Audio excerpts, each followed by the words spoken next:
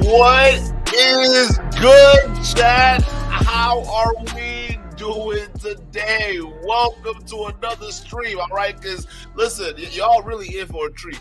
I hope y'all got your marathon shoes on because we about to be running. And we're going to be running away from Pearl's talking points because they got ridiculous as all ever, especially with this recent debate that she did with Ethan Klein on H3H3. Now, here's the thing. Some of y'all like, what, Duke? What?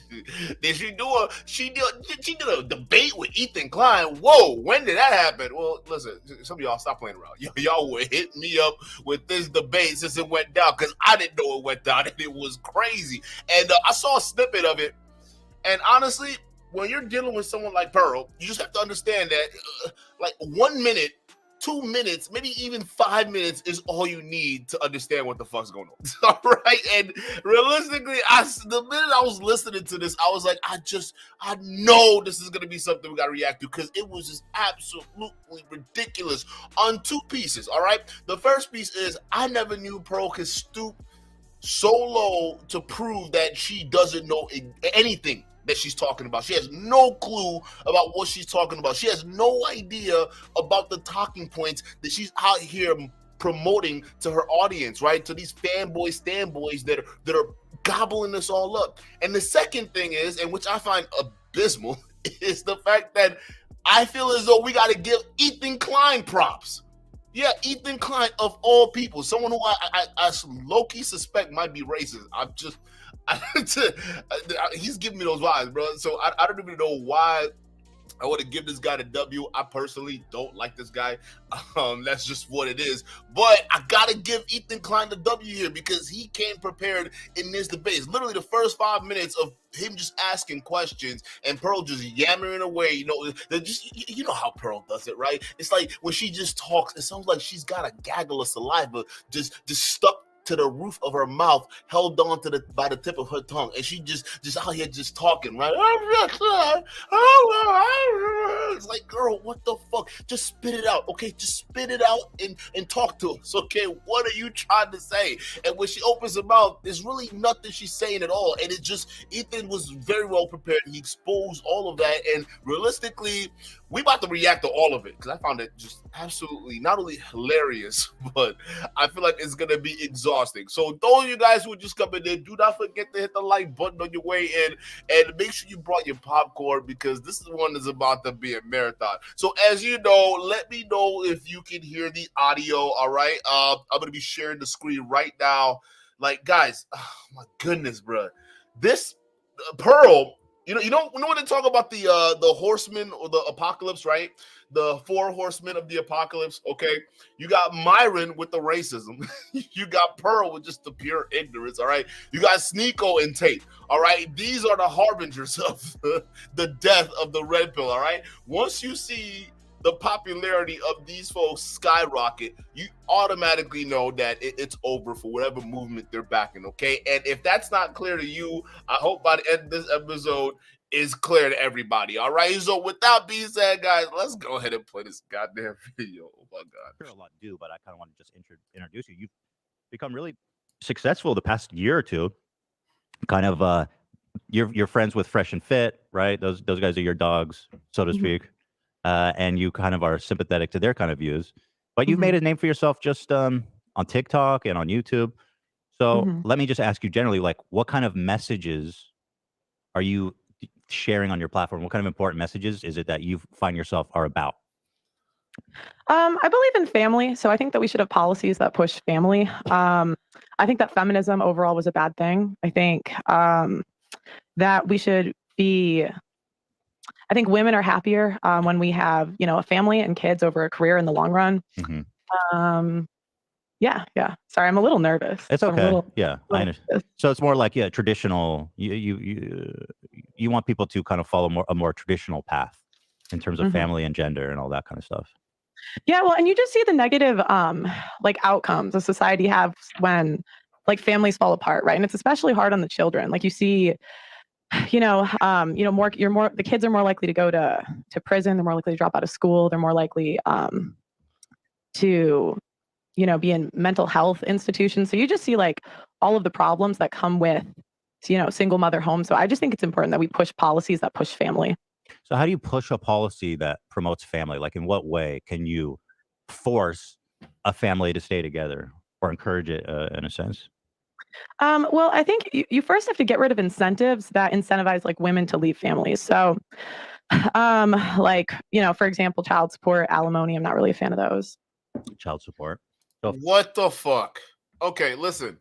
She may have a point on alimony, all right? Maybe that needs to be adjusted a little bit. But no. Child support is incredibly important. Are you freaking kidding me? You got to pay your child support. It is what it is. If you got a kid, all right, that's your responsibility. Put that dude on child support, all right? It doesn't matter, because this is the thing. The dude or even the woman, it's not about you at the end of the day. Of course, you'll have a few that are, they'll spend some of the money and, the funds don't go where it's supposed to go. But ultimately, it's not about the parents. It's about the child. So you just rattling off, I think they should just get rid of alimony and child support, right?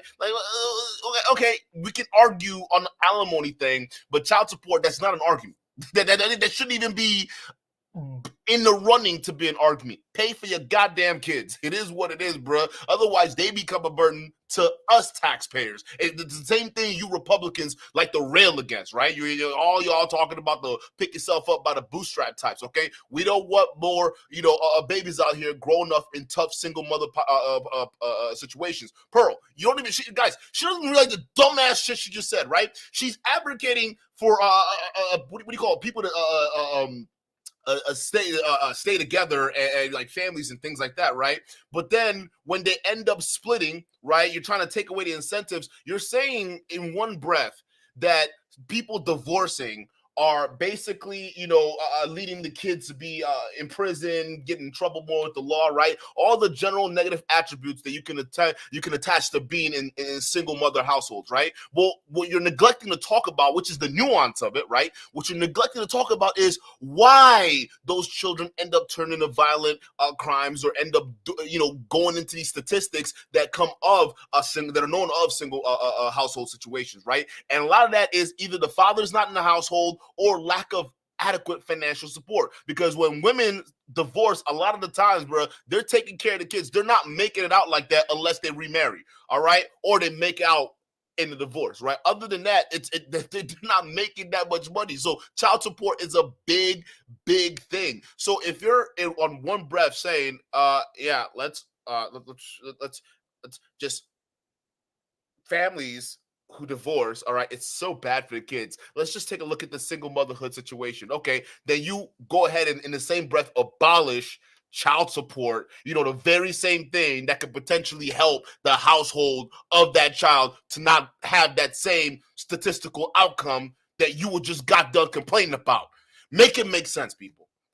It's like they talk out of two sides of the mouth. There's no listen. The problem with a lot of these guys is they don't have time to break down the stats or whatever it is the bro science they're like looking into, right? If you take the time to actually break it down, they'll realize that a lot of the solutions they're bringing up, like Pearl, alimony, child support, even alimony, somebody can make the argument of alimony going towards helping the wife, and if the child support in the combination helping that income at least stay above the poverty line, right? So that could go towards the argument there. But you can't in one breath say single motherhood and all these kids that are a problem with, they're the fault of divorces, right? They fall into gangs, they fall into prisons, all that, and then in the same breath advocate for the very resources to get cut off that can help them stay out of that situation. It's just so dumb that they can't see both sides of the mouth they're talking about, bro.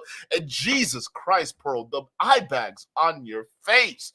Get you some sleep, okay? Please. So if out here.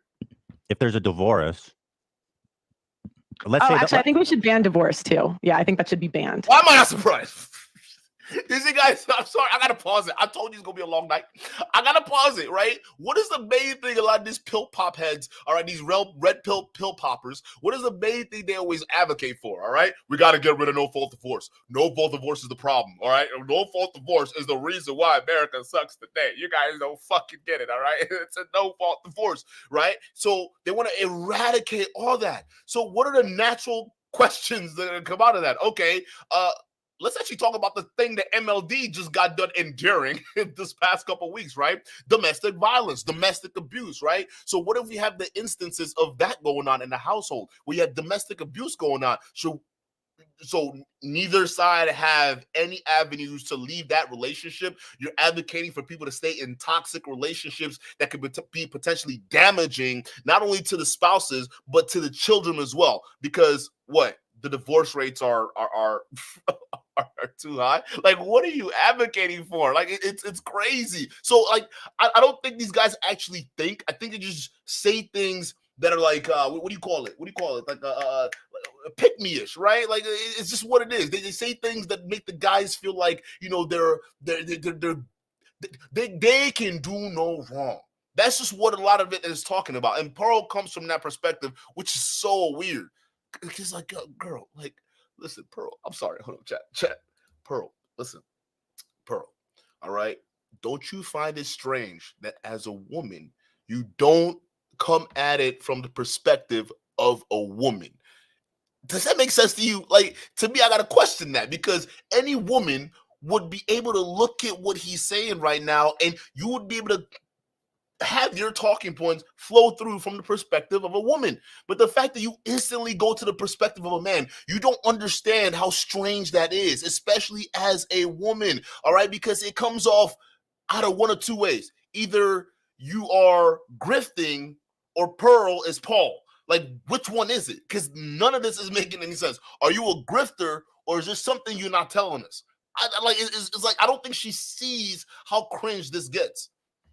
That's Yes. not why she's okay, well, that's a little bit silly. You have to acknowledge that, right? No. So banning divorce means that when you decide to get married, you are not allowed by the government to leave your significant other in any situation. Mm-hmm. Yeah. I just think that if you want to leave, you just shouldn't get married. So that's just my opinion. Right, but like in the real world, like people can't change their minds. Like relationships don't get old and stale. Like, what the fuck? Like, where is this coming from? Francois Guru, shout out to you for the $2 super chat. He says, Pearl looks like she got a black eye.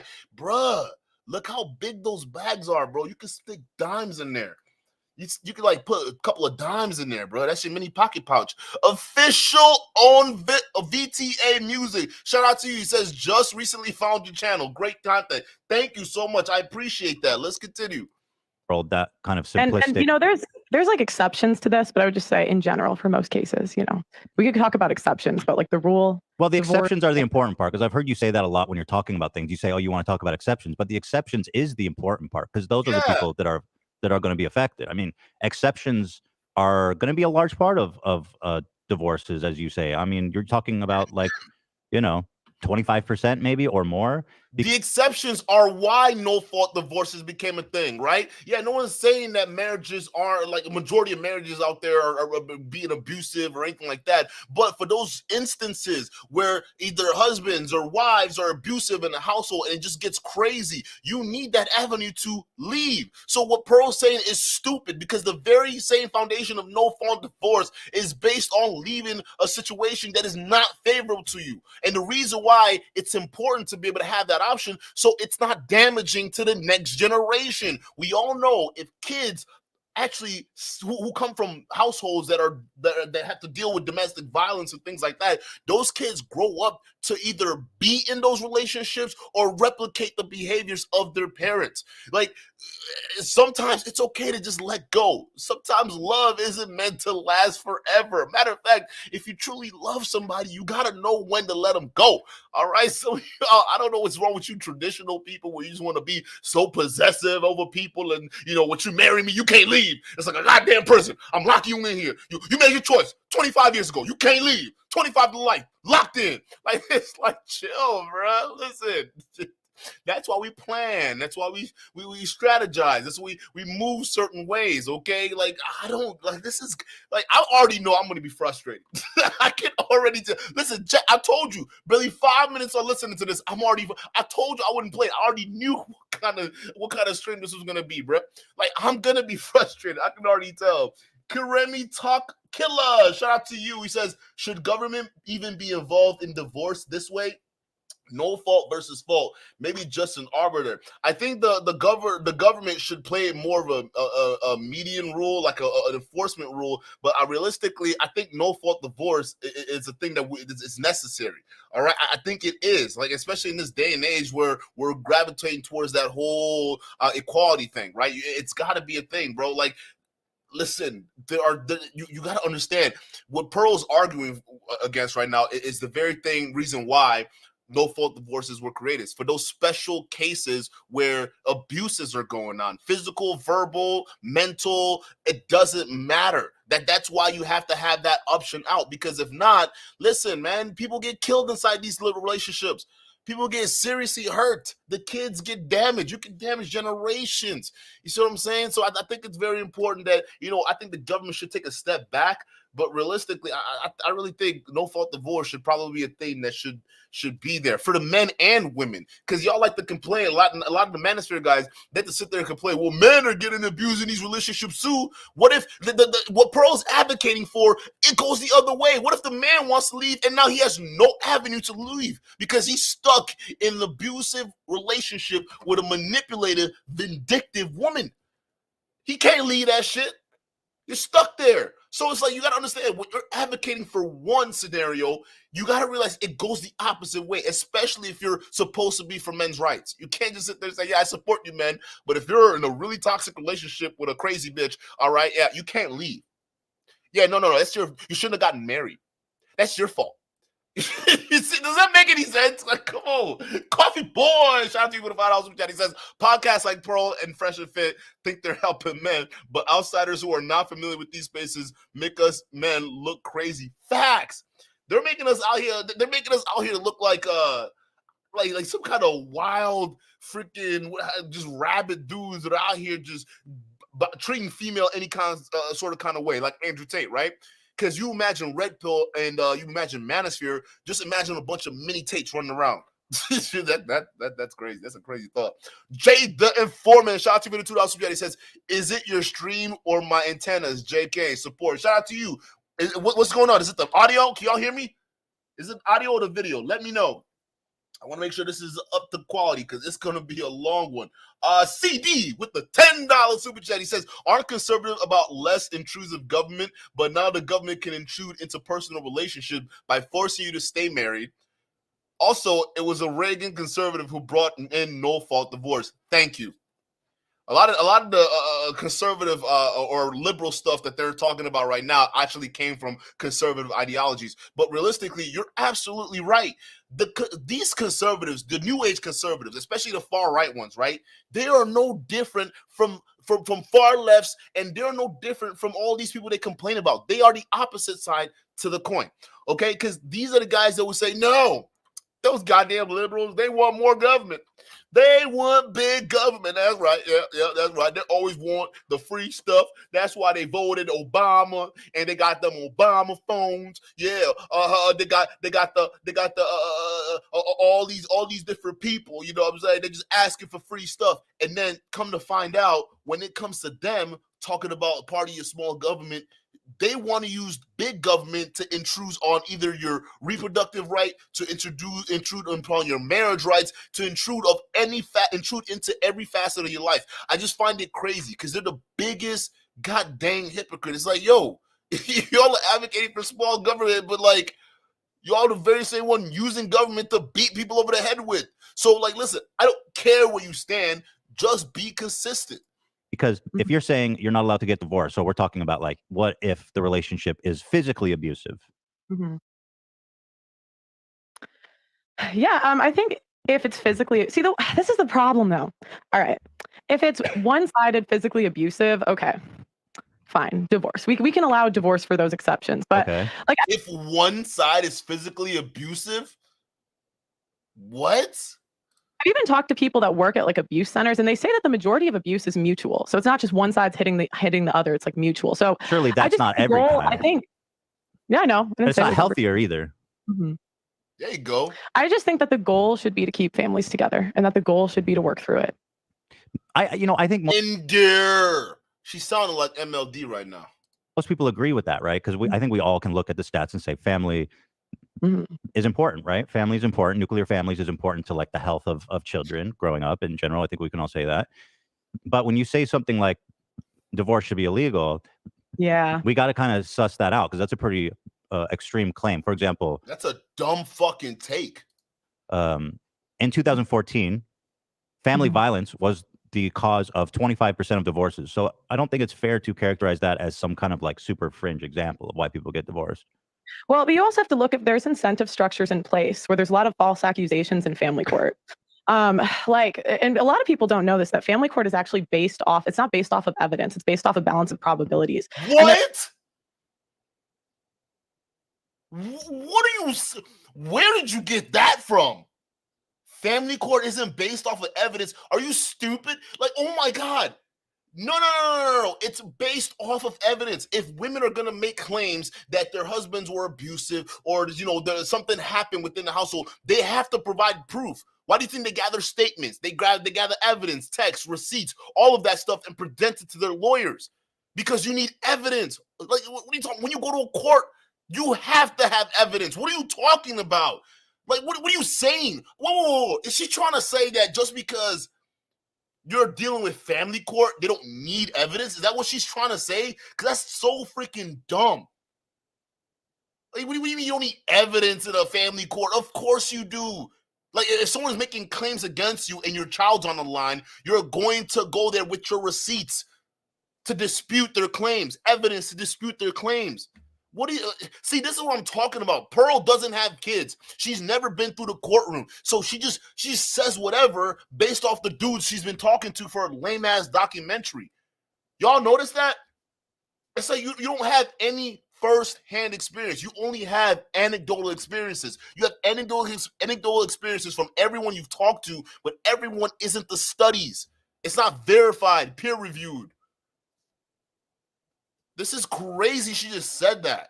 That's wild take. That's good. Yo, that's a wild take. New Jordan era. OG membership in the chat. Shout out to y'all. Shout out to all the members, by the way. Shout out to you in the chat. Thank you so much for the super sticker. There are incentive programs that you get, like in the UK, you get a free lawyer if you accuse your husband of abuse, and it's less than 10% of cases are actually like followed through with the police. Sorry, I don't want to move on quite yet. Okay, police deal in criminal court, and I'm pretty sure that's the same way in UK. All right, civil is a different matter. Family court is a different matter. It's not criminal, so you have to get the evidence in the criminal court, get all that situated before you can bring that over. There's two separate things. I want to stick on the topic of not allowing people to divorce. So you're saying that you do want to allow people to divorce, then you don't really believe that? No. I would say ban divorce. Okay, because you But wait a minute, you can't. Oh, fuck. I'm sorry, Ghost. just said Mhm. you would allow an exception in the case of Facts. abuse.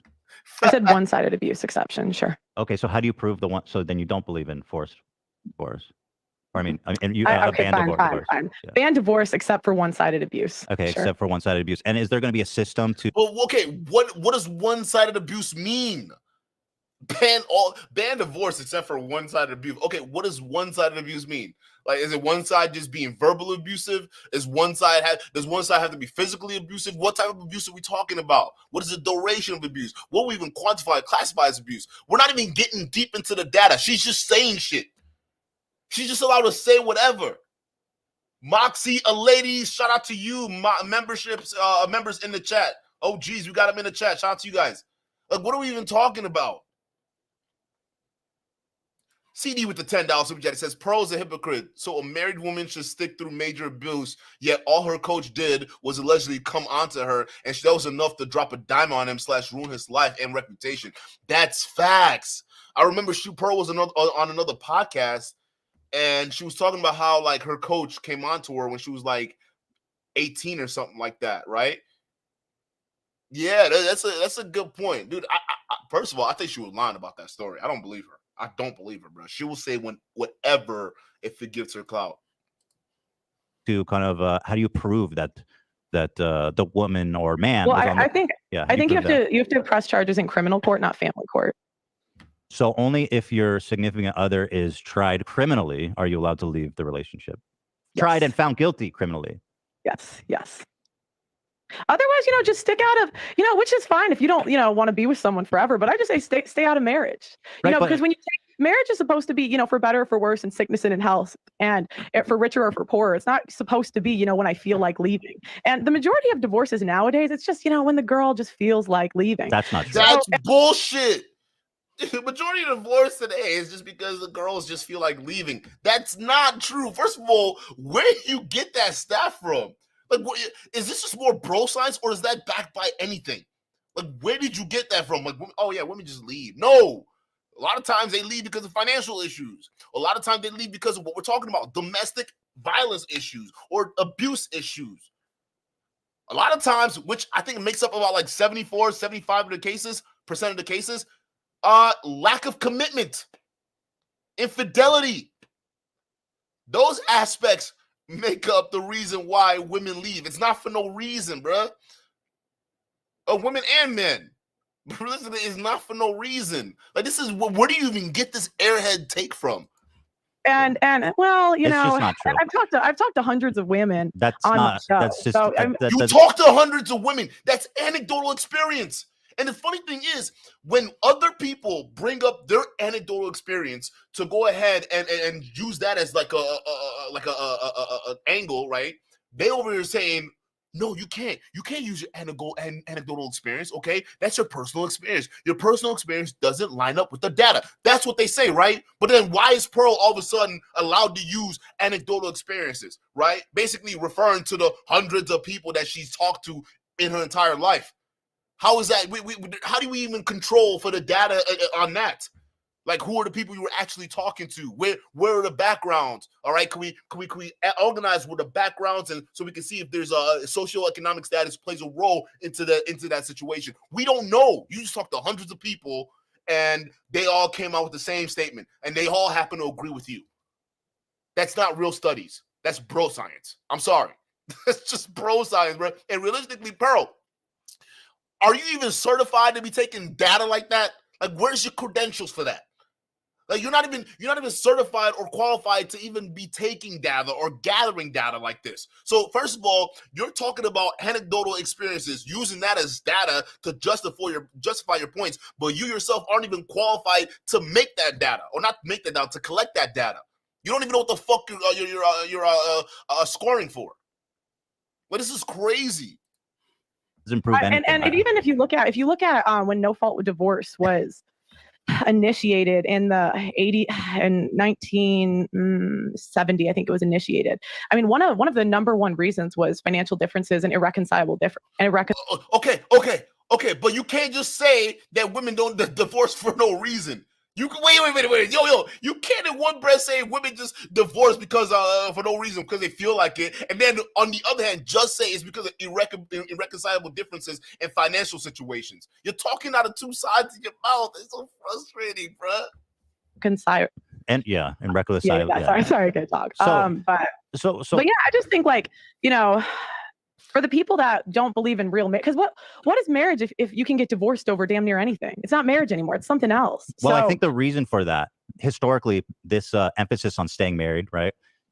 Or even before this no-fault divorce was an option, and it was more difficult for women to get divorced, or men, the abuse of power and the risk for abuse and for people to get stuck in a horrible relationship situation, not just for them, but their kids, right? I mean, obviously having your kids watch their mother get beat up. Facts. And oftentimes it's going to bleed. Or the kids get watching their father get beat up. Like, it goes both ways. Okay, both ways. Because, you just had to get your point in. All right. Because, score one for the men, right?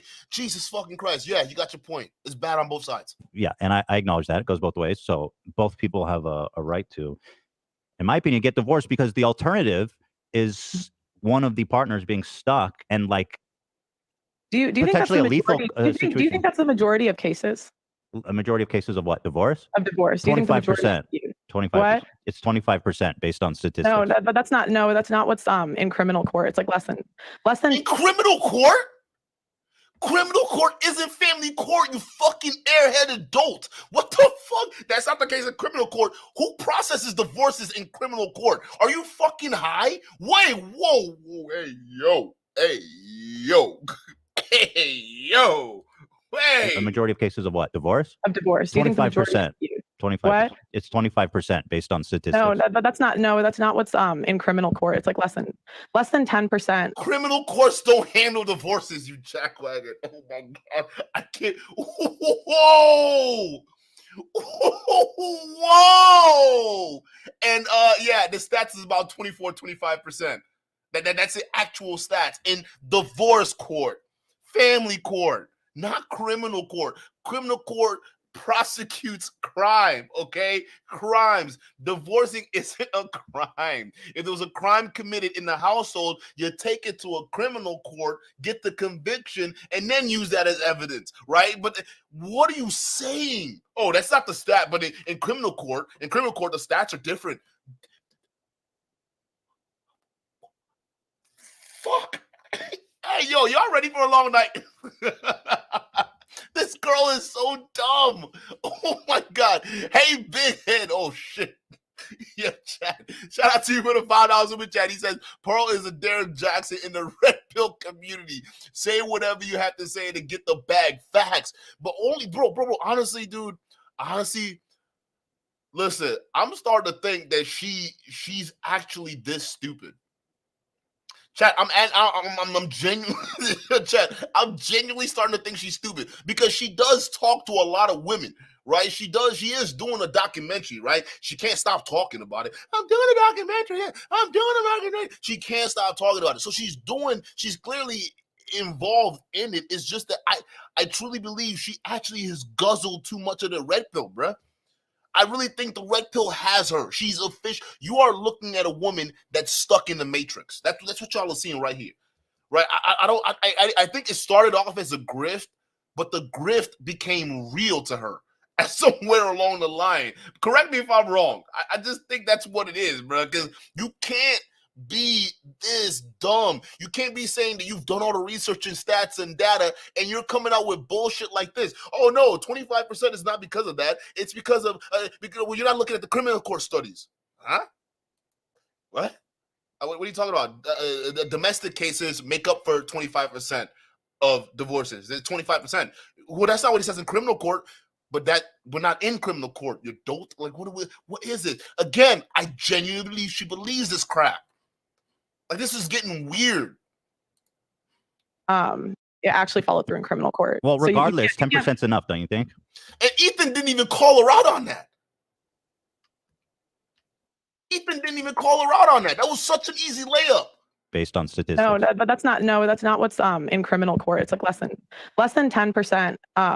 It actually followed through in criminal court. Well, regardless, 10% is enough, don't you think? No, I said less than 10% of the abuse cases of the 25%. So that's like Journal of Family Violence in 2014 found that approximately 25% of divorces in the United States involve domestic violence. Boom. Right, but again, that's because the woman says that she was, because they're incentive. But you're just saying stuff. You're just saying. Wait, what the fuck? Oh yeah, you're looking at the stat. Well, yeah, just because the women say that. What?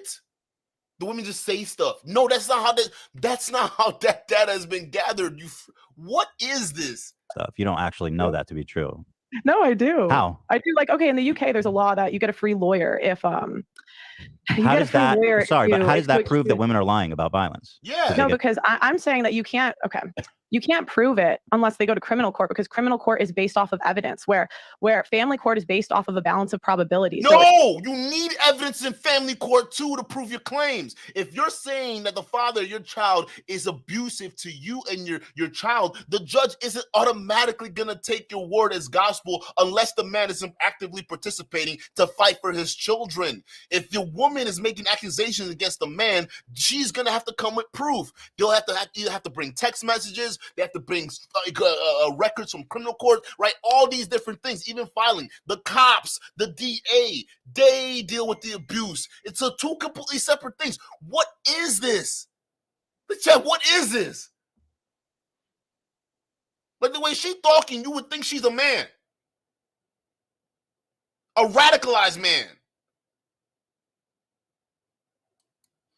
It means it's more likely that they did it than didn't do it. It's not innocent until proven guilty. Right, but they're not going to jail. It's just to let the abused. I mean, you could call it jail when you have a lifetime of not seeing your children. When the whole could, like.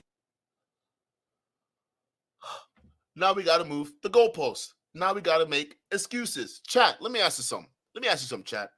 If she was arguing against somebody else who they would consider a blue-haired feminist, and they were arguing on the opposite side of the coin, right? Do you think they would give that person room to provide nuance to their argument? No, not necessarily, because a lot of times these guys, when it comes to arguments that bolster their points, they love to speak in absolutes. All right. And then when you pressure them about the studies and the facts and whatnot, all right, then they want to get into, well, how did you get that facts? Where did you get these stats and whatever it is? But when it comes to evidence against that supports their favor, they don't need to dig into the research. As long as it supports their narrative, they don't need to dig into the weeds. They don't need to look at the nuances of the conversation. But if it was the other way around, oh, where'd you get that stat? Can I get the parameters of your studies? Huh? That's not what it says in criminal court. It's like y'all are just going out of your way to be ignorant. I don't get it. Just listen to the facts, bro. It's not. I mean, you could. I mean, have you spoken to these men? It's like literally their whole community thinks they're an abuser. Now they get to see their kids maybe 3 days a month if they're lucky. A lot of them are sure, a lot of them are put on. Yeah, right. there's bad outcomes for sure. But horrible. on the whole, I mean, a lot of men zero themselves out during this. They what? Like a lot of men commit suicide during. I see. Yeah. Oh, that's horrible. You know, it's horrible. It's like absolutely terrible. Like I interview these men that are going through this. Again, you interviewing these men is your own anecdotal experience based off your personal experience with these people you've interacted with. It doesn't mean it's a known stat or proven data. It's not. It's just you, an unqualified woman, all right, walking around here talking to people for YouTube clout. That's hardly any study. Anything that comes out of your mouth right now, it's nothing but bro science because it's not legitimate. But then y'all use these same non-tested theories and facts and data y'all are spewing out your ass and beat people over the head within your little circles. You're just spreading lies. No wonder y'all stuck in the matrix. John, shout out to you with a $5 super chat. He says, Ethan literally had a low-hanging fruit here. He doesn't have to work hard for them layups. He just gently guides her into her own trap. It's a wrap. Facts.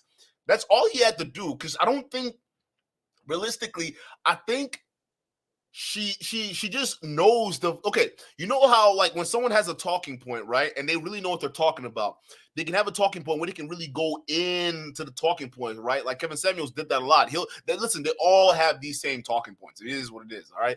And she even learned from Kevin Samuels, right? So Kevin Samuels had an ability to go in depth, even build 2-3 hour shows, going in depth on that particular talking point to try to flesh it out, right? it seems like Pearl is going the discount route. Pearl and all these other Manosphere people, right? To be fair, Fresh and Fit, I wouldn't even put in that category. But Pearl, Sneeko, some of these other guys, right? It seems like they just take the phrases out of the talking point, right? Because the catchphrases are the things that hook you in. They just take the phrases out of the talking point without actually knowing how to go in depth and explore those separate points. Like she's saying here, right? She's confusing criminal court and family court and trying to put the stats together and to convey a reality that's not true. All because of the phrases.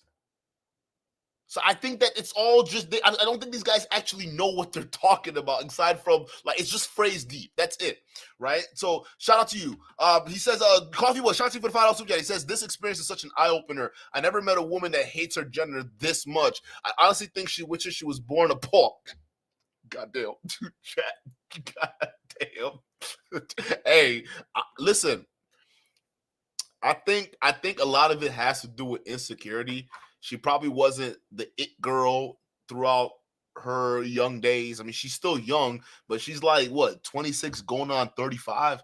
Like, I mean, I don't, like, look at her, right? So, you know, she's in her mid-20s, mid to late 20s. She's preaching about, you know, feminine women, you know, getting married young and having kids young and starting a family. But yet, look at her. She's living her life like a modern woman, all stressed out, right? All the nonsense she says that modern women go through. She's actively going through it. It's like a lot of y'all listen to people who are literally not what they're preaching about. It doesn't make any sense. She's about to hit the wall. She doesn't have kids. She's not married. Yet she's sitting here yelling at women who have hit the wall, who have kids, who were divorced, all these different kind of things. And it's like, yo, what? Like, it doesn't make any sense whatsoever. Let's continue. Yeah, I'm sure that's happened, but at the same time, you're saying women are lying about violence, and I haven't seen you be able to prove that. I'm saying that you can't prove it unless you go to criminal court, because family court is not based off of evidence. Right, but they're not going to jail. It's just about the welfare of the kids, and you know, I mean, the people. It's a crime if you're falsely accusing someone of abuse. I'm saying there's no, you can't. They only prove it in less than 10% of cases. Okay, in criminal court, because criminal court is based off of evidence. Family court is not. Fuck you! You need evidence in family court. You just said it yourself. Okay, if they need to prove it in a criminal court to bring it to family court, all right, that's evidence in family court. What the fuck? Yo, is she just dumb or is she dumb? So let's just say less than 10%. I'll just give you the benefit of the doubt on that. Still seems like enough to give people the option to leave. And this idea that women just leave whenever they want seems a little bit infantile, because people change, right? Especially when people get married young, which does happen. People change, people go through shit, people grow apart. A lot of the men who end up being abusive, you hear, were one way before they got married and one way after you get married. So I don't think it's fair to say you're just leaving whenever you want, or you should just have to stay in this forever. Wouldn't you prefer people get married than never get married? Like, I feel like you would be disturbed if, like, only 5% of couples ever got married. I'd rather people got married than stayed married. Right, but that wasn't one of the options. Fucking dummy, dude. I'd rather people get married than stay married, but I also want to advocate for no-fault divorce to get removed so people stay married. But wait, you just said you advocated for people to get married and stay married. But whoa, come on. Come on, Pearl. You're talking out of two sides of your mouth. John, shout out to you for the $5 super chat. He says she don't even know her own talking points. In 4 hours, she'll expose herself using her lifeline, a phone of Myron. No way. I watched the stream. She's MLD'd out. No way. She called Myron? I would like to phone a friend. Yo, it got that bad. Oh, we got to keep watching that. We got a long way to go. We got to keep watching. I actually don't see a point in getting married with the way that marriage is today, to be honest. What the fuck? I'd rather have people stay married or get married than stay married. But then I don't advocate for marriage because of how marriage is today. It's like she doesn't know what she's talking about. It's like she's just saying everything that sounds good, right? But from the male perspective, because generally speaking, a lot of the red pill guys that are talking right now, I mean, if you listen to Rolo, he advocates for men to avoid family creation right now. He advocates for men to even go get vasectomies. So on one hand, they're advocating for that, but then they turn around to the women and say, well, why aren't you getting married? Why are you waiting so long to have kids? Why are you getting a career? It's like, but you're on the same breath preaching for the men to not choose marriage. So why would the women chase men who are not even ready to be married? But yet you're blaming them. Does that even make any sense? Yeah, because again, like, what is it? The average marriage is like 8 years. So the average marriage is 8 years and you're done. That's not marriage. Well, if you rather have people get married than stay married, I mean, isn't the point already proven? Leaving a marriage due to domestic violence and not pursuing criminal charges. If so, let's say that a woman's in a marriage and they have no fault marriage divorce. So let's say she doesn't want to charge her husband. She just wants to leave amicably. Okay. But in your situation, she's forced to charge him legally, to have a police investigation, charge him for domestic violence. Wouldn't that be more damaging to his reputation? Not if he beat the case, because again, it's based off of evidence. Are you kidding me? Are you kidding me? How many NFL players right now, I mean, some of them do get convicted, but there's some of them who get charged and they're completely innocent of domestic violence of their spouses, right? But what does that do to their careers? It completely kills it. Same thing with celebrities, right? I don't know if what's that dude from Creed? Y'all remember him? The dude from Creed, he was that one dude. He was that one dude in that Marvel movie, the chain guy. Y'all remember his name? I forgot his name. Jonathan Majors, right? Jonathan Majors going through it right now. All right. Before, when the story first broke out, guess what? When he was talking about domestic violence, he lost everything. Just off the story, he lost everything. Disney cut him. All the Air Force, the Army, they cut him off before we even had proof, before we had anything. So what if it turns out, and I don't know anything about the Jonathan Major case right now, but what if it turns out he was innocent of all those charges, right? And he beat the case. His reputation is still damaged. Your reputation can be damaged by mere accusation alone. You see how she just moves the goalpost? It's just so easy for him. It's just like, yeah, I'm going to just take the goalpost and move it over here just to make sure my point's justified. Y'all are idiots, bro. I don't get it. John, shout out to the $2 He says, she didn't call, but she admits to using her team. Oh, I am not surprised. I am not surprised. It's still the same thing. R. Lewis, thank you for R. Lewis 2015. Shout out to you for the $5 super chat. He says, since the only value man she's been really around is her dad, so is her talking points from what she saw her dad do to her mom? I don't think so. I think her talking points came from just the manosphere. That's what I think. And I think she just got too wrapped up into the red pill talking points that listen, I'm telling y'all, chat, I am telling y'all, if you start to follow the red pill for very long, okay, it'll start to seep into your mind. Y'all let me know those of y'all who are gamers here. Y'all play that game Dead Space. I know you know Dead Space. Everybody knows Dead Space, right? Maybe not everybody, but if you're into video games, you know that game Dead Space, right? There's a thing called the marker. Right, and the marker, what happens is, right, when it comes on the planet or gets discovered by the planet, all of a sudden it sends out signals, right, and it starts to infect the people around it slowly until they start to become like the little necromorphs, right, and they become killers, right? But it slowly seeps into their minds until they slowly start to unravel, and before you know it, they crack and then they go crazy. That's the red pill. The red pill is literally the marker, and the closer you get to the marker, the crazier your mindset becomes, right? So I think at first it was a grift for Pearl, but then it got serious. Somewhere along the line, it got serious, bro. But I mean, I think that why would you want an abusive guy walking free? If he's actually abusive, he should go to jail. Shouldn't we agree on that? Right, but it's just not that simple, again, because like it's just not that simple, abuse cases, because and it's not that simple to convict people. I just don't think that men should be punished without evidence. And I think in family court, it's not based off of evidence. It's based on a balance of probabilities. No, you need evidence in family court. You don't. And so you have a case where men only, like, they're stuck seeing their kid like 3 days a month when, again, it's not based off of evidence. Like, you know, I've interviewed guys where literally the wife, and I've seen the court documents. It's coming out in my documentary that's coming out in the fall. But the wife was plotting to try to get the guy to hit her. Right. I'm sure that happens, but you know and the wife still got custody. Right. Mm-hmm. But that's not a representative case. Again, I mean, for example, Mm-hmm. you ask why a mom wouldn't want to try a parent. It's more nuanced, right? I mean, you need a more developed take on that, because it's very traumatic for the kids in the family to put their father through a violence case, and especially when the kids are probably going to have to ask to testify, to talk to the police. I mean, I totally understand why a mother or father wouldn't want to put their family through that, don't you?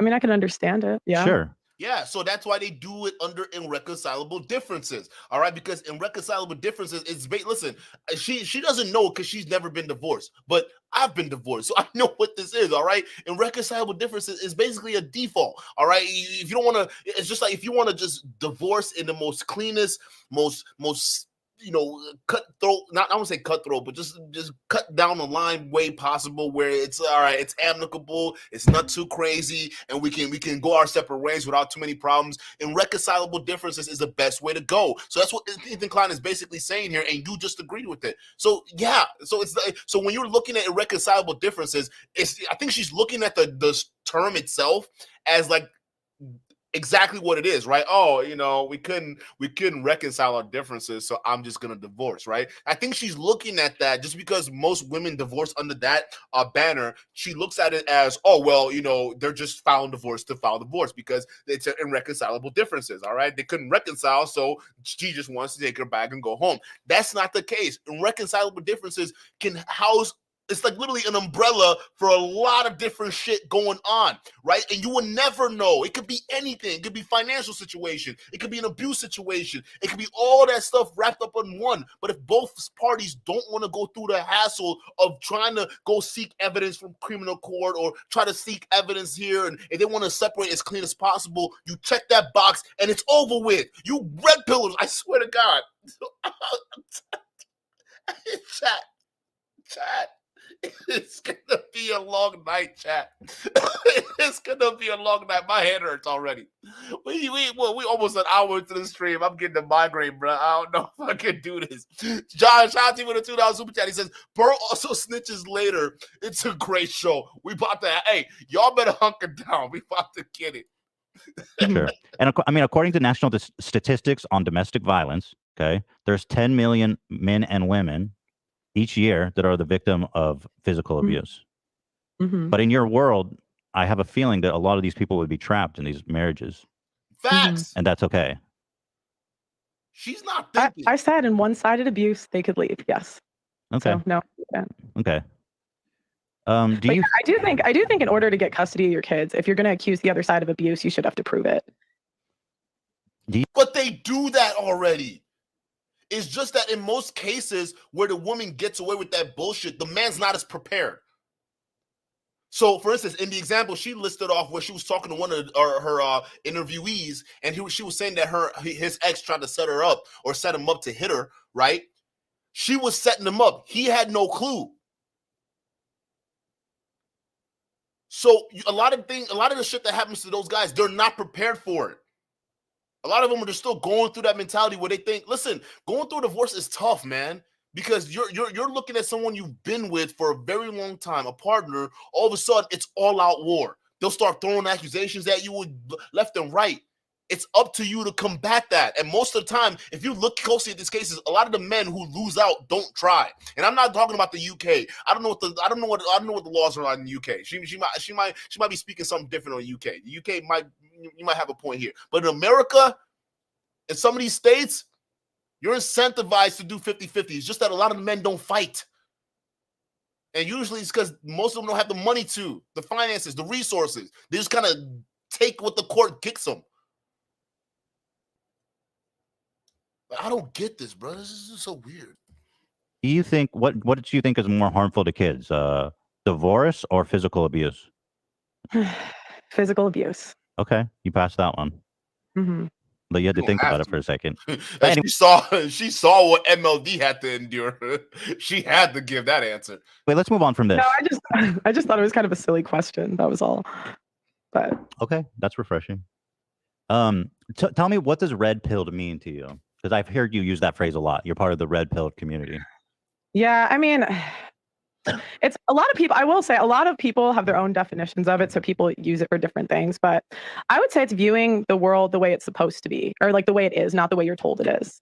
So, like, for example, a lot of guys think if they treat a girl nice and give her flowers, that she'll essentially sleep with him, and then a lot of guys find out that's not true, and so then oh my God, what? they came together and realized that. So that's just one thing. Is that true? No, that's not true.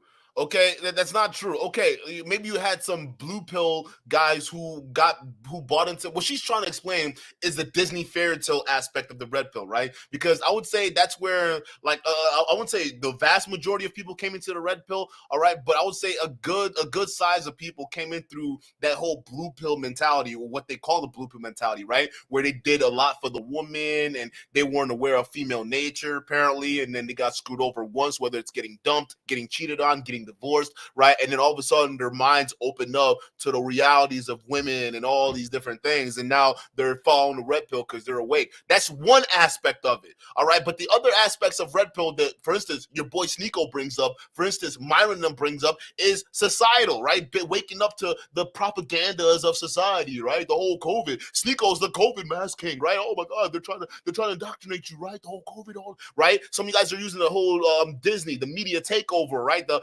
left-wing media takeover, if you're looking at some of these far-right conservatives, right? So the red pill for a lot of these guys is not just about, like, specifically, getting in a relationship situation. It's looking at it and saying, oh wow, society has been lying to me, the media has been lying to me, the matrix is out there. Why do you think Andrew Tate was able to rise to the highest of height he rose to? Is because he was able to put all of these things under one banner and push it out there to his audience. So not only the women aspects, but he's tackling the conspiracy aspect, he's tackling the media aspect, he's tackling every single aspect of it, of that red pill tenet. So the red pill isn't just what she just explained. It's a lot more than that. This shit's weird, bro. Do men really believe that? But what do you mean? That if you buy flowers and be nice, she'll sleep with you? Yeah, I think so. Yeah, I don't think so. I don't think that's real. I think that's like a really odd way to describe dating. It's just like men are nice guys and women are. I just think it seems very cartoonish. Like we're talking about real world stuff, and it's just you can't. I just think men don't expect like women to reproduce more with felons than non-felons. What? Like I think that's a surprise. Women reproduce more with felons. Mm-hmm. Violent non-felons. Yeah. I mean, like think about it. Like wait, hold on. What? Wait, what does that mean? So felons who are procreating have more kids in general than non-felons. What does that stat mean? They have more children with felons than non. It's like I don't remember if it's violent felons versus non-violent felons, but I just remember violent felons have more children than non-violent felons. Do you realize how dumb of a take that is? Oh wait, that means majority of people walking around here are fathered by violent felons. Is that what you're trying to insinuate? Yeah, because women sleep with felons more. So that means, like, hey, 9 times out of 10, your dad might be a felon, right? Is your dad a felon, Pearl? Is your mom liking to sleep with felons? Is that right? Where you getting these stats from? Huh? Like, where did you automatically come up with that bullshit? Women just like to sleep with more fellas. Like, okay, you're talking about specific type of women. All right, there's specific type of women that do that shit. And if that wasn't the case, you'll have a bunch of kids being fathered by felons right now running about. And that's not true. The bunch of people who are running around here have pretty average dads because average dominate the median. Not felons. Majority of men out here aren't felons. That's a percentage. Like, where did you get, where are these stats coming from? Like, I feel like they can just say whatever they want to say, and all of a sudden people just take that as gospel. Like, Argyle Antique, shout out to you for the $7 super chat. He says, thanks for the hours and hours of content exposing all these red pill / manosphere clowns. This is my new favorite channel. Shout out to you. Thank you so much. I appreciate it. No, but does that make sense though? I swear to God. Great pill. Shout out to you. Said salute to the chat and panel. As always, salute to you. Thank you very much for being here. I appreciate it. This is crazy. And so there's men who are looking at that and they're pissed. No, not because I've never heard that stat in my life. No, I think just surprised. Right, I've never heard that stat. Yeah, where's the stat from? That women are having sex with more felons. Like, where is that from? Okay.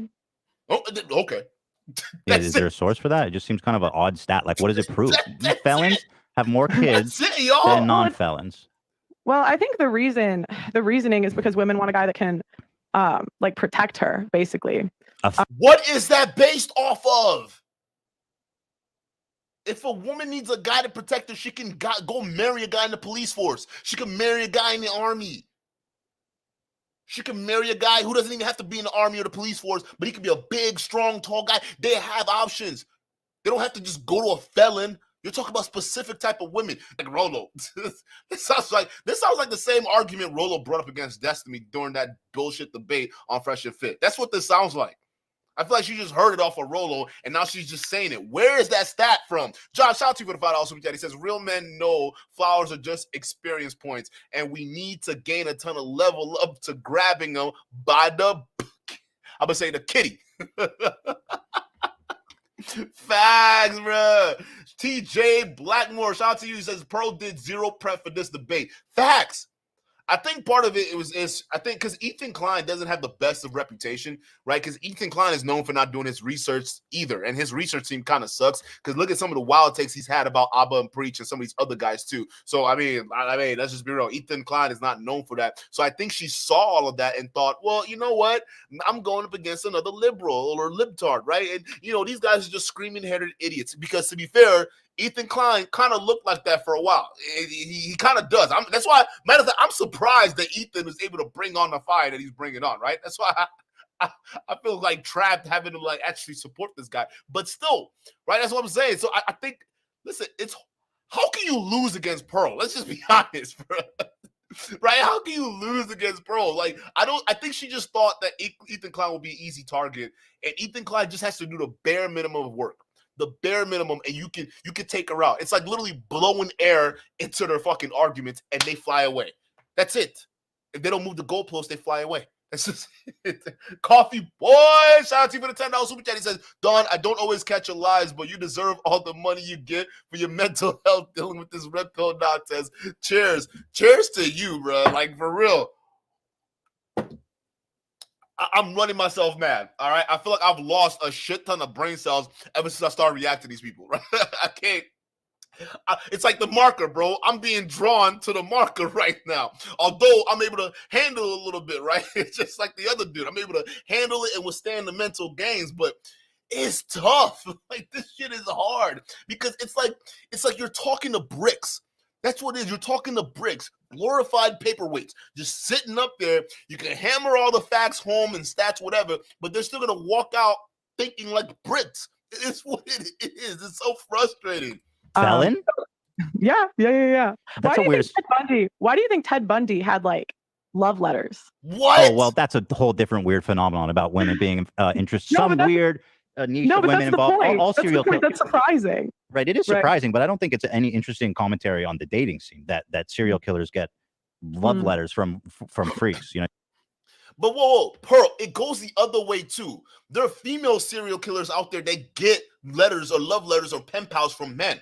Matter of fact, there are killers in prison right now, female prisons, that are getting pen messages and love letters from men. They're men who they're dating programs for that shit, and men participate. So what do we say about those men that hunt down these serial killer women? Because we know what happens. Like, what is this? No, chat, what is this? Like, for real. Like, it's like all her perspective has to come from the man and not the woman. Like, go to these female prisons. There are dudes hitting them up left and right. I mean, Richard Ramirez did too. All serial killers do. Mm-hmm. So yeah, but the point is, it's one, like, it's not the same for women. It's just it is the same for women. Matter of fact, I think women get more of these simps hitting them up than the other way around. I'm actually be real with you.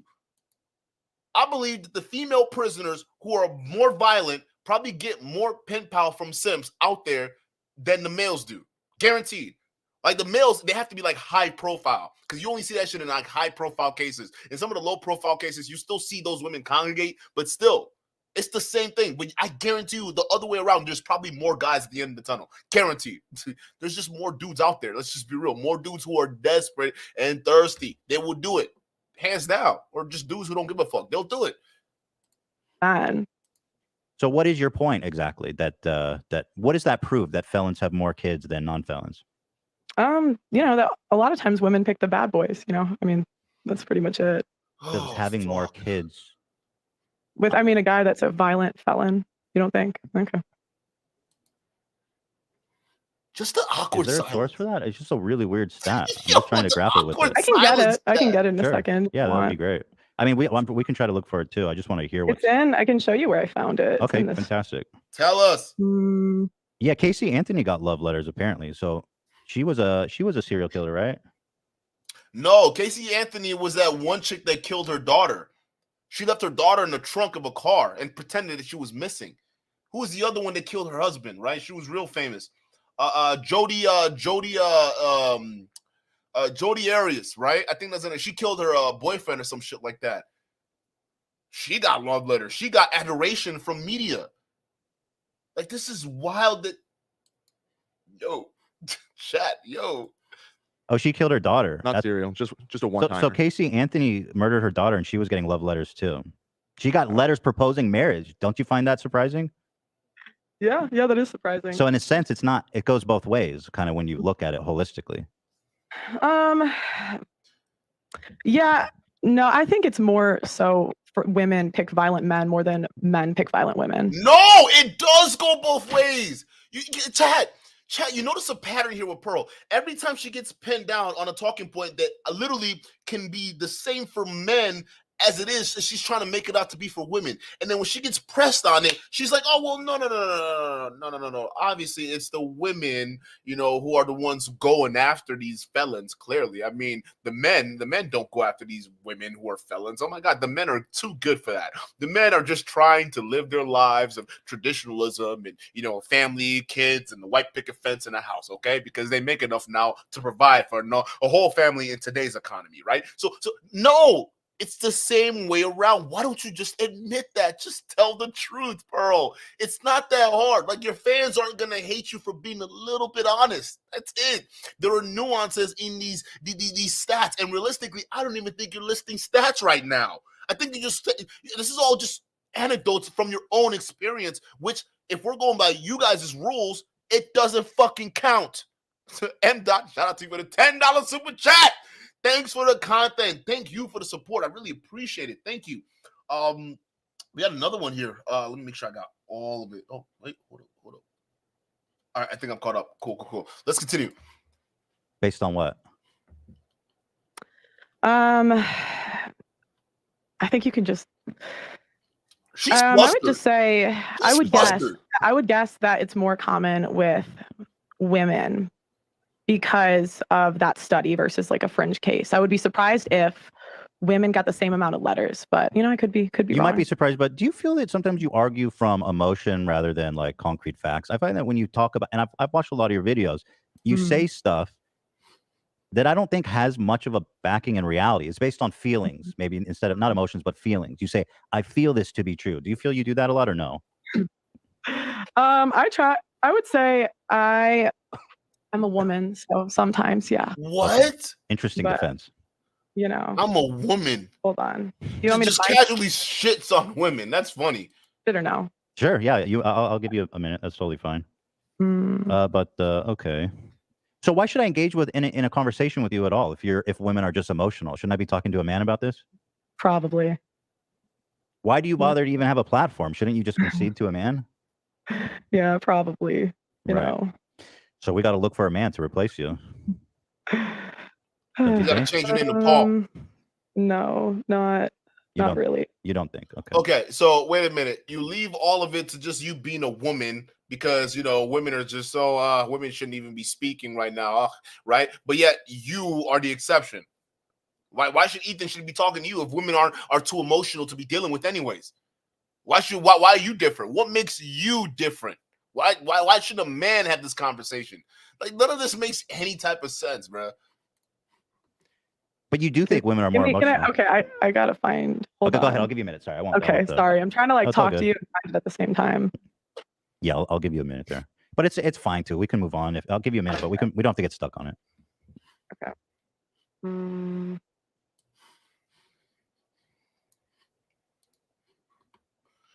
I mean, wild, it's fine. We can move on. This is wild. I found it. Oh, go ahead. Okay, perfect. Oh, there we go. What's it called? I'll pull it up. Here. The link, he pulls up the study in this stream, so the link is on here. Who's he?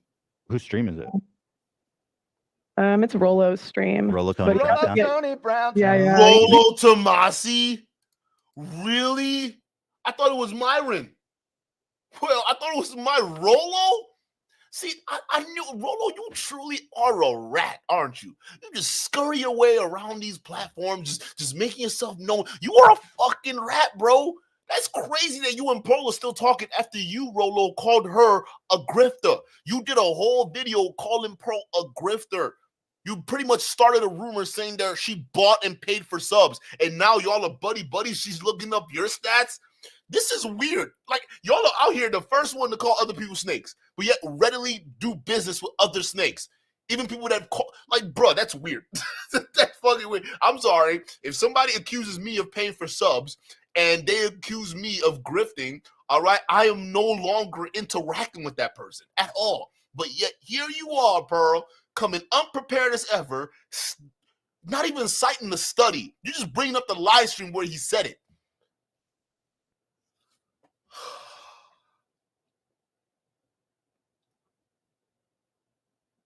Bro, you're a rat, bro. You a fucking rat, dog. You're a goddamn rat, Rollo. I'm not surprised, dog. He's great, actually. I know you're a fan. He seems like a nice guy. Yeah, he's really nice. I like his headwear. I like when he rocks out. Where do I send it to? Send it in the Zoom chat. The Zoom chat, yeah. Or you can just tell me the name of it and I can pull it up. Okay. It's in Rollo Tomasi is offensive and vile. It's like 7 months ago. Yeah. Thank you. I appreciate that. We'll look into it. So if women are so emotional, do you think it's bad faith in terms of an argument to argue from feelings and to present feelings as facts? Do you think that's a bad faith way to argue or no? No, I was kind of kidding. I was like, what joking. were you kidding about? When, I don't know, whatever you were asking me earlier, you were like, are you even on planet Earth right now? What the fuck? I don't even remember. You said something like, do you think you shouldn't have a platform or like? Well, right. Well, I asked and you said, well, I'm a woman. Of course I'm going to. I asked you, do you feel that you make arguments based on feeling? And you said, yes, I do, because I'm a woman. Oh, yeah, I was kidding. No, I use facts to back up my arguments. No, you don't. You're a freaking liar. Sometimes I'd say I'm wrong. Sometimes I think something and it's not correct. But I would say most of my opinions, I try to at least have a basis of fact. Yes. Okay. Some things you just see in reality, right? I mean, like sometimes you're gonna, I mean, you can, like some things you just learn from interviewing hundreds of people. You see patterns.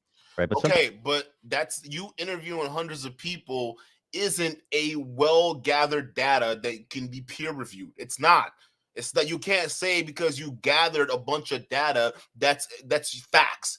That's like you calling a hypothesis a theory because you talk to other people, but it hasn't been peer-reviewed. You need to have it peer-reviewed by actual reputable people. Pearl, you're a 26-year-old girl who has literally up until a year ago no experience in gathering statistics for this kind of work. So at the end of the day, your facts are all anecdotal. The same bullshit y'all wouldn't accept if the argument was on the other foot. This is why this is so mind-numbingly crazy that they're willing to just accept this crap. Like, the hypocrisy is crazy. Sometimes when you interview people, you interviewing specific people with specific experiences, you're obviously going to run into a bias. And not only that, she could be selecting for those people too. So she doesn't have a control group set up at all to compare against the control. She's just gathering data on people that she feels that would fit that mold. It's a confirmation bias at the highest degree. No, I don't think so, because we do street interviews all the time too. So that's like random people on the street. That's, again, anecdotal. Okay, fair enough. So there's the red pilled, which are people who see the world for what it is. Mm-hmm. And then you have blue pilled people, which I'm assuming is someone like me. I don't want to put words in your mouth, but what does blue pilled mean? People that see the world for how they like it to be, I guess. Okay. But I don't talk much about, I guess, like blue pill, but yeah. Okay, fair enough. We don't have to focus in on that. So I've noticed that one of the primary focuses of your content is kind of the problems facing men and how there's so much unfair societal pressures or norms or expectations on men. Why is it that you're so singularly focused on the troubles of men? That's a good question. Why am I focused on the troubles of men? That's an interesting way to, I guess, phrase my content. I would say I think it's unfortunate what happens to men in divorce court. So that's probably what I talk about the most. I think that men should have access to their children. That's not what you talk about the most. You definitely talk about stuff like pay gap myth. You talk about men want younger girls. You talk about men are just doing what's in their nature. You talk about women who have higher body count are less desirable. I'll be honest. I've watched a lot of your stuff, and the vast majority is not about divorce court. It's about this kind of like dating coach stuff. No, I wouldn't say I'm a dating coach, but okay. No, but that realm, you know what I mean? Like, I don't mean you're a dating coach, but like that kind of realm, it seems that you're super focused on. So what is your interest in that? Manosphere. Maybe that's a better term. Manosphere stuff. Yeah, she's talking about women being whales and women not being ready for marriages and, post-war this. It's all strictly down to dating. Ethan actually has a point here. John, shout out to you for the $10 super chat. He says, it's Rolo stats, but I bet he ordered Myron to text them to her because Rolo still got her blocked. Rolo won't let anyone in the homosphere lose to someone like Ethan, even though she still does. Rolo is such a goddamn snake, bro. Like, it's crazy. How many people have Rolo been exposed by? I mean, he's goddamn been exposed by everybody now. Like, Rolo is gonna be once his career dies, all right, meaning when he becomes irrelevant, it's already happening, right? That's why you see Rolo slithering around in these different spaces, trying to hook on to people who are coming up. Because Rolo Tomasi, his content is dying. It's becoming more legacy type, right? The old guys, the guys who grew up with this bozo, right? Rolo cannot fit the mold of like the Sneakos. Rolo cannot fit the mold of the Andrew Tates or the the Zerkas, right? That's the new wave that's coming out. He can't even fit the mold of a Myron. Rolo, I don't even know what to call him. Like, Rolo is just a relic of the past. And as time goes on, the more he lashes out like this, more of a relic he becomes. So I think that's also happening. But once Rolo's reputation, there's going to be something that happens that completely destroys his reputation, especially amongst his own followers, right? The breakup has to come from within, right? So Rolo might end up going after a content creator that everyone universally fucks with. And that might be the end of it. It'd be the same thing as that vasectomy tweet, right? That's what has to happen for him to just go bye-bye. But then you still have the issue with Pearl and Myron and all these other pill poppers that are coming up and inundating these guys full of bullshit. But at the end of the day, yeah, Rolo's just a snake, bro. What is my interest? I don't know. I just thought it was interesting, so that's what we talk about. Okay, that's fair. So what is, you say you're anti-feminism? Feminism was basically a mistake. So what is your problem with feminism? Let's start there. That's a good point, right? I think that feminism wants equality when it benefits us and not actual equality. Feminism, and are you going back to the beginning of feminism? Like the whole history of feminism, like women's suffrage and everything? Yeah, no, I don't. You don't fuck with women's suffrage? No. You don't think women should get the right to vote? No, I don't. Okay, so are you serious or are you kidding? No, I'm serious. Okay, so women shouldn't have the right to vote. Yeah. Why? No. Because men are signed up for selective service, so they're fined $300,000 if they don't sign up for selective service when they're 18. Do you think women should be drafted into the army? I think if we want the same rights, it comes with the same responsibilities. Do you think women should be drafted into the army? No. Okay. I can't believe. Okay, wait a minute. You don't believe women should be drafted in the army, but also you don't think women should have the right to vote because they're not allowed to be drafted into the army. So damn if they do, damn if they don't. They're fucked anyway. What the fuck are you talking about? We haven't even had a draft since Vietnam. No one uses drafts anymore. It's an all volunteer force because volunteer military fights better than draftees. So if women don't deserve the right to vote because they don't sign the selective service forms, then why would you then believe women shouldn't be allowed in the selective service? You're trapping women. Whoa. I'm trying to process this, bro. It's not making any sense. Like, what? And she's so smug. Just look at the smugness on her face. Like, she actually thinks she's saying something with that little overbite she got going on. Like, she actually thinks she's saying something. Look at this. So then there's a paradox. No, but that's my point. I'm saying, like, let's make it fair. You don't believe. Well, listen, this is your perfect world. I'm saying that if we are going to vote, have the same cost, which is that men are put into selective service and women are not. And if I had to pick between the two, then I would give up the right to vote instead of sign up for selective service. Okay, so. Yo, chat, I don't know. I feel like I'm getting dumber just listening to this. What the fuck? What the fuck? You can't say, you can't. It contradicts. It doesn't make sense. So you're saying women should only get the right to vote if they sign up for selective service, but at the same time, you're saying women should not serve in the military.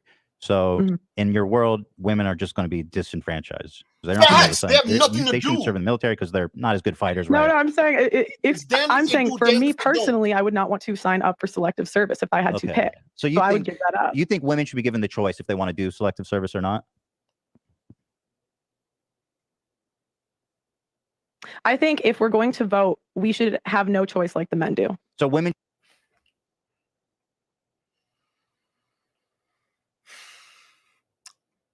should be drafted mandatory into selective service, you believe? No, that's okay, but don't you see the law? There's an issue. There's a problem here. I said if feminists want the right to vote, right, then it should come with the draft. It should come. I mean, it's not called the draft anymore. It's called selective service. Personally, in Pearl's world, I do not want to be drafted. I do not want to. You're talking about Pearl's world. It's your opinion. It's Pearl's world. Everything you're saying right now comes out of your little fucking world, Pearl. Okay, it's your world we're discussing. So if what's coming out of your mouth right now is saying that if you want women to vote, they have to sign up for the draft, you can then say, well, I don't want women to sign up for the draft because you don't want women in the military. So it's damned if they do, damned if they don't. Which one is it? So in your tiny little fucking world, Pearl, women they're like these just static beings. They're just there to be there. That's just what it is. Damned if they do, damned if they don't. I don't get this, bro. I'm actually getting crazy. I'm getting crazy just listening to this, bro. She's not making any sense. To be in selective service. I'm asking you, like, in general, in terms of policy, because obviously I think it's safe to say women in general want the right to vote, right? And so then, by your logic, women need to be entered into selective service, right? But you don't think that should happen, or you think that's okay? Yeah, I'd rather not. Not you. I mean, in general, the women, because women want to vote. So how do we resolve this issue? Do they get drafted like men? I think it's unlikely that women will ever have the right to vote taken away. So I guess moving forward, maybe net taxpayers potentially you could do, but that's a whole nother conversation. But no, I think if we're gonna vote, I think that it's a whole other argument that these guys pivot to where they're saying that men are the net taxpayers and women are not.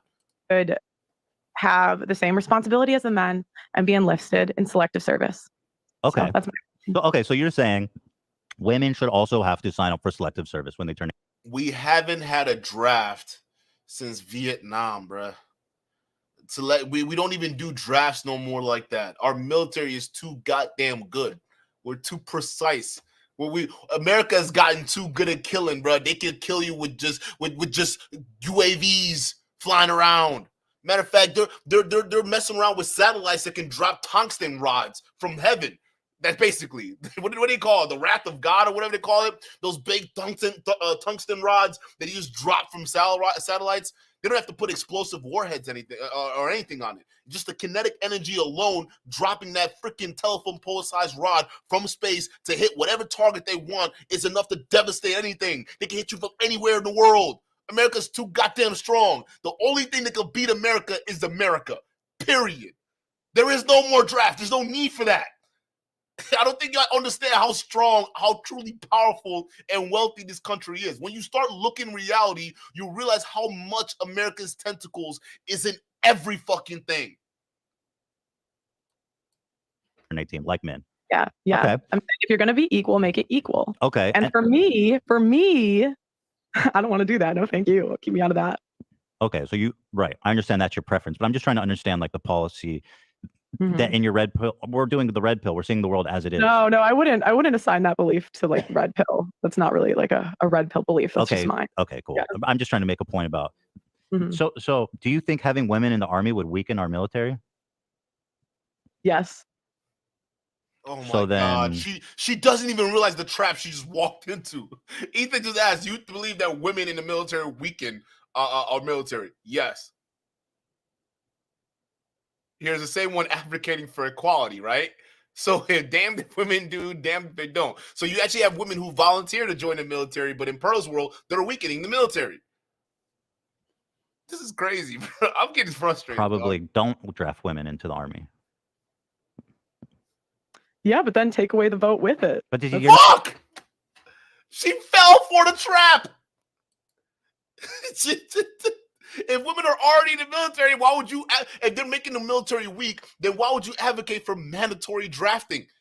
If you know that mandatory drafting would get, especially, this is going to be conscript. These aren't professional armies. These aren't professional militaries or professionally trained women joining the military out of volunteering. These are conscript, essentially. So if you think that women joining the military, these professional ones at least, are weakening the military, what do you think you instituting a mandate for women to join the draft in order for them to vote? What do you think that's going to do to the military? If, in your opinion, it weakens the military, having a bunch of draftees who are women in the military is going to further drive down the quality in your world. And her fucking ridiculous answer was, "Oh yeah, well, you just got to take away you got to take it away." How? Whoa, bruh. I can't with this one. She's just too dumb. Yeah, but probably. Yes. So do you think having women in the army would weaken our military? Yes. So then probably don't draft women into the army. Yeah, but then take away the vote with it. But you're not giving that. That doesn't seem very fair. You see what I'm saying? Because you say, well, you guys are weaker. You guys are going to weaken our military. So we don't want you in the military. But because you're not in the military, you don't get the right to vote. It's a catch-22. You know what I mean? Yes. So what do we do about that? Well, I'll tell you what I think we should do. Go ahead. No, I mean, it goes back to, I just think that you have to have some skin in the game. And so it's like, if we're voting for a commander-in-chief, right, that's the person that decides if we go to war or we don't go to war. And so it's easy to, again, I think that if you're going to vote, you should have the same responsibility as the men, and women don't want to do that. It's either we're equal or we're not equal. Okay, well, just to be fair, if we're really equal, have the same responsibility. But why do you have to go to such extremes as the draft? You notice that these red pillars, they always have to go to the extremes to make their argument. We haven't had a draft since Vietnam. America has no need to even get themselves in a situation where they need to institute a draft. They'll just fight proxy wars. That's it. They get other nations to do their battles for them. That's how rich and powerful they are. They can start a whole war in Eastern Europe, use their weapons, use their troops, use everything, and still not even barely lift a finger. So you're going to an extreme. Do you even know how the United States military operates for you to be using that talking point? They don't need to mobilize anymore. They just buy troops from Afghanistan. You know they work with Taliban forces now, right? You know that. They can just hire Taliban forces and send them off to go fight. They don't need American boots on the ground on certain places. So you're going to this extreme to justify a point. And it's weird. It doesn't make any sense. Be too cool with the $20 bombshell. Shout out to you. He says, yo, what's up, Brody? Yo, I got the perfect dude for Pearl, Steven Crowder. Oh my God. Yo. He said he'll mentally use and abuse her and withhold her from all her rights and treat her like a subhuman being. The dream man she's always wanted. That's facts. That's that whole alpha mentality they love, right? They love that red-blooded traditional American man, right? The guy that talks about traditional, but you can stand there barefoot and pregnant, ask for a ride to the grocery store, and he'll look at you and say, but you're abusing me. What about my needs? What if I have to go to my friend's house? Yo, Steven Crowder is a wild, bro. He's wild, bro. And the same one that likes to make fun of trans people, but yet one of his favorite bits is when he wears a dress. Like, a lot of these dudes, bro, watch what they hate, because usually it's telling you something. Again, it's equality when it benefits us. Well, but your logic doesn't even make sense. I mean, you're talking about, first of all, there hasn't been a draft in the United States in 50 years. Right? Facts. So if there was a draft, maybe we could have this conversation, but it just seems kind of silly. In 50 years, there hasn't been a mandatory draft. It just hasn't happened. Mm-hmm. So, so why is it a big deal, I guess, about the selective service? Because there's not going to be another draft. You know what I mean? There's enough people in the army. I don't think that there's going to be a draft.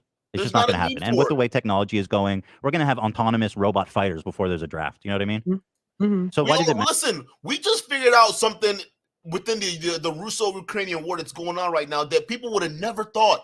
Literally, commercial drones are being used to not only bombard enemy trenches, but take out critical infrastructures, right? Whether it's tanks or vehicles or equipment.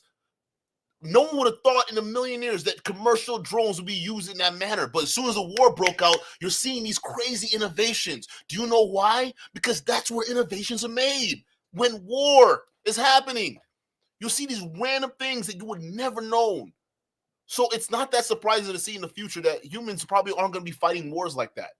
We're not. It's a thing of the past. So Pearl, your argument of having to jump to the extreme about using the draft that hasn't happened in over 50 years, all right, to justify why men should get special privileges over women or women shouldn't have the right to vote, it's adult argument. It doesn't make any sense. It's using the extreme to justify your points. Cars 2015. Shout out to you for the $5 that says U.S. military has been a completely voluntary service since 1973. That includes men and women. Pearl is a drone. Does she live in the UK anyways? I think she said in her last stream that she was coming back, but based on her background, I think she's still in the UK. I think she was talking about coming back in one of her streams. I'm not really sure. Chat, help me out. I thought she said she was coming back, but I don't know what happened to that. But you're absolutely right. It's all volunteer forces. And guess what? When you make it voluntary, women volunteer. You see that. Not in the same rates as men, obviously, but you see women joining into it. You don't even have to force them to do it. They want to do it. Like, I think we're just, this red pill, they've just gotten so used to putting women in boxes and limiting the roles and the capabilities so much so that they're believing their own bullshit. It's not the case anymore. It's a modernized world. Matter. I just don't see the point with the selective service thing. I just think it's, again, like, women want all the rights without the responsibility. What other ones? If you don't think that there's going to be a draft, then equally do what the men do. Men are fined $300,000. They don't have the option. They don't even have the option right now. Right. So give them the option. Okay, let's give them the option. Make it equal. Not the option. It has to be mandatory. I know, but you saying like women want the right to vote, but they don't want to enter in selective service, but it's not an option. So how do you know what all women want? She's just guessing. I don't know what all women want. So then why are you saying things that are generalized all women? I'm saying, no, okay. Because I'm looking at the policies that have been pushed. I'm saying the policies are not, like, where are the feminists fighting for equality in this situation? Like, when they don't need to, because women are volunteering to be in the military. What do you want? Do you want just all women in mass and just say, yeah, let me just drop what I love to do and just go join the military to fulfill my feminist prerogative, right? Is that what you're trying to say? No, it's not going to be like that. But if you give women the option to choose, you'll have some who are going to gravitate towards those fields. It is what the fuck it is. So in a way, feminism kind of did that. In a way. Now, it came with all the bullshit with the third wave and all that stuff. Like you can argue that it gave rise to the cancel culture and the SJW nonsense we're seeing nowadays. But realistically, feminism accomplished its goal a long time ago. That's why most people come into argument saying, why do we even still need, feminism? And other people would argue differently, right? But at the end of the day, when you make things equal, you will see women jumping into those fields. The same thing with STEM. When you make things a little bit more fair, you'll start to see women kind of gravitate towards those fields. Now, it's going to start out slow, but eventually that's going to become more and more the norm. Because think about it. Women don't need to be doing heavy lifting to be programmers. And that's going to be the future. So this lifting and using your physicality, this provide and protect narrative is going to fall apart because we have technology. We don't need provide and protect when women can just sit there and code and do the exact same thing a man does. She don't need to be lifting boxes. She don't need to do any of that. Just boop, done.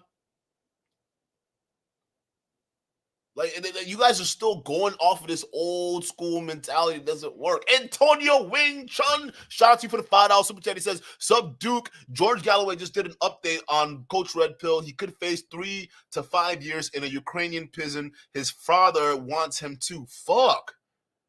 Yeah, Coach Red Pill, he's another guy that, he went off the air, man. And that's the crazy thing. He should have just left Ukraine with his wife. But I get it. See, this is what happens when you're a journalist and you tell the truth. All right, or you tell the truth that the media doesn't like, all right? Because listen, he's living in Ukraine, and you know how Ukraine wants that media blackout, right? They don't want anyone to know about what's going on, and you got Coach Red Pill talking about that. I mean, this is the risk, but it's unfortunate that happened to him, but that's the reality of things, right? That's the reality of things. Like, you can't really do anything to stop it, but talk about it. But yeah, that's crazy. 3 to 5 years in jail just for spreading news. That's crazy to me. John again, bro, with the $5 super chat. Shout out to you. Says China has attacked the wipeout on GPS systems, especially since they helped build and lead the AI development. But other than that, Russian nukes were Russian nukes were solo. Facts. Here's the thing with China though. The thing with China is, although they have the technology, the problem with China is they don't have the experience. That's what. See, United States, they regard China as one of the biggest adversaries. They're not even looking at Russia like that no more. They're looking at China as that thing because tech for tech, China can match it, and they're also building the soft power infrastructure to be able to match that of United States, right, or at least rival it with the BRICS system, right? It's not it's not a military alliance with the BRICS system. It's purely financial, but they're trying to form a different alternative than what we have to counter the West right now, right? So China is slowly building those soft power skills the same way U.S. has, right? Because part of the reason why U.S. is so powerful is not because we have our hammer and we're swinging around all these different countries, right? Part of it, yes. Majority of it is soft power. Majority of it is just getting representative to go to your country and say, hey, this is how it's going to be from now on. And because U.S. has that influence, that country usually has no choice but to follow suit because they know if they don't, there's going to be sanctions. And after the sanctions, then there's boots on the ground or drone strikes, right? So the U.S. has soft power. China's building soft power. And that's what they're really worried about. But the one thing China doesn't have is experience fighting. They don't have experience fighting like that. Even since when they started joining into a lot of these Western institutions, they just haven't had that fighting experience. And the ones that they did have, I mean, you could say their performance was negligible. I mean, it is what it is, right? But Alicia is a member. Shout out to you for being a member. Chat, let's go ahead and welcome the new member, Alicia. Shout out to you. Let's get on with it. I mean, again, it's not that relevant, but also the no women in the army is kind of a byproduct of patriarchy because women are looked at as that they'd weaken the military, as you pointed out. Is that possible that it's men driving that policy and not so much women? I didn't say women drove that policy. I said they don't try to make it equal. It's only equal when it benefits us. Even if nobody's being actually drafted. I mean, 50 years isn't, that long of. I mean, who's to say? You don't know, but okay. 50 years. I mean, the last mandatory draft was like during Vietnam, wasn't it? Do you not think it should be equal? So you think that it shouldn't be? No, I think what you're saying is fair, but it's not making any sense. Like, okay, sure, let's put women into selective service. Fine. I'm fine with that. I think it's fine. Okay. I think everyone should sign up for it. And there's other ways that people can support the military other than being on the front line, right? Mm-hmm. And by the way, women have been doing that since the First World War and the Second World War. They just played support roles, right? Who do you think were helping the doctors in those tents when the wounded came into the infirmary? Women, nurses.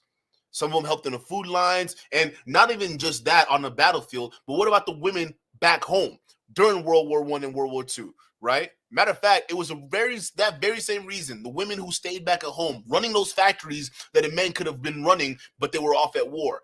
Right? That set the tone for a lot of corporations to say, hey, well, if women can do a lot of the work that men can do and physical labor isn't that important anymore, why don't we just start promoting women to go into the workforce? And that's how that shit was founded. So women had a huge role in World War I. Women had a huge role in World War II. I feel like we like to diminish and downplay the roles because men were doing all the fighting and dying and things like that. And yes, that shouldn't be missed. That shouldn't be taken lightly whatsoever. Sacrifices were huge, right? But at the end of the day, we can't just dismiss the women that risked their life going overseas to help the wounded soldiers.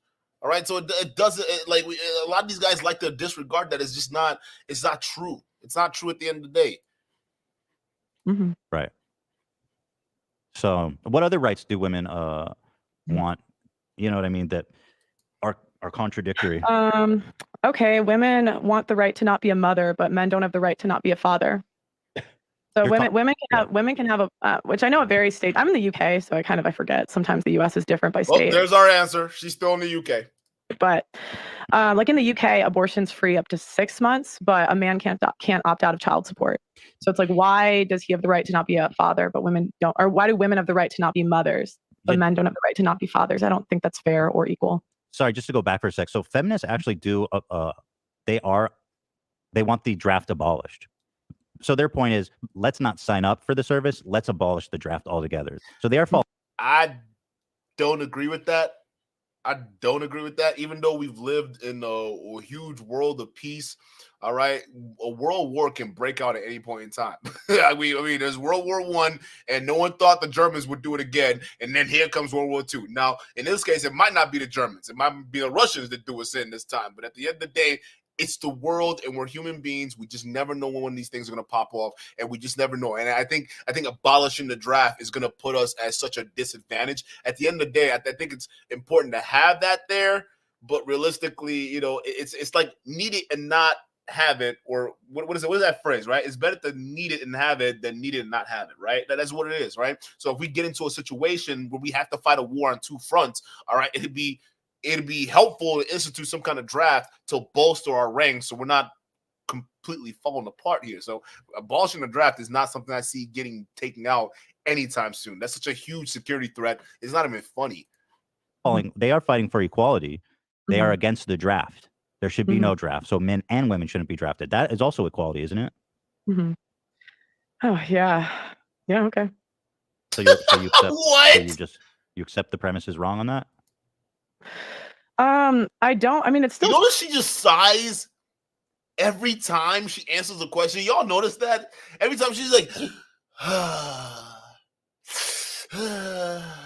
well, she's always sighing before it's like either she's like, oh my God, I can't believe I have to answer another question. It's like she's dreading the question from being asked, right? She's like, oh, damn, another one.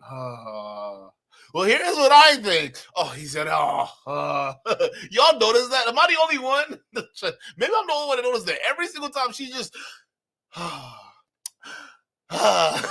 she's always sighing, bro. Still not equal the way it is. But yeah, what they're saying. It's not equal the way it is, sure. And feminists agree. Feminists agree with you. Oh, okay.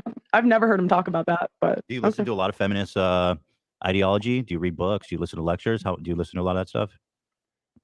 So I talk to feminists all the time. Right. I haven't seen you talk to an actual scholar once. You just talk to kind of random women. Mm-hmm. Right? I mean, that's fair to say. Right. Mm-hmm. Yo, the awkward silence. So when you say you talk to feminists, you just mean like random women off the street.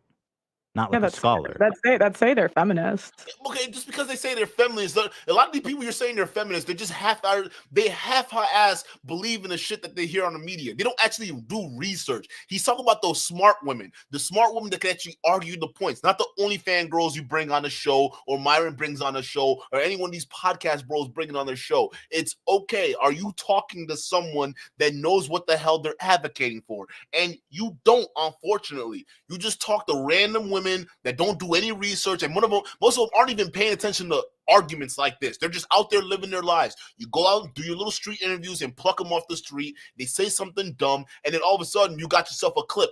It's no different than when is it Jimmy Kimmel? I think it was Jimmy Kimmel. Y'all remember when Jimmy Kimmel, is either Jimmy Kimmel or somebody else, right? Or Jay Leno, where they'll go out and do street interviews with America, not with America, with Americans, right? And they'll try to ask Americans like where certain countries are on the map. And it turns out a lot of Americans surprisingly don't know like their geography. You see what I'm saying? So it's not like they're just dumb or anything like that. Maybe to a certain extent, right? But it's just that a lot of them just going about living their lives, and they just got randomly approached and say, "Hey, where's Algeria on the map?" All right, and some of them they wouldn't tell you. All right, it's no different than what Pearl's doing. She's basically a Jimmy Kimmel. She's going out there and saying, "Oh, let me just. Do you think we should? Do you think men and women are equal? Right? They just run up and shove a camera in your face. Do you think men and women are equal? Just all these talking points that they've never heard before, but they'll just go off what they think because it's not research, it's not studied. So just because the people you talk to say they're feminists, don't mean they actually know what the fuck they're talking about."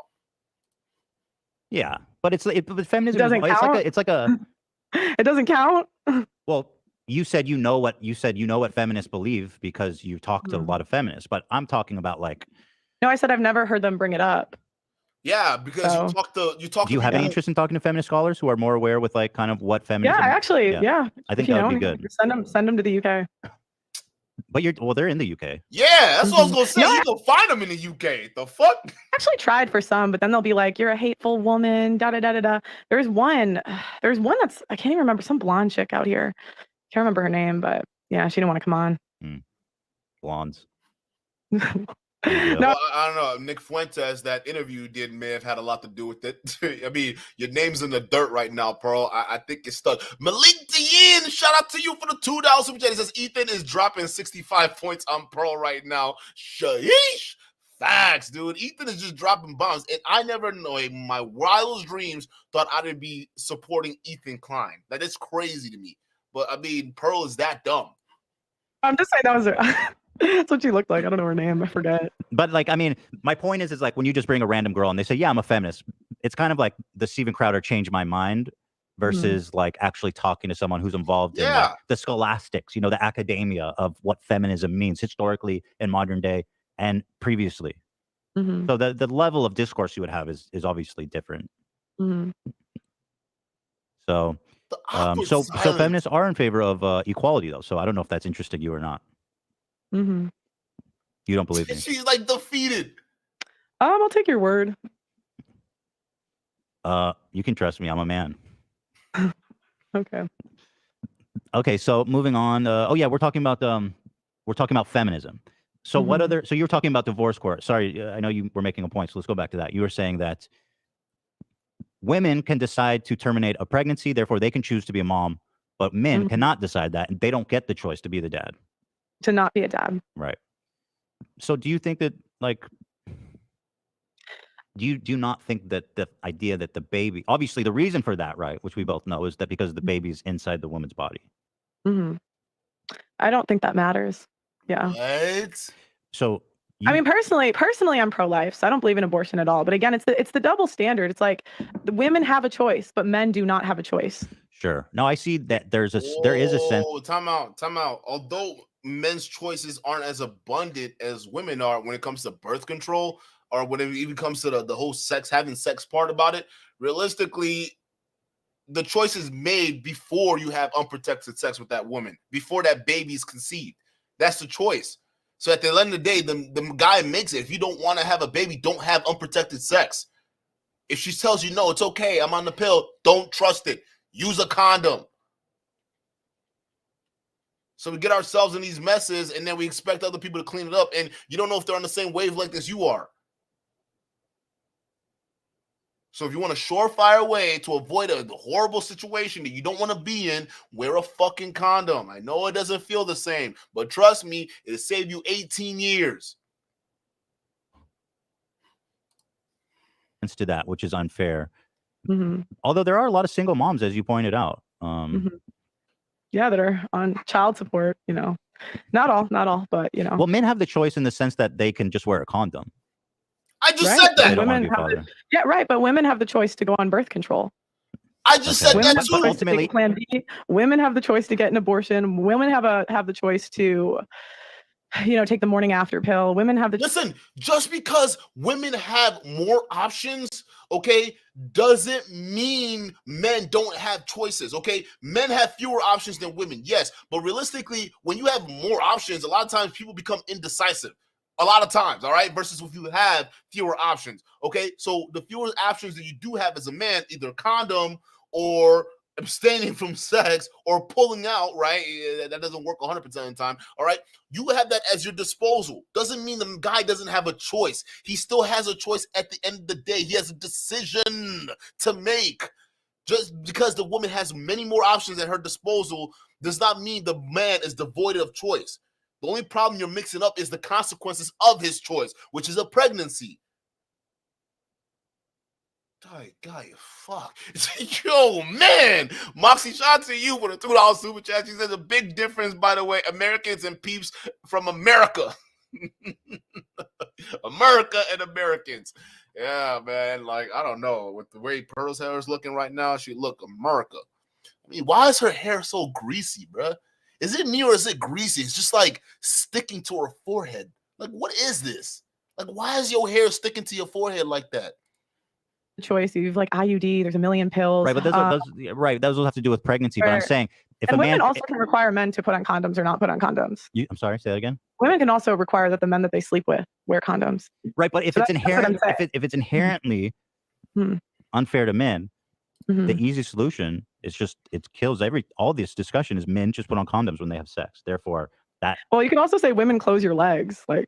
Yeah, but you're the one saying that it's unfair for men. That's my point. You're saying men don't have a choice. I'm saying women have like 10 choices. The men have. But that's just biology. The men have condom or no condom, which again is a choice that both of them make because okay, it's still a choice though, right? Even though we don't have as many options as women, we still have a choice. For instance, there are men who have made it to age 40 and still haven't had kids. The men who can barely make it past age 15, then they have kids. It's all about choices and decisions. So we can't just absolve men for the just choices and decisions they make and remove the accountability from them and then blame the women just because they have more options. At the end of the day, we still have choices. You deal with the hands you're dealt. Use a goddamn condom or learn how to pull out. Dev, shout out to you for the $2 super chat. Says she's referring to Mooncat on YouTube. Pearl? Can someone give me a little bit of backstory between that? I'm not 100% sure. I'm too focused on this Pearl thing right now. I ain't gonna jack. This is getting to me. Bro. I'm getting frustrated with this woman. The women can require that the men wear condoms too. Right. But you're only putting that on the men. I'm just saying. Okay. Once the baby is conceived, right? Yeah. Then the man has no choice, where the woman has a choice. Okay, so let's just talk about that then, because so it's your opinion that if a woman is pregnant, the man should be able to decide for her to have an abortion. I'm pro-life, so I would ban it altogether. My point is the double standard, where a man is legally obligated to pay child support and will go to jail if he doesn't, but the woman has the choice to not be a mother through abortion. I know you're against abortion, but I just want to know what you mean. So let's just say we're trying to make it equal for men. So should men be able to decide for women to have an abortion if she's pregnant? I think that men should be able to sign off on child support. Okay, so if they say, hey, I don't want anything to do with this baby. Yeah. Then the woman can decide to have it, but the father will have no obligations. Yes. And you think that's better for society? No, I think. Yeah, I was gonna say that's not good. If you have a situation where you literally are incentivizing guys to absolve them of responsibility, you're gonna have more out of wedlock births. You're gonna have more single mamas out there because, of course, they're still gonna want to have the baby anyways.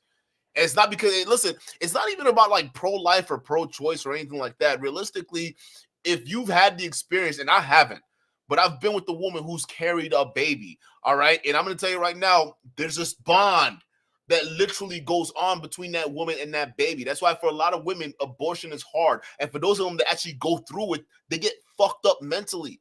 Because imagine you're getting used to something growing inside of you, being a part of you, and then just ripped out. It's mentally scarring for a lot of people. So when she's just nonchalantly talking about these things like they're trivial, she's not getting into the weeds of it.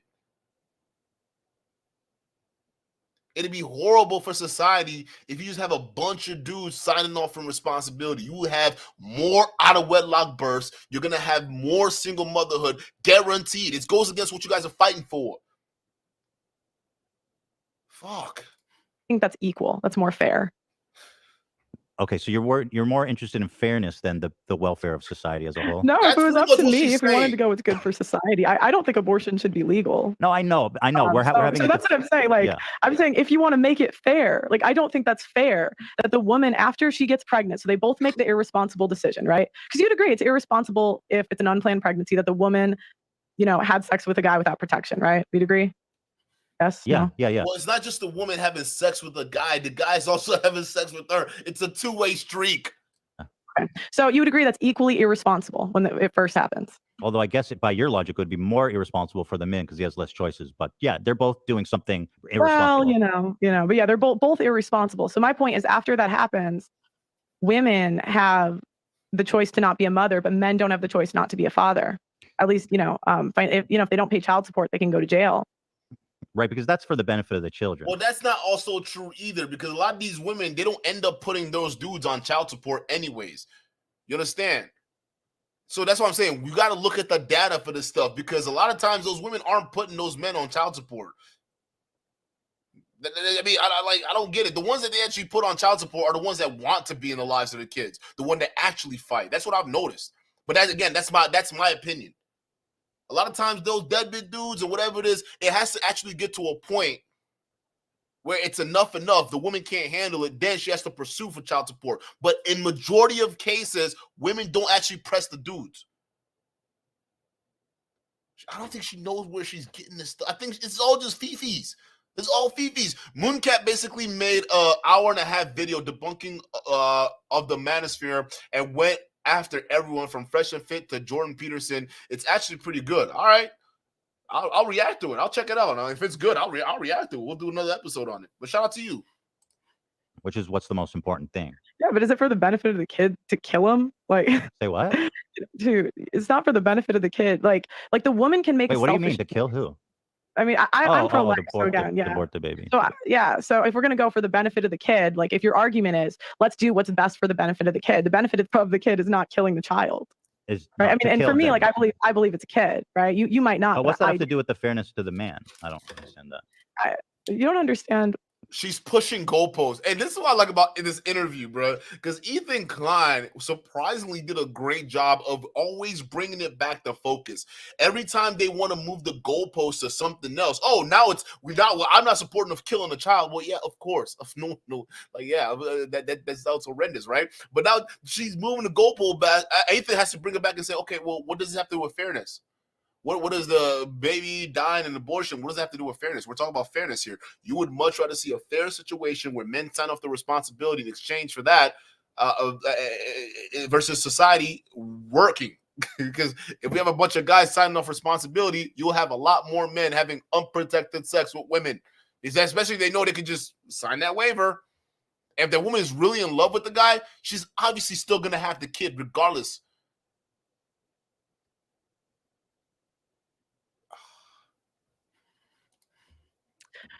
It's not fair, again, that men have the choice, that men do not have the choice. I understand what you're saying, but women, yeah. But then, okay, whatever. We're arguing in circles a little bit. Okay. Let's talk about abortion then, since you're against abortion. I'm assuming your stance is abortion should be off the table in any situation.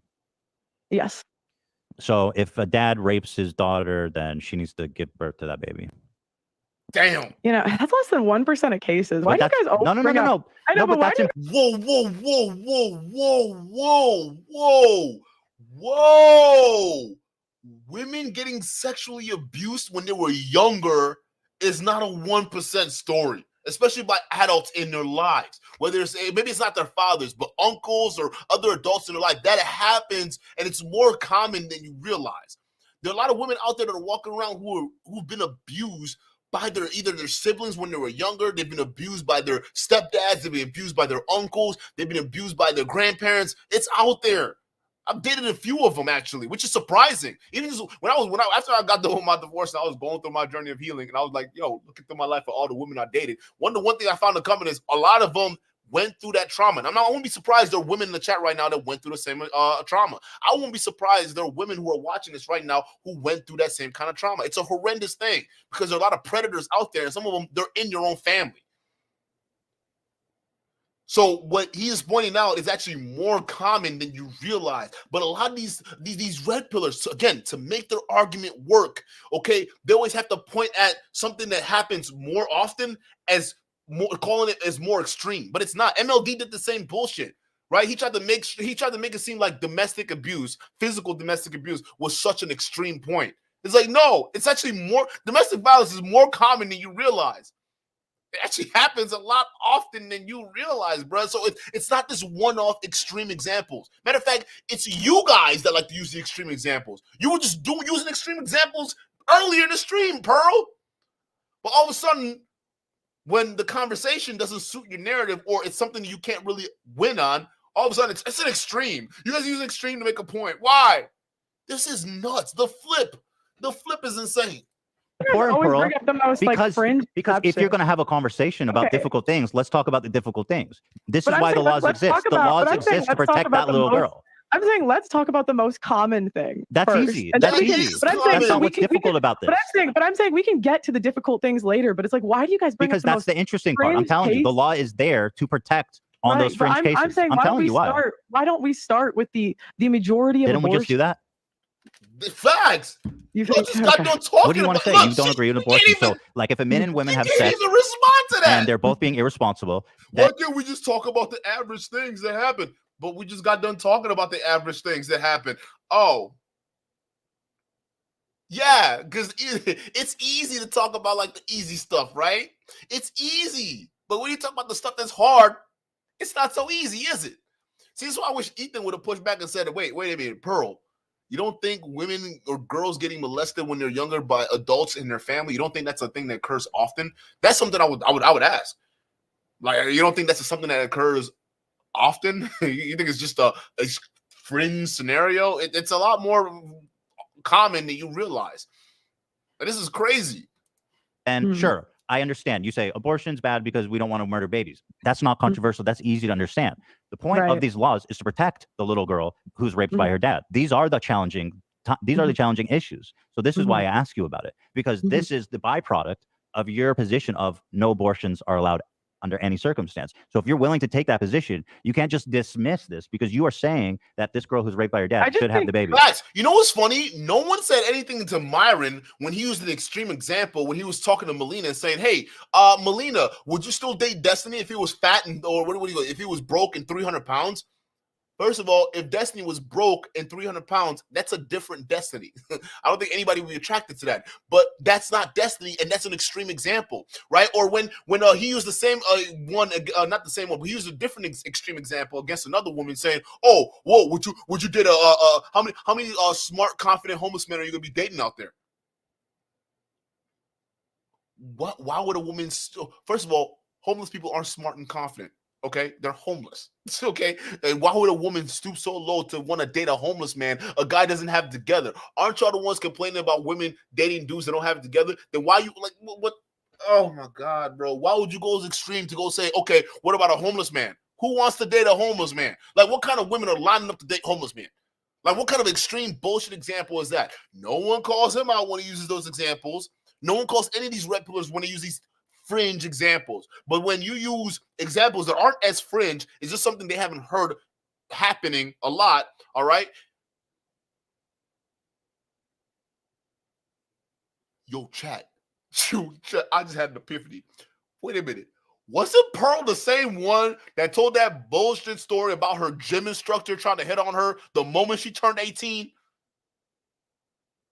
You would classify that as a predatory situation. Matter of fact, Pearl, the way you told the story, you told us as if that teacher or gym trainer was acting predatory towards you. So realistically, you probably was a victim of someone you trust, an adult in your life that tried to take advantage of you. So I don't think the scenario is as fringe as you're calling it, Pearl. I don't think it. Yo, chat, am I wrong? Yo, chat,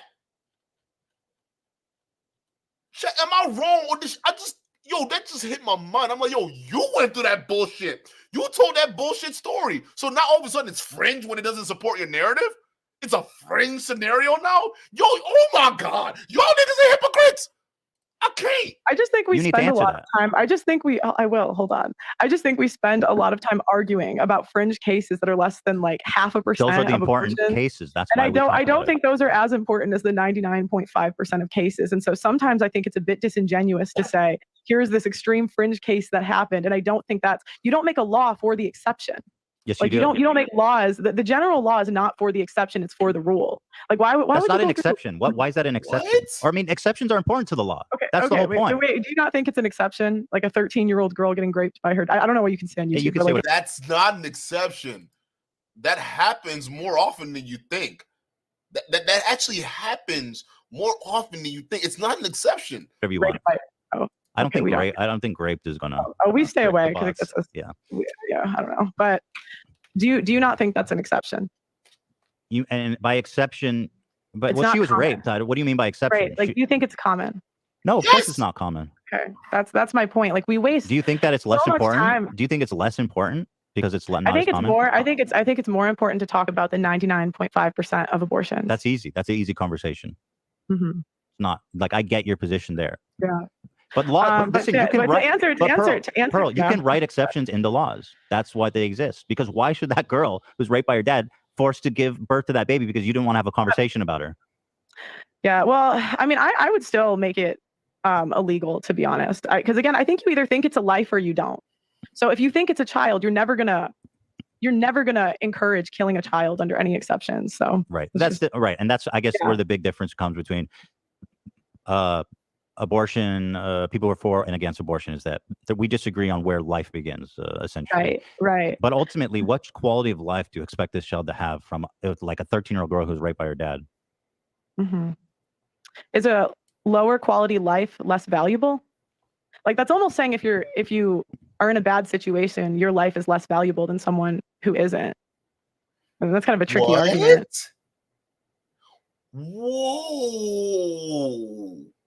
I don't even want to unpack that because I'm not even sure she realized what she's saying right now.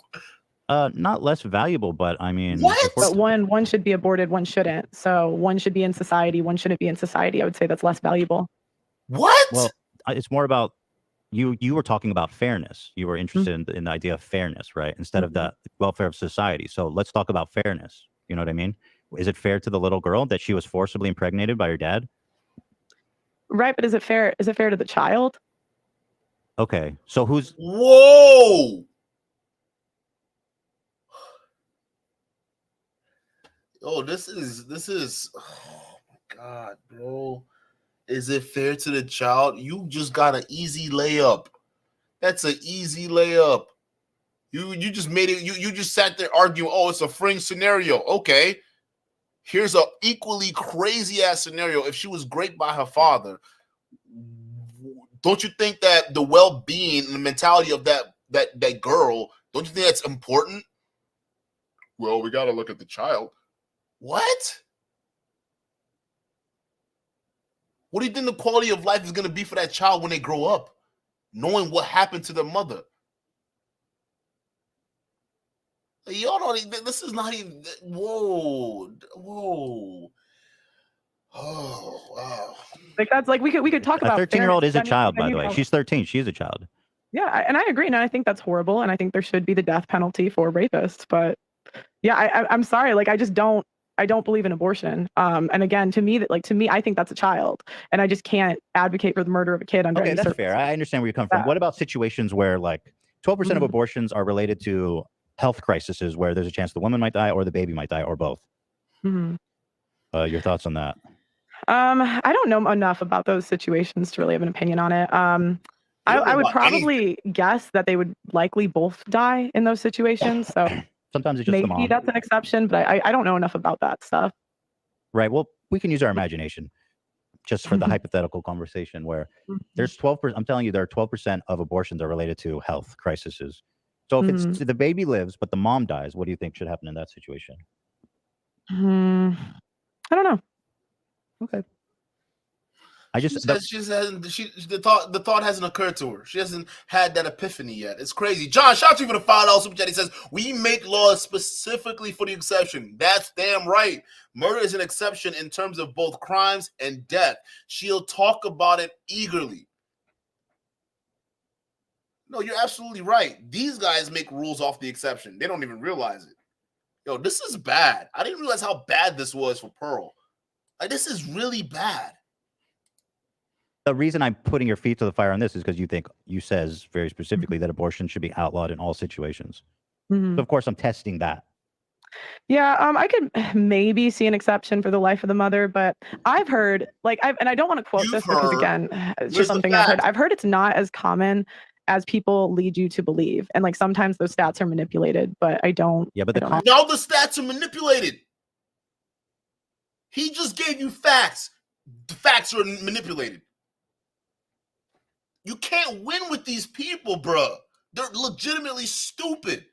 The commonness doesn't really matter. It's more about I think the exceptions are interesting. I disagree. I think when you say, why are we focusing on the exceptions? I think that's a way for you to try to dismiss difficult questions. That's fast. Yeah. I just think it's like silly when 99.5% of abortions are not the exception. So 99.5% of abortions are not no. That's not true. 0.5% of the abortions are just exceptions. What? Yo, she's dumb. She's unbelievably stupid. So but that doesn't make sense. I mean, why don't you care about the situation of everybody else? Just because it's the exception. I just think you should spend more time debating the most common thing. So that's, my opinion. Okay. Very good. So we talked about feminism. The problem with feminism is that women want equality, but they don't really want equality. They need to sign up for the military, which feminists want to abolish the draft. And then we're talking about reproductive rights, where the women get all the choice and the men don't. Is there any other ones? I'm sorry. I was reading something. What'd you say? She's always sighing, bro. Is there any other examples other than reproductive rights and voting / draft that shows that feminism was a mistake or that feminists are disingenuous or something like that? I would just say there's just a lack. The biggest one I would say is divorce court. 90% women get custody 80 to 90% of the time. I think 90% of alimony payments are awarded to women. What? Whoa. Okay, Pearl. You like to get into the weeds of it, right? Let's get into the weeds of that data. Can we break down the weeds of that data, please? Because when it comes to something you don't support, you want to look at the parameters of the study. Now you're just saying shit. Can you break that down for us, please? What do you mean by that? What does that have to do with women's suffrage, though? You said you criticized the whole thing going all the way back to its inception. I thought you asked other double standards. No. Well, I asked you what's your problem with feminism. Are you even on this planet? In general. We can move on, though. I have a good question for you. I hear you talk a lot about the pay gap. Right. The pay gap is a myth. What do you mean by that? Oh, because women don't do the dangerous jobs in society.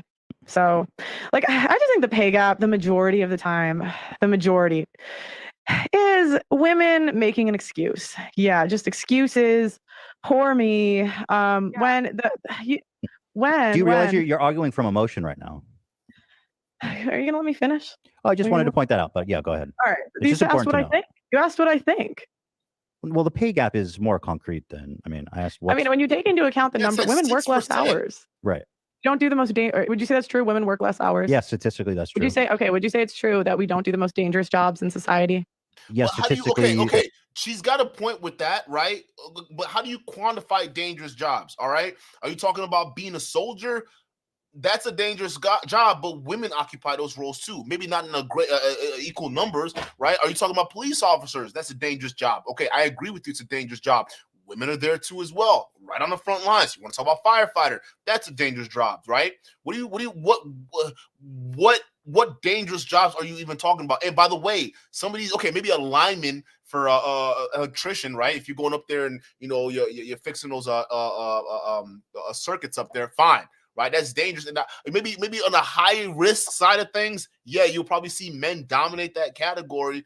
But realistically, bruh, if you notice those dangerous jobs, quote unquote, they're increasingly disappearing. They're disappearing through automation and technology. You understand that, right? A lot of the stuff that we used to deem dangerous and a man-only job in the past, thanks to technological advancements, it's easier now. Men and women can both do it. So those jobs we see, quote unquote, dangerous, they're gonna be replaced by machines. How are we gonna get those men to be ready for that change? We're not even talking about that. Our men are occupying these blue-collar jobs. Our men are occupying schools to even get high-paying white-collar jobs. Our men are dropping out of schools in droves. They're becoming suicidal. They're not taking these high-income opportunities, these dangerous jobs. Like, you got to ask, what's going on?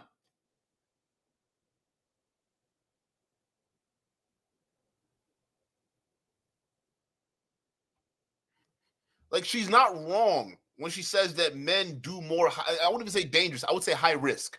All right. But then you can lump police officers. You can lump firefighters. You can lump, all these other things that we could say high risk, right? She's not wrong about that, but the gap is closing and technology is helping that shit. Like, this is all this shit is baseless, bruh. Would you agree that the majority, if you look at female millionaires, the richest women came from divorce? Okay. True or not true? Yeah, that's true, I guess. I think so. Okay. So what are we complaining about? What does that have to do with the pay gap? Any of that? Because all of those you don't think working less hours contributes to getting paid less? Yeah, but the pay gap, excuse me, sorry, I've got phlegm in my throat. So what you're doing is you're misrepresenting what the pay gap is. You understand that? The pay gap, when it's analyzed by economics, economists, and the U.S. Department of Labor and such organizations, they do controlled analysis where they eliminate all these factors. For example, ones you listed of women tending to work in lower paid fields. They eliminate women working less. They eliminate for when women take maternity leave, all this kind of stuff. And even when you do a controlled analysis where you eliminate that, there's still a big pay gap. That's not true. Okay. Yeah, I don't think that's true. I don't think the pay gap's all that big. See, that's why I gotta disagree with Ethan, because Ethan, you gotta watch him.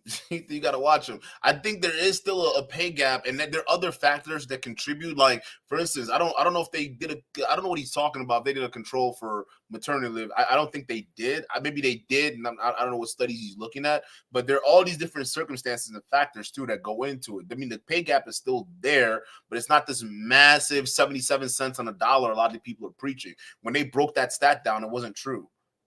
I mean, there's still a gap. It's just not the what we've been told, Like, wasn't it like 3%? Last time I checked, it was 3%. Yeah. Oh, so there is a pay gap. It's higher than that. Yeah, but that's 3%. So, but it's not a myth. If there's, it's still a gap. It could be 2%, 3%, 4%. It's still a gap. So it means it's not a myth. There's a gap there. Now, do you want to get into the weeds of why that gap is there? Maybe we can dig into the data a little bit, find out why. Why is that gap there? Why isn't completely 100% equal? Let's talk about it. Let's just not just say these phrases, bro. Jasmine Jones, shout out to you for the $10 super chat. She says, Pearl struggles with contextualization and the why behind certain data points. She can only parrot talking points from others, facts. So she gets irritated when someone pushes back on her dumb statements. Facts. Because a lot of people that literally debate with Pearl are people that she can topple over with her points, and they're not going to refute back at any of them. They're just going to sit there and say, all right, it sounds like you know what you're talking about. But that's the thing. They just sound like they know what they're talking about. They don't actually know what they're talking about. But shout out to you for the super chat. 3%. Yeah, but the number they used to push was like 77 cents to the dollar. Well, that's what it is without it's about 20% without the control. Yeah. Right. And so, yeah, I mean, when women, like, I just think if we wanted to be equal, then do the same jobs men do. But there is a bias. But that's interesting because you admit there is okay. That's true. She's actually has a point. If we want to be equal, if women want to be equal, they just do the same jobs that men do, right? But aren't y'all the same one advocating for women not to do that? Oh my God. It's like, I don't get it, bro. I don't get it. A woman, well, if y'all want equality, why don't y'all just do the same job and stop complaining? And on the other hand, well, y'all can't do those jobs. Y'all are women. Y'all don't have the strength to do the job that we could do because we're men, all right? And anything else, if they try to put you in this field, it's affirmative action for women, and we can't tolerate it. It's like, God damn it. God damn it. What do you want? Honestly, just what do you want? Do you want the women to build muscles like you and go into oil fields and work with oil fields? Or do you want them to be these dainty little things that just sit at home? And what do you want? On one hand, you're complaining about equality. On the other hand, you don't want it. So what do you want? You can't in one breath claim that you want women to choose equality and go work those high-risk, high-labor job, right? They don't have the physical strength. You guys already complained about that.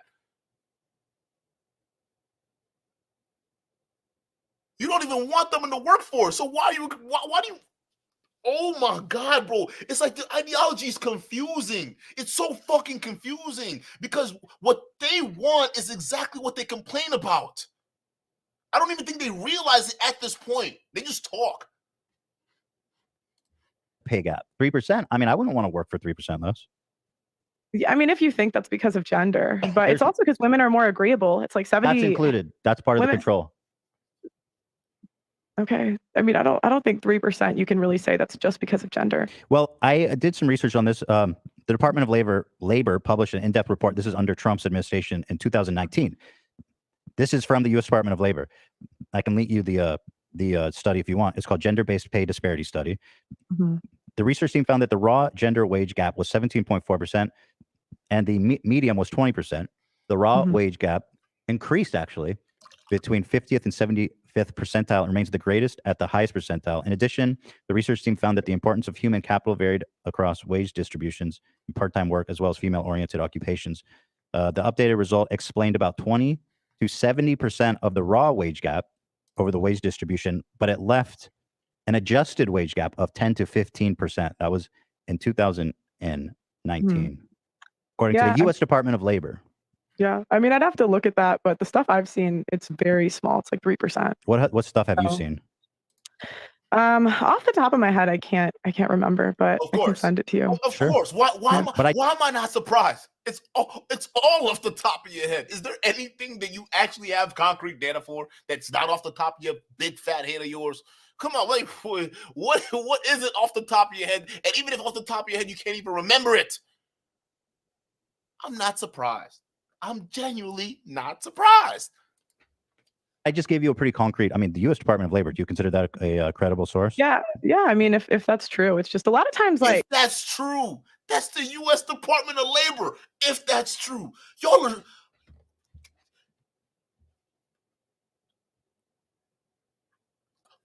We want facts and evidence. We want facts and evidence. You give them facts and evidence. I don't believe you. Anybody can make that up. It's the internet. You just grab it off the internet. I don't believe that. It doesn't support my talking points. Like, you can't win. You can't win with these Brits, bro. Like, you just can't. Like, there are like parts of the study that they don't talk about. So Like even on this is what I was looking at earlier. Like they're saying the stat you gave earlier, 12% of abortions are not done on the surgery table of the emergency room. These cases are overwhelmingly doctors advising. Who is there? Who is there? Who's there saying who is there? Can you list that? You're on the phone right now. Who's there? Please don't tell me it's the YouTube chat. Please don't tell me it's the YouTube chat. Abortions ahead of time in case there are risks for the mothers in pregnancy. Also, that 12% number they give is highly inflated. And so it's just a lot of times there's more to it than just like a number you're giving me. But yeah, what does that have to do with the pay gap? Now there's more to it than just a number. But before we're talking about women voting, there was nothing more to it when you gave your answer, right? You don't want to look at the nuances. Oh, no. The best we got her on was only if it's a one-sided abuse, then you can get divorced. We had to pull teeth to even get that answer. But when it comes to research that doesn't benefit you, well, that's not the full number, and we actually have to dig into the stats and data and whatnot. The hypocrisy, chat. The hypocrisy. I can't deal with this. Like, oh my God! All of a sudden, Pearl she's a master statistician, right? Now we got to collect all relevant data. Like, we have to look deeper. All right, we have to look at the nuances. But what about the nuances where you were saying women should lose the right to vote? What was the nuance in there? You just made up your mind. There was no nuance there, right? You couldn't even select the service. I mean, what the fuck was that? We haven't had a draft since Vietnam. But when it comes down to something that doesn't support you, now we got to dig into it. Yeah, guys, it doesn't tell the full story. The number isn't a full picture. The stats are all wonky and weird. Fuck, bro. These guys are unbelievable, just unfucking believable. Okay, I'm confused by that. No, the point is that like a number you gave me earlier, like there was more to it. Which number? Which one? I'm sorry. Go ahead. We'll unpack that. The 12% of abortions are not done on the surgery table of the emergency room. These cases are overwhelmingly doctors advising abortions ahead of time in case there are risks for the mother in pregnancy. That sounds reasonable to me. Mm-hmm. I mean, a doctor is qualified to say this baby is going to put your life at risk. I would trust the doctor to say that, wouldn't you? Yeah, but they're saying that number's inflated. Who's there? What you read did not say it's inflated. No, I said also that 12% number they're giving you is highly inflated. Based on what? Because what you just read to me doesn't disprove what I said at all. It actually makes perfect sense. Who's telling you this they're shit? Saying it's inflated. I don't know. They did not say that. Who's they? Yeah, they didn't say that. Who's they? So here, who's they? Yeah, don't let her get away with the shit. Who's they? Someone I do research with. So just someone. Okay. Yeah. Oh, this is Myron. Okay, that's fair. This is Myron, ain't it? Here's an interesting analysis. I thought maybe you'd be interested. Mm-hmm. Women here we go. Don't do the dangerous jobs. Women are overrepresented in healthcare. You know that probably, right? Yeah, it's the number one employer is nursing. Then hopefully you can explain to me why, when you look at the pay of women versus men doctors, you can see this graph. There's a huge disparity of the average wage of male doctors versus female doctors. Mm-hmm. You can see here, and even this is from 2022, last year. This is again from the physician compensation report. Male doctors make on average $285,000 per year. Female doctors make on average $228,000 per year. Mm-hmm. So this is the women's field, and yet they're still making significantly less than their male counterparts. Okay, does it say why? No, this is just raw data. This is just raw data. All right, so you have to look at here's where I would say, okay, we got the raw data. It's just giving us two numbers, right? So now we have to. So now Pearl's saying, do we say why? And she has every right to ask, okay, why is that, right?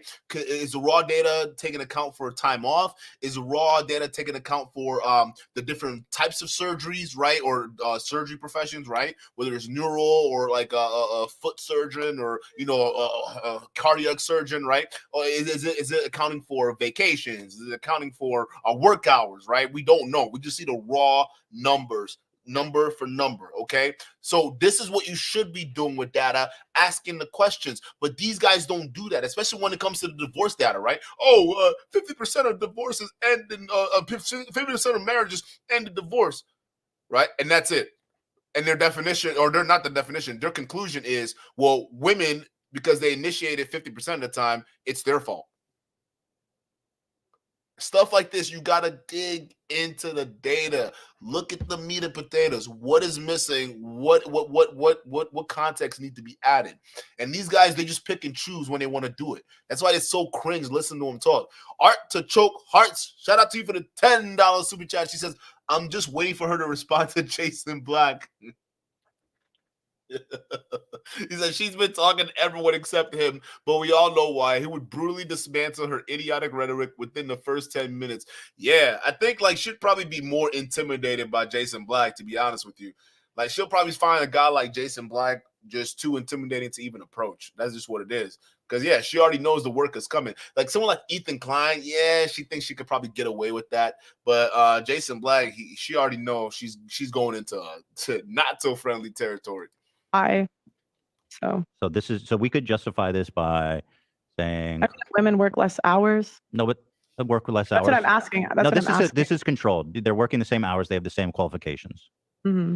Yeah. Okay, well then maybe they are in that field. I don't know. Okay, so the wage gap is more complicated, perhaps, than saying it's a myth. It's possible. Okay, it's possible. That's nice to hear. So I would recommend, though, when you go out and do these shows and stuff, because when you talk about the wage gap, you're very adamant about it. Like, oh, this is a myth, and this is why, and you extract a lot of meaning from it. So I would recommend potentially approaching that topic with a little more nuance in the future. Whoa, facts. Especially if you're saying, well, yeah, maybe I'm wrong about this. But here's an excerpt so we can kind of see how you talk about these issues. Here it is. I think in 2022, any girl that complains, I'm not talking about race because that's the first thing people always bring in. I'm talking about female to male. I think in 2022, if you're complaining about the pay gap as a woman, you're probably just lazy. I have never had a problem getting the same pay as a guy. One issue is that women. Whoa. So you. Time out. She's over saying that you're lazy if you're complaining about the pay gap because she's able to find a job just fine. But this isn't about you. And how would you feel if, like, we can say it about the same dudes over here talking about the manosphere. If you complain about women and talk about women all day, you're just lazy. Because I've never had any problems with women. That's essentially what she's saying.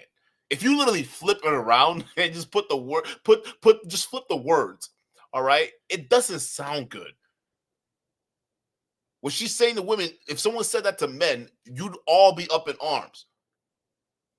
All you men complaining about divorces and child support, y'all just lazy. Pay your child support because I'm able to pay mine. That's essentially what she's saying. Suck it up, buttercup.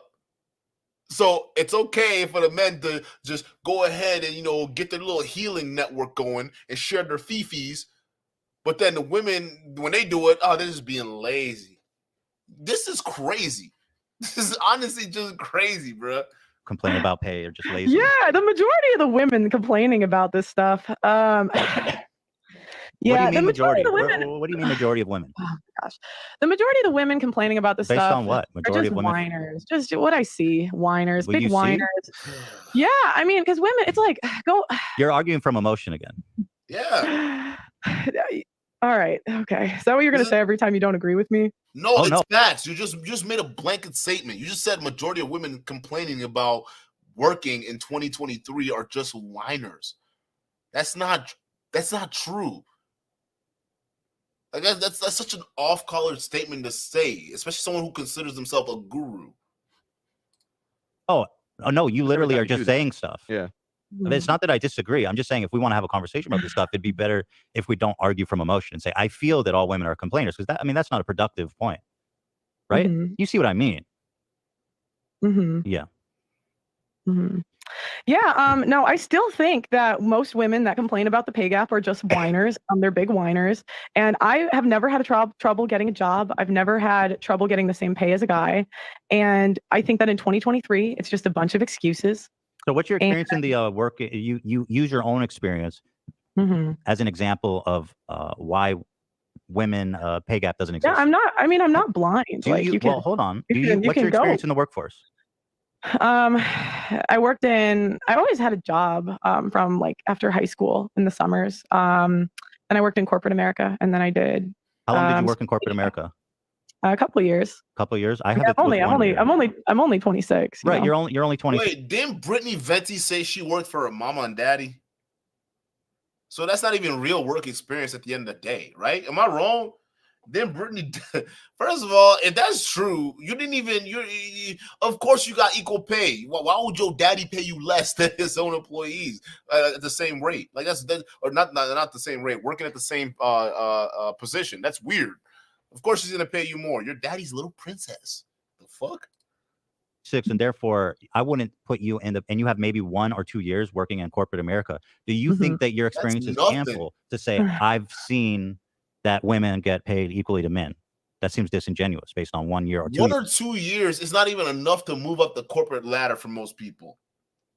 The fuck? And you're only 26 years old. At 26, too. Yeah, that's just my opinion. Right. Okay. Of course. Why not? Okay, but I think we've established a little bit, at least you've conceded a tiny bit to me, that the wage gap is perhaps more complicated than yes or no. If what you're showing me is real, you did this to someone else, but then there's like something else to it. But if what you're showing me is true, yeah, it's all true. This is all sourced. Okay. Yeah, and I mean, you could easily look this up yourself. Can I see the parameters for the control? I'm just curious. Sure, we can do that. Yeah, you can pull up the U.S. Department of Labor one. The doctor one. Can I see? By the way, we've long since moved past, but I did find that study in the Rolotoni video, the Swedish study from several years ago about Swedish prison system. I'm not sure. We can loop back to that. Wait, what was it? I'm unfamiliar. Here, I had a bunch of tabs open. Where did it go? In the meantime, here, I'll send this in the Zoom chat if you want to take a look. Oh, can you open it? Because I don't have the Zoom on my computer. Oh, Dan sent a link to you. That I guess that's what parameters one. That's the Department of Labor's 2019 study. There's a couple more. I guess we didn't. I'm curious. What do you think it is? The wage gap? Well, it's complicated, right? I don't think it's as simple as saying it's a myth and women who complain are lazy. That doesn't seem like that's such a tone-deaf argument. Tone-deaf that conversation. It is complicated. What is your solution? Like, if you seem to think that the wage gap is real, right? And that do you think women are discriminated against? Yeah, definitely. Absolutely. Because what barriers do women have today in 2023? Like, I just genuinely don't understand barriers, right? It's not about barriers. It's about norms. It's about like patriarchy. It's about the way that we perceive the value of people. It's not about barriers. There's no laws that say women can't do this and that, obviously. Okay, so there's no barriers right now? No, not that I could think of. Okay. Pay transparency. Okay. I mean, I agree that in general, because go ahead. Sorry, go ahead. Sorry, go ahead. I do think that there's a bit of discrimination going on. I do think that behind closed doors, when there's no transparency in payment, this presupposition, by the way, that you putting forward that women are lazy and just making excuses, that doesn't help. Honestly, it's I don't know how to explain it, but I know it exists, right? I know it exists. So you think the bosses behind closed doors say we should hire less women? No, it's not a conscious thing, right? It's systemic. Okay. Yeah. Well, not even that. Like, a lot of times, it's as simple as your boss telling you don't talk about your paychecks to other employees, right? Because notice when that's actually an unspoken rule in most employments, right? Oh, don't talk about how much you're getting paid to other employees, because realistically, that's when you start to fade hella different. Because there is that culture of people not talking about pay. But that's something that's slowly being normalized now. But you can see how discrimination can even run through that, where even someone of a one race could be getting paid higher than someone of a different race. And they would even know that. And we can't say, let's not say the company's purposely being racist or anything like that. It could just be what they deemed in their mind would be the going rate. And you don't know where those parameters came from. We don't know because you're not sharing your pay with your employees.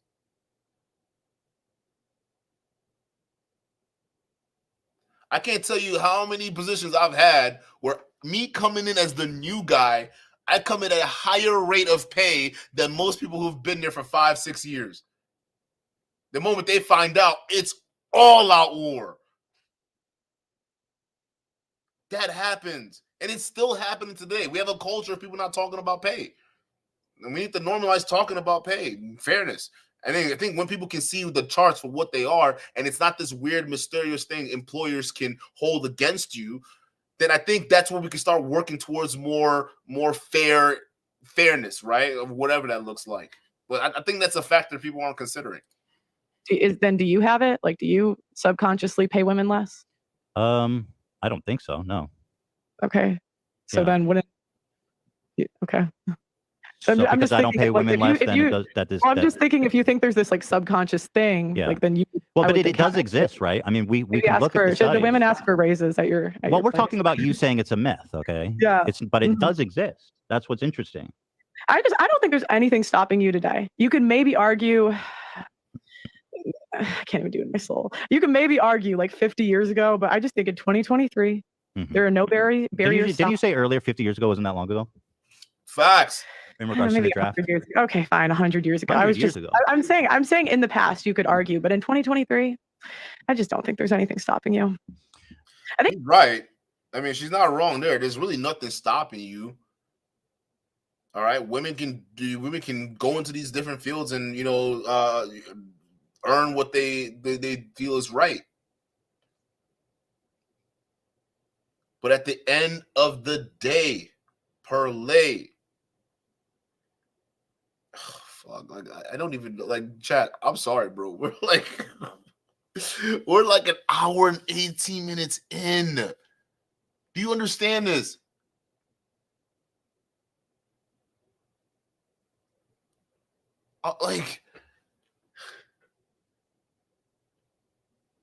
Shit, like I'm just so shocked what I'm hearing.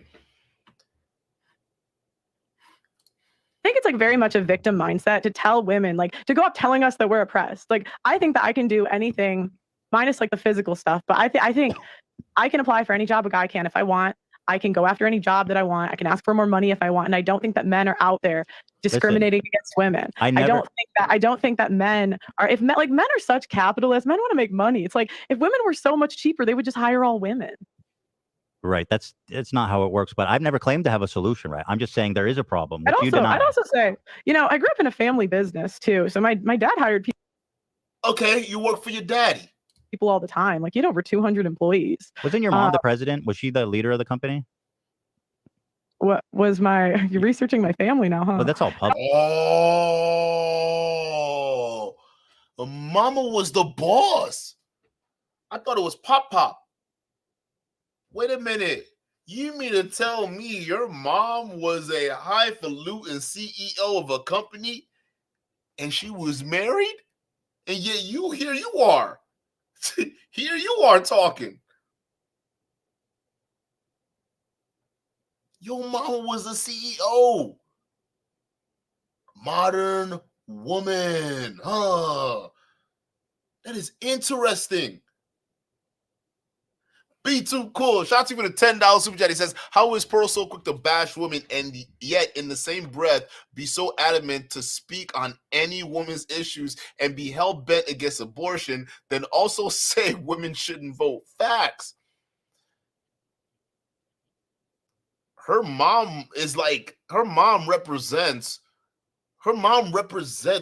exactly what she is. Her mom was a boss.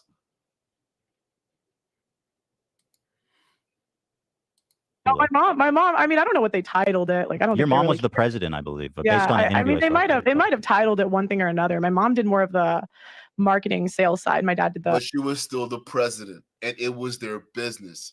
She was the boss. She made the money. Engineering and the software. Okay. I think they wanted to get some grant, so I think like they might have had her like. They did that to get some grant from the government or something. I don't remember. Oh, so they just swapped roles because they wanted to rob the government of money. Oh yeah. Sounds like another scammer I know out here in the streets. But so is that a crime? Yeah, you probably shouldn't say that's a fucking crime. Parents might not like that. Saint the Sinner did the exact same thing. That's why we exposed it. It's a fucking crime. By the way, like, if anyone knows how to get a hold of those investors, call them. Like that, I'm pretty sure that guy's in line for a lawsuit. Like if they find out what this dude is doing with their cash on YouTube, it's over with. But that's what they do. They make companies and they move the roles around. All right, when they swap the roles around, that's how they get more money from investors or government entities and stuff like that. She's part of a system that capitalizes off of other people.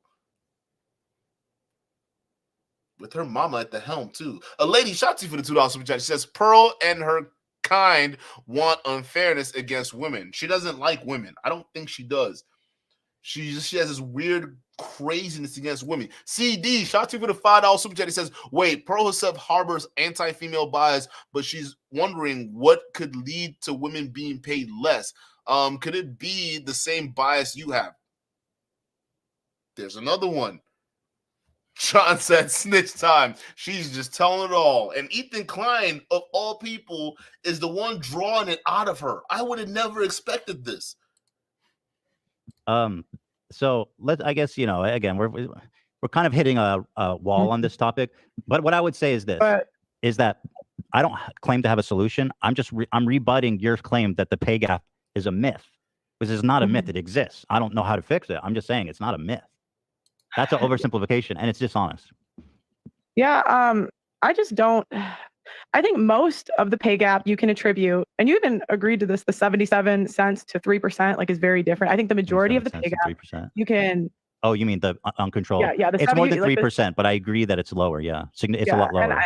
And even with that, like, I just would guess there's more to it, because I just don't see. Is there anything else you want to guess at today? I don't think that men have this evil. I think it's silly. It's silly to think that men have this evil coalition where they just unconsciously discriminate against women. I agree. And that's not what's happening. Yeah. That's the oversimplification part. Speaking of coalitions, what do you think about the Jews? I'm just kidding. I don't have any. I'm just kidding. Keep me. What about slavery? Hold up. Time out. What about slavery? What do you think about slavery? Huh? Hey, you're quick when it comes to Jews. Whoa. Hey, yo, don't put me in that category. But when it comes to slavery, oh yeah, embellished. Of course. Where's Nick Fuentes? Come on, toast to you, right? It was just like the Holocaust, right? Embellishment, bruh. Black folks, we really need to. We gotta start holding these people accountable, man. We have to start holding these people accountable. All right, regardless of which. Because, like, the way them Jews do it, you can literally see the fear. They don't want to talk about it, but then every time we get mad because they basically ridicule and abuse ours, all of a sudden we're emotional. All of a sudden we're called race baiters. I'm just seeing what I'm seeing. A lot of y'all, you want to talk about emotional. If emotion gets people to respect your race, respect your community, and not talk shit about it, why can't we be emotional? I'm just saying. I don't even give a fuck if they say we're emotional. It gets shit done, doesn't it? Because at the end of the day, Pearl's emotional. Most of the arguments she's made this whole night was emotional. And realistically, what is emotion? Are we counting anger as emotion? Because we're counting anger as emotion. A lot of you dudes, y'all are right up in there. I mean, if you see someone talking about slavery being an embellishment, and you're someone who's affected by it, your ancestors were affected by it, you should be goddamn angry, and you should hold her accountable. Fuck what they say if you're emotional. Hold her accountable. But we dropped the ball. And now she's hanging out with, what do you call it, the rest of the Ku Klux Klan crew, like Myron and Sneeko and Zerka, right? She was on that stream with Nick Fuentes while they were doing a Nazi salute. Nick Fuentes was doing that shit too. When you don't hold her accountable, she ends up on another live stream doing Nazi salutes with racists. One of them was wearing a Ku Klux Klan mask. Yeah, I'm just kidding. That's not a serious question. Let's talk about some of your really interesting ideas on this one here. You say men want younger women. This is something I've heard you say quite a few times here. I'll play this clip to set it up. The person that will get me at 40 years old, at 50 years old, is getting a different version than he had when I was 18, 20 years old. But it's a less valuable version to men. No, that's not the right man for me, because no, it's not. It's not the right man for you. It's how men can't help what they're attracted to. No, it is all men. They can't. If you survey men between the ages of 20 and 80, they're all the most attracted to 22-year-olds. I peaked 3 years ago, and you guys did too. At 20, 22, 23, and this is men between the age of 20 and 80. So what men value is purity, youth, and fertility. And so no. I'm gonna tell you this: purity is not that. It's not on the high. I don't think y'all even know men like that. At least if y'all think that way, I don't think the dudes you're talking about actually have experience with women. Because yeah, youth is an important thing, but purity is not that. That's not, especially if I'm not looking for like a relationship or anything like that. Purity is not what I'm looking for. I don't care. you don't have to be a virgin, because I know most women aren't. So why the fuck am I expecting that?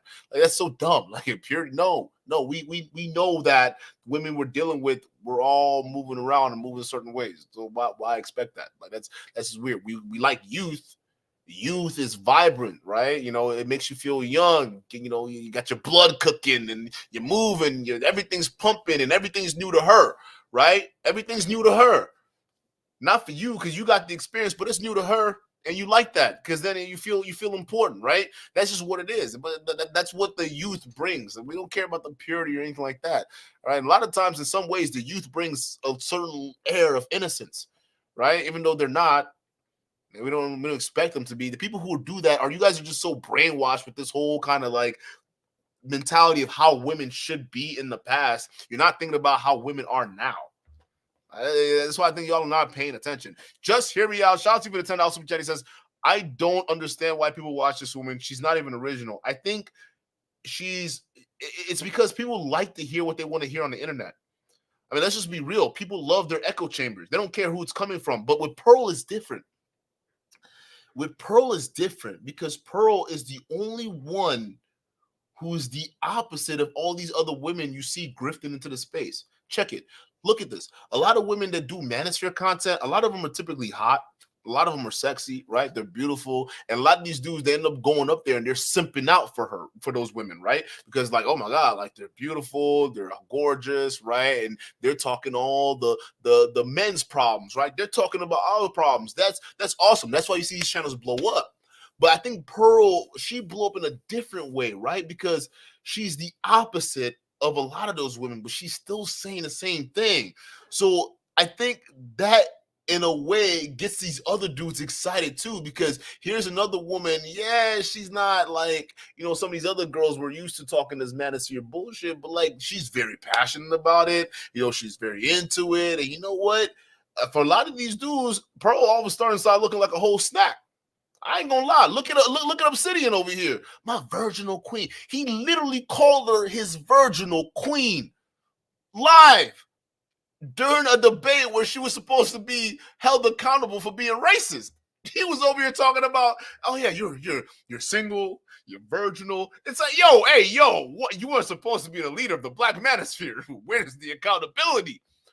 But I think those guys, because it's something they're not used to, Pearl starts to become like a very attractive thing for them, right? I don't know. I don't know why, but like she just gets it in that way. I don't know. But I can't get that image out of my head now, bro. Mackenzie, shout out to you for the $5 super chat. She says, Pearl claims FBA just want handouts, yet her parents were trying to illegally cheat the government for socialist handouts. White supremacy at its best. Chat, this is what I've been telling you. This is why I don't trust a lot of people who are like quote unquote staunch conservatives, because conservatives are the biggest welfare queens out there, right? Because Martin Luther King talked about this. Martin Luther King talked about this very same thing. Is these white wealthy landowners who were given basically essentially reparations for freed slaves. The lands, they were able to get institutions built around those lands to help them flourish. They were able to get grants to build businesses off those lands. After all was said and done, they had all this infrastructure and support from the government. And then when black folks finally caught up, they turned around and said, oh, what land? Huh? What are you talking about? No. You got to pull yourself up by the bootstrap. They pretend that they've always been here with no help. That's why you guys have to be careful. You have to be careful with a lot of this stuff, man. But yeah, you're right. Pearl is that same one from privilege. My Africans. I'm hiring all my Africans, right? Like, what would you be able to offer to a guy? So that's something I've heard you say. Obviously, you strongly believe that, right? That women who are past the age of 22, their value goes down, and all men just want young girls. So I guess what's the message behind this? What is it? Who are you speaking to, and what is it that I mean, it's hope just true. Men do want younger women. Well, I mean, before, right. I okay. want to ask you this I mean, before we get into that. What is your message? Who are you speaking to, and what is it you're hoping that they take from this? I mean, I just believe in speaking about things that are true. And I think a lot of times as women, we're told that we can just wait forever, get married at 35 and have a bunch of kids. And that's just not true. Who's saying that? I just think it's a message that's pushed by the media and culture today. So the media is telling women to get married at 35. I mean, what have you ever seen? Like, what's a homemaker that's on TV? You mean like in a sitcom, or you mean like in a no? But I'm saying like we don't have them in the media and the culture. Like family really isn't. It's really family really isn't pushed. And so I'm not saying it to dog on women, but I just think a lot of times like we're lied to. I mean, we have men are called ageist. Ageist if they don't want younger women. You know, men are constantly Pearl, get off of Twitter. I think you've been on Twitter for too long. Who is using the term ageist? Are you even in the real world? Men are ageist. Like, come on, bro. I think y'all are too. See, this is what I'm talking about. The internet. Y'all have been on here for so long. It's the loudest voices that are winning right now, and you think that's representative of the rest of the world and how they think. I guarantee you, no one in the real world is going around calling men ageist. You only see that bullshit online. Like, get off the internet, girl. You look stupid. Constantly shamed when they have a standard. So it's not. I mean, that's like a conversation from a 3-hour episode. I don't remember the. What's an ageist? Can somebody help me out with that? I actually don't know what that is. Bring it up a lot. I know that. Yeah, because it's true, so and a lot of times it's women. You're speaking to women. You're saying past 22, your value is going down. And, yes, and your message, to men, and your value on the sexual marketplace. So your value, like that doesn't mean like your personal worth. I'd like to just clarify that, but yeah. And so your message to them is nothing. You're just saying that because it's true. I mean, why not just say the sun is hot? I mean, don't wait till 35 to get married. Get married as young as you can. Right, get married as young. What about you? You're about to be 27 years old. That's 3 years until you're 30. You're giving advice and you haven't even followed yours yet. Make it make sense. Like, you don't even see the. I'm gonna have an aneurysm, chat. I'm gonna have a brain aneurysm, bro. Like, I almost felt something just tick back there. I couldn't understand it. CD, shout out to you for the $5 super chat. It says, even worse than the handout her parent got was designed for black people via a civil rights bill we fought for, but that allowed white women to be minorities, right? Oh my God, y'all dropping the facts now. Y'all are dropping the facts now. Facts. And that's why I just cringe when you look at guys like Anton, when you look at guys who supported Pearl throughout this whole racist tirade. Some of them are even supporting guys like Myron after that little hood mask bullshit that he was doing, right? And they'll sit around and tell you that, oh no, again, you're the one who's emotional, right? You're the one you're a rabble rouser. I haven't heard that in a long time, right? But you're the ones who are just complaining. Stop complaining, huh? You see that slave contract Pro is trying to get you on the side? Okay, see, this is why black folks can't get ahead. You need to sign to the white man. When you look at these guys say these things, it's like, yo, do y'all even know your history? Do you even know what happened to you? Like, why are you still in support of institutions that are keeping the status quo at play, where you, at least the people like you, don't win? And again, if anything, I'll even go as far as moving it slightly away from the race thing and call it a class issue. All right, because when I say this, people say, "Oh, dude, now you've gone full-blown socialist." That's not what I'm advocating for. I'm not a socialist or anything like that. All right, what I'm saying is, think about it. Certain people, when they make a little bit of cash and they bump up a social economic status, okay, a lot of those folks, because of the way capitalism is structured, tend to look back on the people who are beneath them, at least where they come from, and they pull that ladder up. You notice this crap in trends. Not trends. You see this trends happening all the time, right? You even see it in the manosphere. A lot of these guys who were actually broke but played the fake it till you make a game. And then they got a bunch of subs to pay them all the way to till they get $1 million in the bank account. And then they turn around and pretend they've always been that wealthy. because now they're in a different class. It's the exact same thing when you have blacks and then you have wealthy blacks, right? Some of them, they'll just turn around and say, hey, why can't y'all do it? And they don't realize the opportunities they had afforded to them. Again, it's always people who have looked down on the have-nots. It's just how it's always been. So it's always been, to me, it's like you see this element of classism there, because you see the same thing replicated no matter what race. It's all replicated. As soon as you get a little bit of bread, all of a sudden you think you're better than the next guy. Y'all just forget where you come from, right? All of a sudden, the people who started the Black Manosphere, oh, yeah, y'all are just whiners and complainers. Grow up and go sign a Pearly deal, all right? That's what it's worth it. Maybe I'm wrong. Maybe I am wrong. I don't know. Y'all help me out with that, chat. CD, shout out to you. Oh, wait, I already read that. Let me see if I got more super chats. Oh, we got one from Harry Odoa. Shout out to you. He says, family isn't pushed. She needs to get married and build her own family. If she cares so much, it starts from a micro level to build a community. Facts. Right. She's over here wasting her time on the internet talking to random dudes. Like, you should be building a family right now.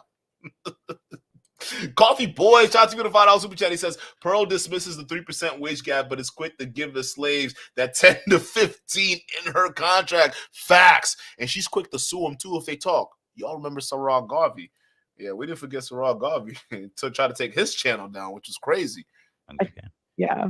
Now, you seem to offer a lot of advice to who you're mostly giving advice to women, would you say? I wouldn't really okay. I wouldn't really. I guess sure. Yeah, that's fair. I mean, I think I've heard you say that even. And then so men, like I wouldn't say I'm like an advice channel, like do this. I mean, it's more talking about the state of relationships today is a better way that I would put it. But that's what you do. So as men get older, not like super old, but their value goes up. And as a man's value on the sexual marketplace goes up, they're looking for younger virgins, right? That's important. And so any woman who's not... Well, historically, virginity has always been a prerequisite for marriage. Like 100 years ago, 85% of women didn't admit to premarital sex. So, you know, it's more abnormal now that women are not virgins anymore. Do you know what an appeal to a tradition is? What we did 100 years ago doesn't predict anything. Well, I'm saying the outcomes are better for women. Like the outcomes are obviously better. We have more women on antidepressants than ever before. And, it's tough because there are studies both ways when it comes to female happiness. But most of the ones that I've seen indicate that women are unhappy over a certain age without children. And most women wanted to have kids at some point in their life. And I just think, and, you can see what happens in front of you. Like you're not blind. Women are happier with a family. So again, you're doing the I'm not blind. I see this, which is like, again, kind of an emotional argument. Antidepressants didn't exist. You just want to call me emotional today. That's just your go-to today. Well, I'm trying. It's hard to have a conversation with somebody who says, the sexism I face in this country. I just get called. Well, wait a minute. You're the one that says you're a woman and you're emotional. So who the fuck cares, right? You're a woman and you're emotional, right? According to you. Women just think with their emotions. So why are you getting mad? Because Ethan is saying you're thinking with your emotions. You're doing the exact same thing you're criticizing women for doing. So why are you getting mad? He's throwing that criticism to you. Oh, because you're Pearl. You're supposed to be different, huh? You're supposed to be different. This is how these girls think. These are these pick-me's or Pauls. This is how they think. The lady shouts you for the $2 super chat. She says, "Black, stop complaining. Men, why louder?" That's so facts. That is so facts. All emotional. Right. Well, it's hard to have a conversation with somebody who just says, I feel this. You know what I mean? It's like, how do you address that in a conversation? You say, I see this. I'm not blind. I mean, that's not really a concrete. Well, I listed before that. Let's talk about those. Antidepressants didn't exist 100 years ago. What relevance does that have on the happiness of women then and now? Facts. And realistically, who was actually taking the data back then 100 years ago? Think about it. Who do you think 100 years ago? Think about the times of 100 years ago for women, right? 100 years ago, it wasn't good for blacks. So we just put y'all in that time frame, okay? 100 years ago, who would care back then to do a poll on women's happiness? So you can argue there wasn't really a reliable study 100 years ago to compare women's happiness to today. So what are you talking about, Pearl? No, honestly, what are you talking about? we're seeing them get more and more on antidepressants. Well, men are on antidepressants too. I think those yeah, are but we're probably not talking about men. But if men and women are getting on antidepressants at the same rate, then it doesn't. Why can't we have a conversation about women without talking about the men? Because it doesn't seem, it's like 90%. I can't answer questions if you keep interrupting me when I'm trying to answer you. Oh, she's getting flustered. It's like 90% of women are on contraceptive or have been on contraceptives at some point in their life. 1 out of 4 women have an STD. 1 out of 3 women has had an abortion. It's like these aren't good numbers. Like, do you genuinely think that sleeping around is good for women? I don't think, in my opinion, mass sleeping around, like you're talking about, like 100+ partners, isn't good for men or women. Okay. Do you think sleeping with multiple partners is good? I think it's completely fine. I don't think there's an issue with women having multiple partners. Do you think it's good for them? Do you think it's good for women? I think it depends on the person and the relationships. I mean, the premise is neutral. The premise doesn't imply, people, men and women have good and bad relationships. Some benefit them, some don't. Mm-hmm. Yeah, bro. Here's the thing. I've met some women that got some like crazy sex drives, bro.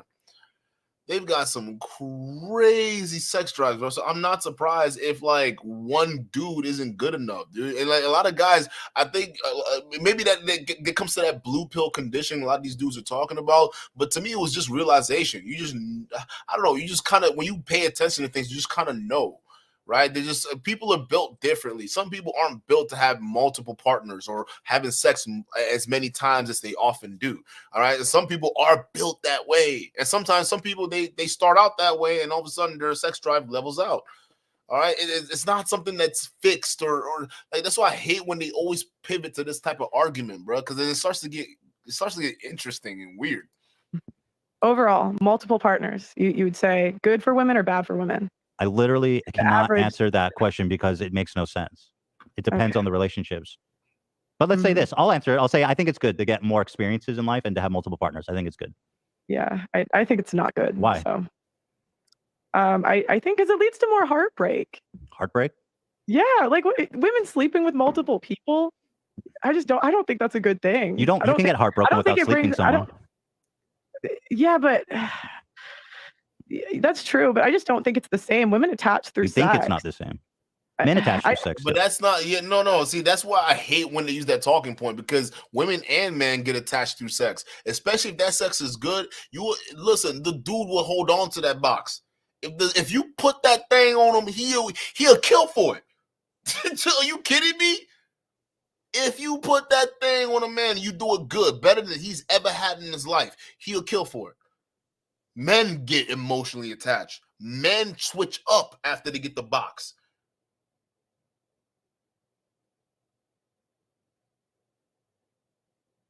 So again, we don't know at the end of the day. We can look at the studies, whatever. We don't know what's good for people at the end of the day. A lot of people just end up going through phases. Like, that's just what it is. For instance, I used to think back in the day, being promiscuous was all right, cool, whatever. Nowadays, it's just like, you got super gonorrhea now. I must stay clear of that. I must be a little bit more careful, right? And maybe I don't want any more kids than I have right now until I'm good and ready to have another one, right? Maybe I dial it back a little bit. So your drive changes. Like this is weird. Like I don't know. Like a lot of y'all just it's always from the perspective of sex, but a lot of times the people who are talking about it don't often sleep around that much. So y'all not even speaking from experience. By the way, yeah, but we're not talking about men. I'm talking about women. But I don't think sleeping around is great for men either. But I don't think it's the same for men and for women. Hold on, you keep saying let's talk about women, and I just want to say, if there is a communal experience, then it's worth bringing up. Like you say, more women are antidepressants, but if men are on antidepressants in the same trajectory, then that would imply that it doesn't have to do with anything to do with women being promiscuous. It's more of a societal thing that affects both genders equally. Mm-hmm. Yeah. Wait, say that one more time. I'm sorry. If men and women are both on antidepressants at the same rate, then that would suggest something on a larger societal issue and not because women are promiscuous. So I think that is worth bringing up. I mean, you could argue a lot of societal issues have come from women being promiscuous. Okay. So, I mean, you could if 85% of women were virgins 100 years ago and everyone's on antidepressants. Maybe so was society perfect 100 years ago? Maybe it doesn't. Well, wait a minute. How would you know that 85% of women were virgins 100 years ago? Life wasn't good for women 100 years ago either. For instance, women that came from poor backgrounds ended up in whorehouses. Some of them were turned out early. But you wouldn't know the stats on that. Neither would I. But it happened. We knew it happened in those lower poor income classes. So saying that 87% of women back then were virgins, that's a wild thing. That's a crazy wild thing, especially when you were never there. You're basing this off of ideals. You don't actually know the stats because no one knows. But we had a shit ton of brothels back then. That's why they call it the world's oldest profession. It's always been a thing.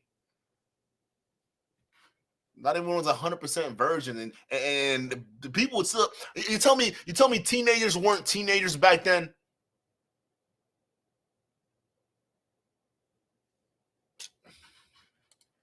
Have good outcomes for women. Society was perfect 100 years ago when women were virgins. I didn't say perfect, but there was more intact families. Which the life expectancy was like 50 back then. Just so you know. I did not say. I don't know what does that have to do with anything. Well, you're saying the quality of life. Things were better back then. I said we had more intact families, which I think is important. Okay, let's talk about where were we? We were talking about. We were on the topic of men wanting younger women.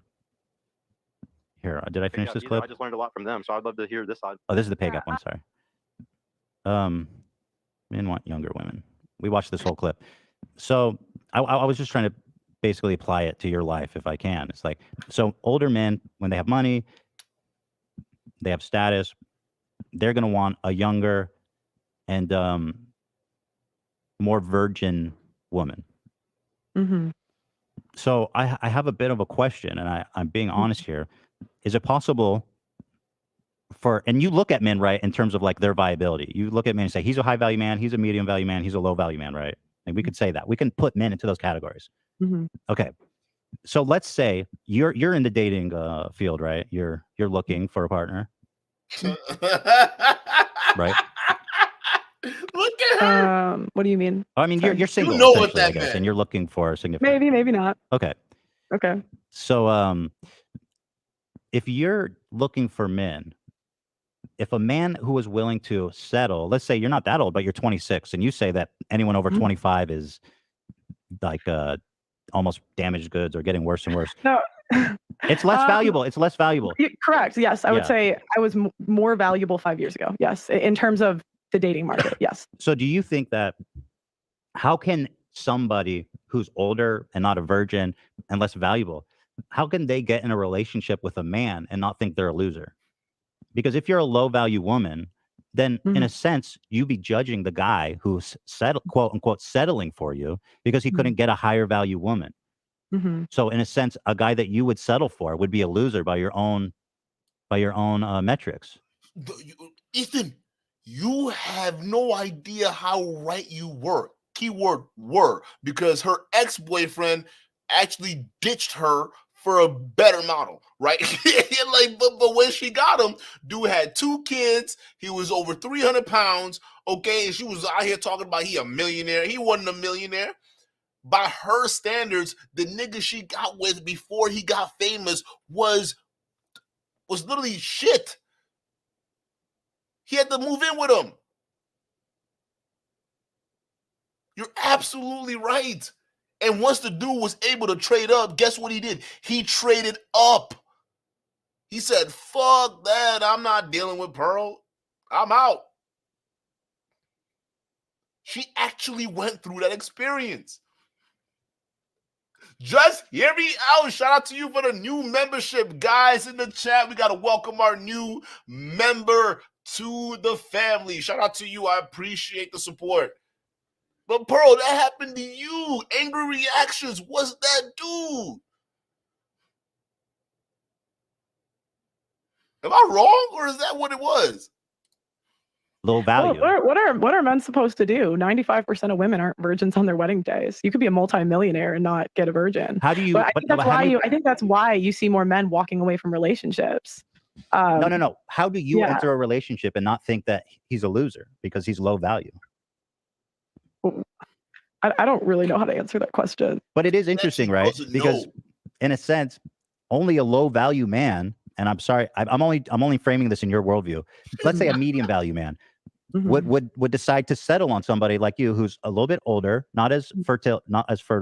You are not a virgin, and also I'll tell you something else. You like being in the foreground, which is not good for traditional marriages. Boom! Yo, Ethan is reading her up right now. Ethan is reading her up right now. You're not even in a position to bargain for what you want, but yet you are giving advice. Whoa! Yo, Ethan is dropping a hammer right now. Just hear me out. Shout out to you for the $2 super chat. It says, spoiler alert, Pearly, you will die alone. She got to buy a dog first. Does she have a dog? Somebody tell me she had a dog. What's her dog name? Is it Fido? Yo, Ethan is going in right now. I mean, he's looking for someone who wants to build a home. You don't know how to cook. Yeah, either. I don't expect to be. He said you don't even know how to cook. Yo, Ethan is bringing her all the stops. Damn, he said you don't even know how to cook, and that's true because she was struggling with Auntie Jenny. Y'all remember that? Y'all remember that when she was doing that little cook session with Auntie Jenny in the kitchen, and she didn't even know how to cut a chicken. She was literally wrestling the shit out of that thigh bone, bro. Like just use the cutting board, Pearl. That's why you have a cutting board. You gotta use it. She can't cook. She can't cook. She can't clean. She posts wall. She's on the forefront, right? She's a modern woman, just like her mama. All right. She's everything she's railing against, but here she is, just feeling as though she's better than most women out there. Make it make sense. How can you make yourself feel physically and mentally superior than other women, but you in the same boat? It doesn't make any sense.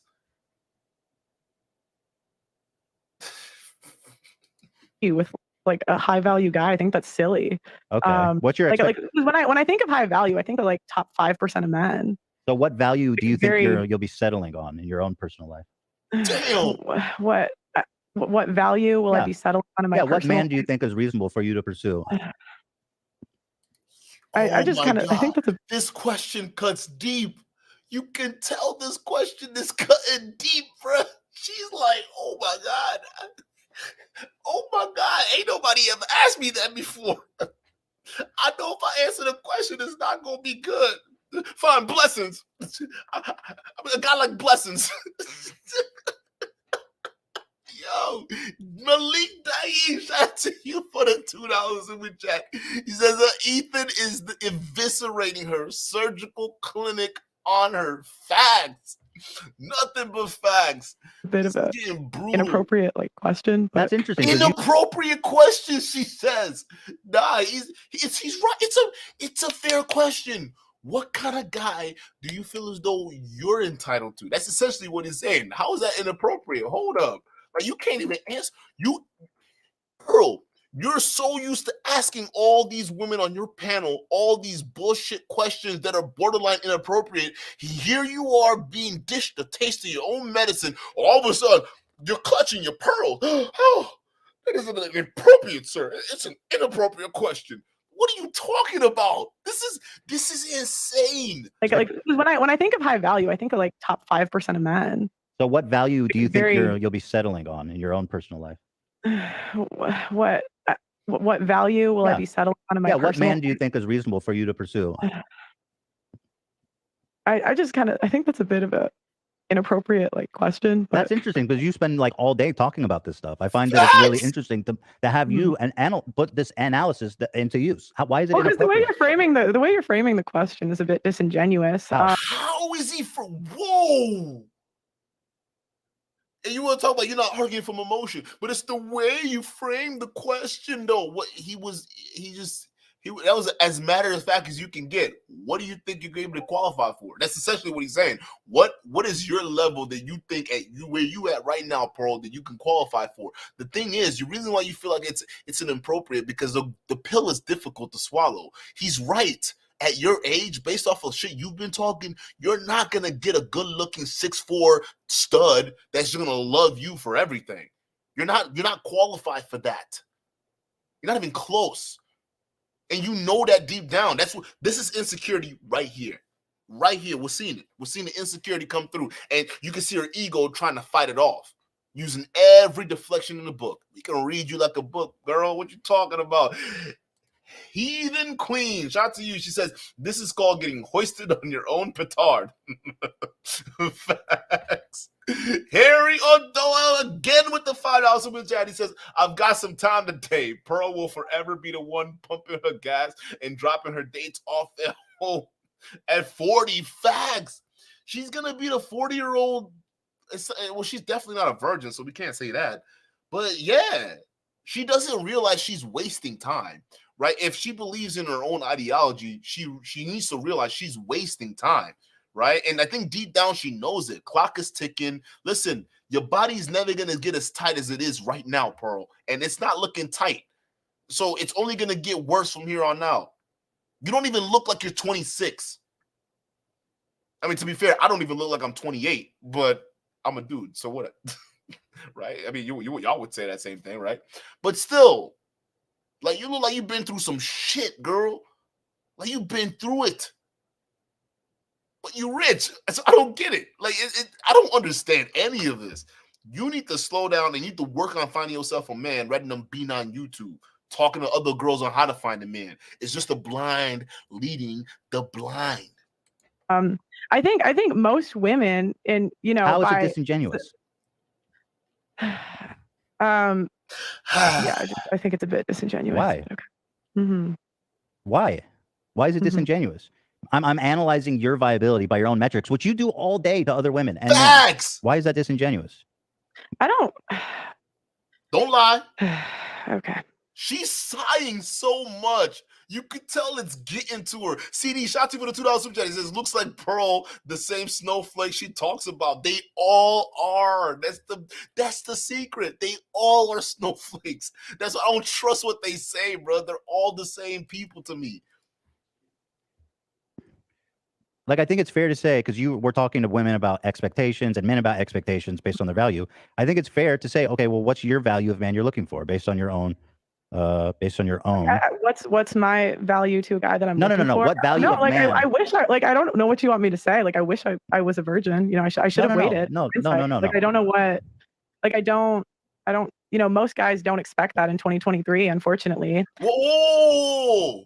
Okay, now the goal is shift. Most guys don't expect that, but that's what you're saying. That's what men want. You said men want to be married to virgins. So wait a minute. You can't say that's what men want, and then when the question gets flipped on you, oh, well, men don't expect that now in 2023. What the fuck, bro? I can't do this. Like, is anyone... Yo, you can't do this, bro. You can't on one hand say men want virgins, men want X, Y, and Z, and then when that shit gets flipped on you, all of a sudden it's like, well, men expect that, virgins aren't a thing anymore. But that's what I was saying. I was saying that. I'm like, yo, men aren't really even looking for virgins like that no more. You just came to my own argument. You agreed with me, trying to prove yourself to be a golden goose. Because again, when women like Pearl are in the manosphere, they think they are the exception. They think they can come up here, talk shit about all these women, and it just provides a shield so they don't have to look at themselves. Because honestly, when they look at themselves, they're no different than the people they criticize. And Pearl knows that. That's why she's feeling all fuzzy and weird, because this line of questioning is hitting deeper than what she expected. All of a sudden, it's inappropriate.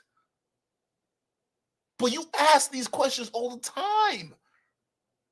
You don't want to face the facts. You're getting older. Your looks are aging. You're not going to be able to compete. And you're likely not going to be able to find the man you want. So the real question is, why are you still here?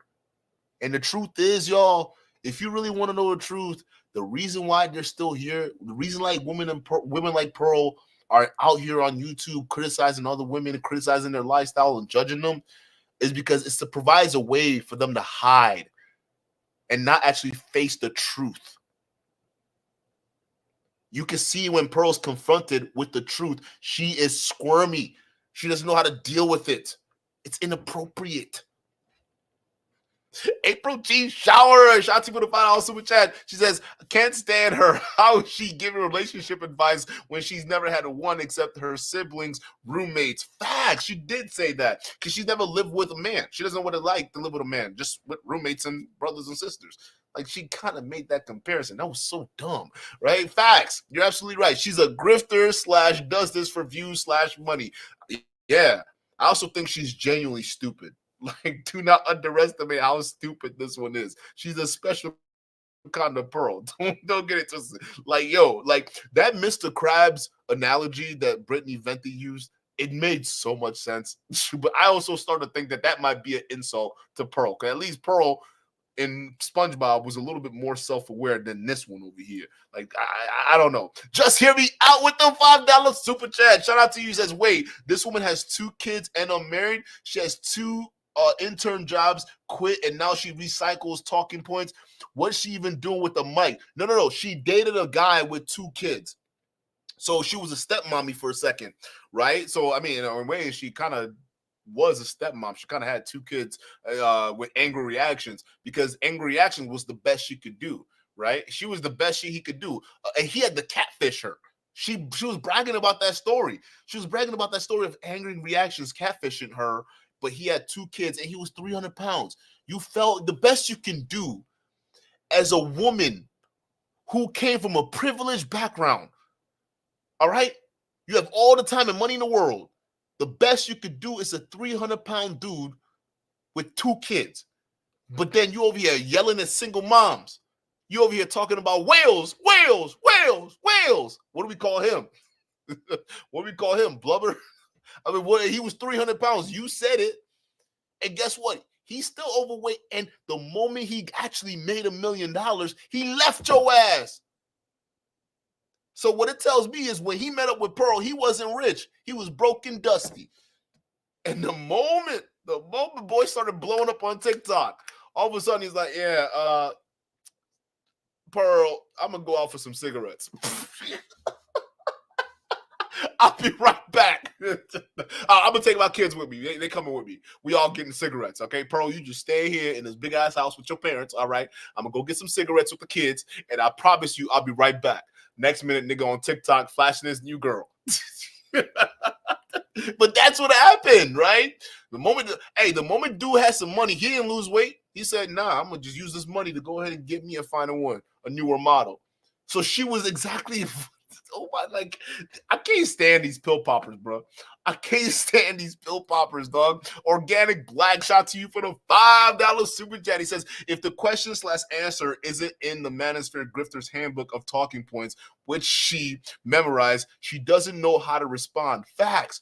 Again, this is what I said earlier in my analysis, right? I was saying that Pearl, okay, because I was making a difference between Pearl and Kevin Samuels, because Pearl did pay Kevin Samuels for a coaching session, right? So she got a lot of her talking points from him. But the difference between Kevin Samuels is he will go on for 2 hours, 3 hours just talking about a certain point. All right, now you may have your agreements and disagreements, but he can break down the talking points because he went around the manosphere, right? He listened to certain people say certain talking points, and he was able to listen to how they articulated it, and he was able to present that in a way that was different than the norm. Pearl, on the other hand, she doesn't know the depth of those talking points. She just knows them as phrases, right? So she'll throw out this phrase over here, well, the gender payback is a myth. That's it. That's all she'll say. Well, the gender pay gap is a myth, right? So instead of breaking it down or going deep and talking about, okay, here's why it's a myth, women, or here's what's going on with the women, here's what's going on with the men, here jobs by choice, here's jobs by high risk, classified by high risk, right? They don't break that down. They just say it, right? It's not until they actually debate someone that knows what they're talking about and say, okay, hold up. Let's actually break that down a little bit. And that's when they start to feel stupid. Pearl doesn't know anything else than the surface level bullshit. That's it. Shout out to you for the super chat. Oh shit, we got a new member, Arthur Choke Heart. Shout out to you for the membership. I appreciate it. Welcome to the Duke the Don family. Guys, this is amazing. Shout out to you guys, man. Let's continue. Let's keep this going. I think men adapt to the market, but I think to say that you should just sleep around is a bit silly. That's not what I'm asking. I'm asking. Well, that you were saying that like that more partners is good. I think that's a bit silly. No. Okay, I think hold on. it's I'm silly talking to about say you, like Pearl. that. I'm talking about you. Your value by your own metrics is going to be not super high. Mm-hmm. So yeah, it's less higher than it was 5 years ago. But it's not even just the age thing. It's like you are working. You're in the foreground. You don't know how to cook. These are not good things for your scorecard. Hey, I'm actually pretty good now. I've gotten. You have a cook. You're good now. You're good now. Hey, whoever you live with, they're gonna be starving. They're gonna starve. Just hear me out. Shout out to you for the $2 super chat. She says, "Oh, okay, slight restoration of humanity. Thank you." Better. Okay, good. You're working towards it, but unfortunately, as you age, those things are going to bounce out. Yeah, I mean, sometimes like you start in a certain place in life, but all you can do is improve and get better. That's interesting. I agree. So, what is the point of telling people that they're? Because a lot of times we're like we're lied to. We're not even told what men want. Being told that men want younger women is like crazy, even though that's not true, by the way. That's not true, by the way. That's where I would disagree with Ethan. It's not true, but it is at the same time, because there's some women that have like an issue with it, right? They'll look at you like, wait a minute, right? And to be fair, they kind of have a point, right? Because guys dating young girls, and young is relative, right? So let's say you're 30, but you're dating a 19-year-old.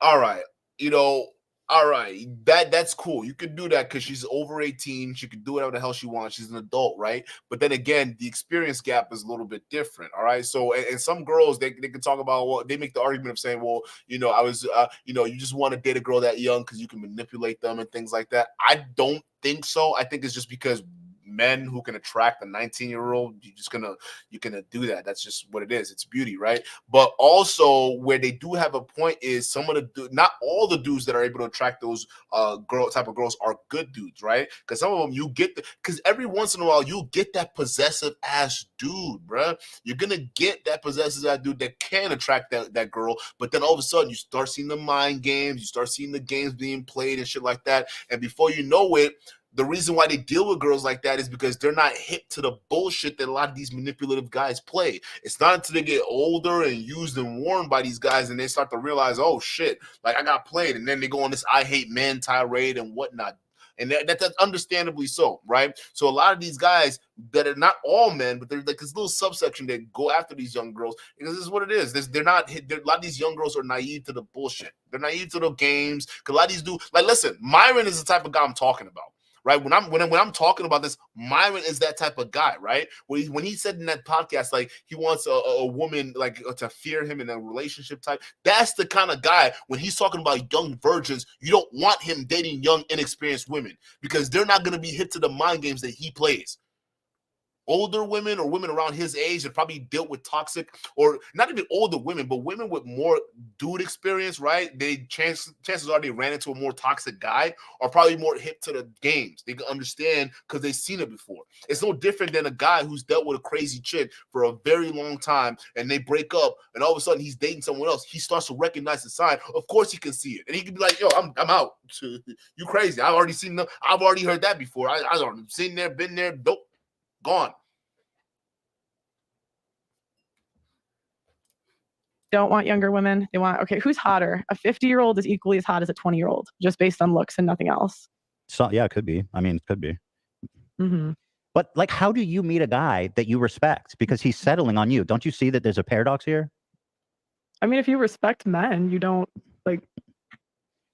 But how are you going to settle for a low value man? Because like that, it's like, dude, come on, a low value man. A low value man. I think if you get married, you're lucky to get married. That's my opinion. Okay. So I would feel very lucky. If I was married, I would feel. So you'll take anything. No, I won't take anything. It's a bit silly. Your standards are quite low. That's not what I said, but okay. You said I'll be happy if I get married. I don't, you know what I mean? Hey, yeah. Anybody who marries me would be great. I didn't say to anyone. How would you? So, where's your value as a woman? Would you say, like on a scale of 1 to 10? I give myself like a 5. A 5? Yeah, that's fair. Mm-hmm. I think. I mean, based on your metric, I'm not saying one way or the other. Mm-hmm. So we're looking for. I think I'm a 5. So you're saying that all men want to have sex with younger women. This is kind of interesting data, but are you aware that the MILF category is like the most popular? It was the #1 most searched term in 2018. MILF. Yeah, men like. Yeah, but MILF is, here's the thing with MILF. MILF is popular wrong. They're more popular wrong younger guys, which is weird. It's a crazy phenomenon where a lot of young guys are very, very attracted to older women. There's just something, I don't know. It's like a weird little inverse, right? I see, again, it happens both ways, right? Young guys are attracted to older women, and they're older men that are attracted to younger women. So it works both ways. The fact that we're always trying to skew it as one direction doesn't make any sense to me. And realistically, it also works both ways. Is a lot of older women may not find young guys attractive, and a lot of older men may not find younger girls attractive either. That also works in both ways. So, like, I don't get it, bro. Like, I feel like a lot of their talking points is just centered around, like, just initially has to come from the male perspective first, no nuance, no nothing, put all the accountability and blame on the women, and then absolve the men of the responsibilities. It real world doesn't work that way. Moxie, shout out to you for the $2 super chat. She says, Pearl brought mayo sandwiches to the barbecue. Fuck out of here, Dusty. She brought them unseasoned ass chicken drums. That's what she brought in that. Y'all see that? That was weird, bro. Like, she can't even cook. She's getting better. My ass, bro. I think they have sex with older women. But why is it the most searched for? Yeah, they're looking for MILFs, and when they watch porn. Are you saying porn is the same thing as marriage and relationships? You say men want to have sex with young girls. Why then are men when younger they're women? When you say young girls, it's a bit okay. 22. I mean, what do you want me to say? Okay, young women, 22-year-olds. Mm-hmm. Why then are they going to Pornhub and looking up MILFs if they just want to? If they prefer, and this is the most searched. Wouldn't they be searching for like teen or something? 2018, yeah. You know, men aren't that picky. You know what I mean? No. It's not about. No, it's not even about picky, bro. It's because some of these dudes that they got like mommy issues, dog. Like a lot of these dudes got mommy issues, so they'll look at an older woman and say, "Yeah, you know, yeah, why not?" Like it's deeper than that for a lot of these dudes, bro. I'm picky. telling you It's right about now. preference. They look for. Okay, so I have a question. Why do you think like the number? That's why it's called mother. I would like to fuck, right? That's what MILF. It literally stands for that. Mothers I like to fuck. That's what it is. It's mommy issues, bro. And like they swipe right on younger women. That's do you think it's equal, an 18 or 22-year-old versus a 50-year-old woman in terms of looks? Now I'm asking, do you think it's equal? Are you equally attracted to the average 55-year-old versus 22-year-old? I would be more equally attracted to someone closer to my age where I am in life, I think. Okay. Yeah, I would maybe say like minus 5 years. Yeah, but younger typically. Not older. Well, I mean, plus or interesting minus that you said 5 that. years. Younger. Plus or Yeah, minus. younger. Right. Plus or minus 5 years. Okay, you said younger first, but I'm telling you, plus or minus. Okay. There's no take backsies. No take backs. You said younger. Yeah, but so how do you explain that? Most women want to date 5 to 7 years older. I think men go like 5 years younger. Is there any way to explain why MILF is the most searched category? Guys like to watch, a hot mom have sex. Yeah. More than a young girl have sex, apparently. It's not even just watching, bro. It's deeper than that. Like yeah, because like a lot of these dudes, you would think like guys who are like younger would be attracted to watching more younger girls around their age, go at it. But like it's the opposite. It's older women. And I can't listen. Now I'm speaking from anecdotal experience, but there are guys I know that like they be chasing these MILFs, bro. Some of them they got kids as old as like them themselves. And they don't care. They chasing after these MILFs, bro. I don't know what they call it, right? And men aren't that picky. I mean, that's the thing. She's trying to say that men are picky. We're nah. No, you got that wrong. Okay, they will go after MILFs. Men they're not as picky as women. Like that's just what it is. I don't know. Are they the top porn stars? Because I thought those were younger women. I thought it was like the ones that, I mean, I don't actually watch that stuff, so I don't know. I don't know the stats, but I'm just telling you based on search that people are looking up MILF way more than teen and stuff like that. So that is interesting, though. Do you think it's better for a woman to get married at 35 than 22? I think it's neutral. I think it depends on a lot of things. I do think women who get married young have a higher rate of divorce. That's true. Yeah, it's like below the age of like 21 or 18 or something. I don't remember. So that kind of disproves your thesis, doesn't it? If younger women are getting divorced, I would say overall younger is better than older. But if younger women are getting divorced more, and you're the youngest, not younger. but we also wait to get married. The average age of first marriage in the UK is like 31. Yeah, but our life expectancy is like double what it was. So Right. it's not really a fair But that doesn't comparison. change. And honestly, waiting to get married also has other factors involved. Like, for instance, money. Lots of people aren't making money right now. The economy sucks. It sucks to high hell. So, men, I mean, what are you going to do? It's not worth it to build a family in this economy right now. So a lot of people just stay single. So there are a lot of different factors that go into play. It's not just that's what you guys trying to make it so black and white, but it's not black and white. It's a little bit of gray in there. It doesn't change biology. Like, so when it comes to children, like, women are still the most fertile when they're younger. So, I mean, we can have a cultural shift, but it doesn't change your biology. Well, we have a scientific shift too. We have methods of making it easier for older women to have babies. Mm-hmm. Yeah. So like the cultural shift is you're talking matching about the scientific. You're talking IVF, about it's not just IVF. There's fertility treatments you can get. I've done it with my wife. It's Mhm. it's less invasive. It's like taking hormones and stuff. And so the I science. can pull up the numbers, but the majority of IVF fails, especially over a certain age. I can pull it up. So I think it's expensive too. It's like the average IVF is like $30,000. Yeah, most fertility treatments isn't IVF. There's less invasive, less impactful, less expensive things that you can do that are really effective. Right. I mean, you can, but again, most people are living paycheck to paycheck. They can't afford a bunch of fertility treatments. Okay. So if most people are living paycheck to paycheck, not able to afford fertility treatments, what makes you think most people who are living paycheck to paychecks are going to afford taking care of a whole family, yet alone marriage, yet alone kids? If they're living paycheck to paycheck, what makes you think they're going to be able to have that white picket fence and the full family at a young age? They wouldn't be able to because they're living paycheck to paycheck. So they have to wait a little bit. And it's not the fault of theirs. It's just the economy they live in. It's not smart to have a kid while things are tough. So you wait. It's not because women are choosing to wait or anything like that. A lot of times it's just due to circumstances.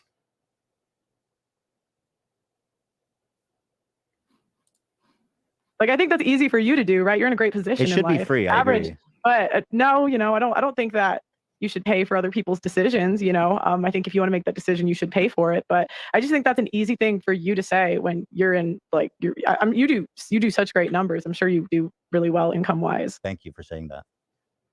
We shouldn't pay for what other people do. Should we pay for prisoners or should we execute them all?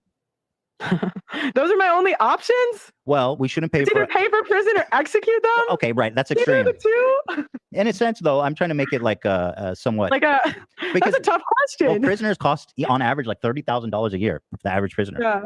Mm-hmm. Or even more now. Okay. They cost $30,000 a year. Okay, well, the average prisoner, but that let's Ethan. Okay, come on. Let's dig into the numbers, Ethan, okay? Because we know that most private prisons are incredibly wasteful, all right? And a lot of times, like, they usually milk the fuck out of the government, all right? And we know most public correction facilities, all right? They're also wasteful with money. And a lot of times with the high recidivism rate of a lot of these prisoners, a lot of the methods aren't effective. So it goes a little deeper than that, Ethan. I still got to remind myself that I'm not a huge fan of Ethan, even though he's wiping the floor with Pearl. I got to remind myself I don't agree with what this guy says a lot of the time. Anymore, I think it's like close to 70,000 or something like that. 70,000. Let me look it up. I'll look it up. So that's crazy because the IVF it's not. It's okay. First of all, it's not the prisoners. Like, okay, yeah, obviously, being a prisoner, someone taking care of you, that incurs costs. But there are also ways we can make that a little bit more cost effective, right? But we don't because of how grossly mishandled a lot of the funds and the grants and funding that goes to a lot of these prison facilities. It's grossly mishandled. So that adds towards the cost of taxpayers. Hell, even people being criminalized for drug charges like marijuana, that overcrowding, that hurts. That adds to the numbers. Maybe we decriminalize certain drugs, all right, like weed that's legalized in most of every state, anyways, and stop having people get busted up for it. All right, that lowers the rate. That's less mouth you have to feed. And then maybe you can talk about prison reform. Maybe that's a good thing we should start probably thinking about, huh? Instead of just talking about how expensive it is to take care of people, let's just look at the numbers and figure out where our money's being wasted. Huh? I think that's a better option.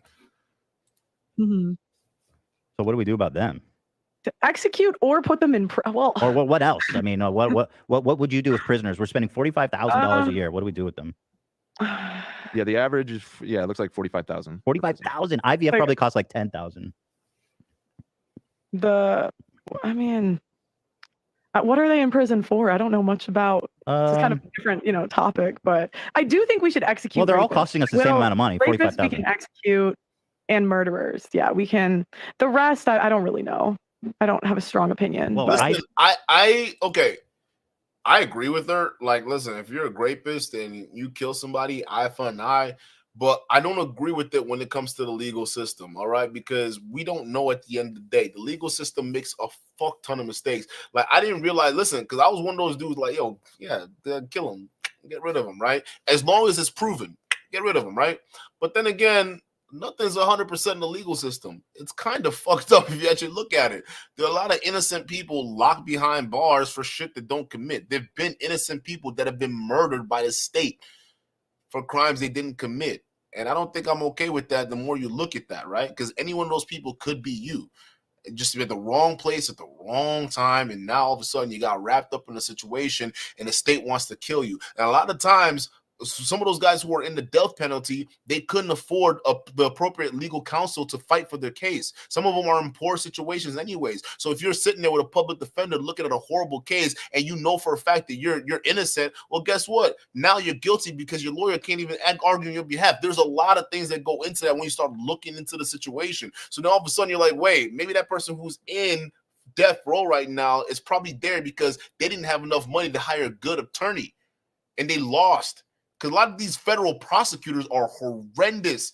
They cheat. That's how they get majority of the convictions. They don't play fair. When you go into the courtroom, the prosecutors want that W at any means necessary.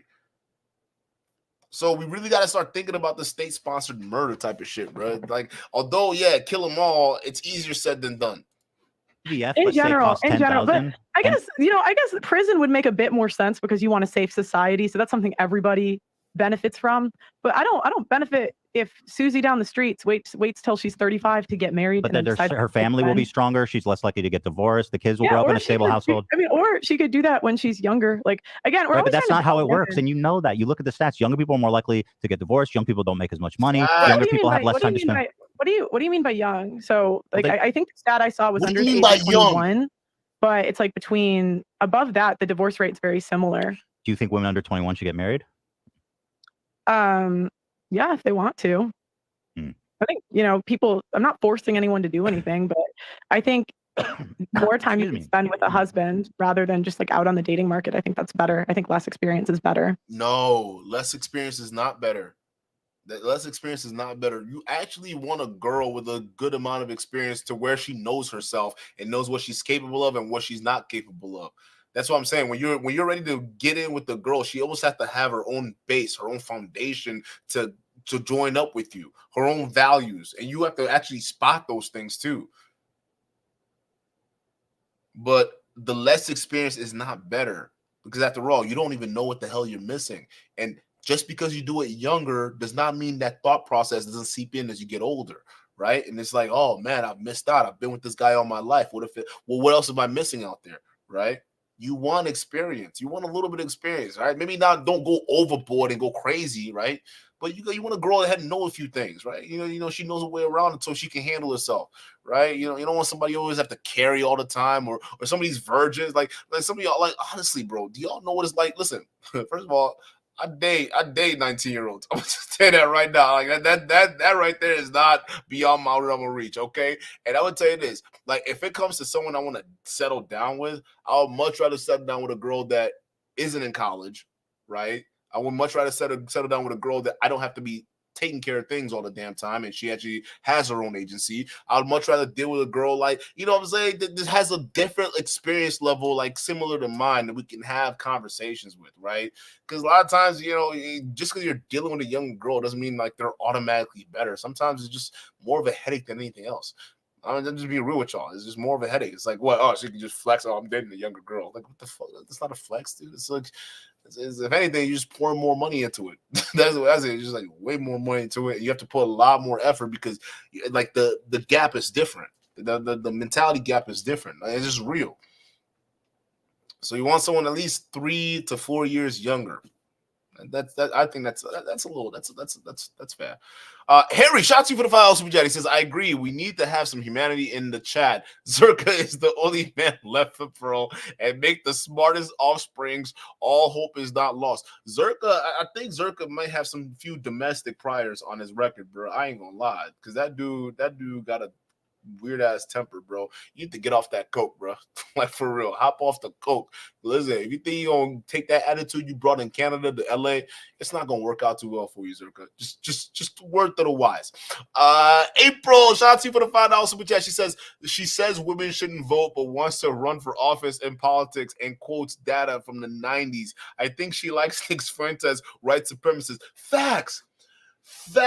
That's what I'm saying. Listen, Harry, I think Nick Fuentes would be a better option for Pearl than Zerka. I think so. Like, Nick Fuentes is that guy. He seems like that guy that wants to be dominated. You know what I'm saying? He wants to be dominated by Amazon like Pearl. Like, think about it, bro. Nick Fuentes and Pearl. And did she call him cute? She called Nick Fuentes cute at one point, didn't she? I swear she did. I'm Victoria. Shout out to you for the $5 super chat. He says she's so disingenuous, speaking in broad generalizations and trying to back it up behind some BS statistic. How can anyone take her seriously? At least, I mean, the people who take it seriously are the ones that love seeing their talking points, love guzzling that sweet echo chamber, because they can't live without it. They come to the internet to get their fix, their echo chamber fix, and it's honestly sad. So here's an interesting analysis regarding men wanting to sleep with younger women. The top. So I've been trying to source that figure. How old is Abella Danger? How old is she? How old is Abba? She's 27. That's pretty old in your world, isn't it? Lana Rhodes, Riley Reid. Yeah, but that's not a MILF. No. I think, for us, it's like 18 to 28. Lana Rhodes is 26. You know what's funny? Didn't Lana Rhodes and Riley Reid both get proposals? It's funny. Even porn stars get more proposals from better-looking men than Pearl. Y'all know that? Y'all notice that? She's over here digging in on porn stars and OnlyFans girls, but they get marriage proposals and Pearl doesn't. Huh.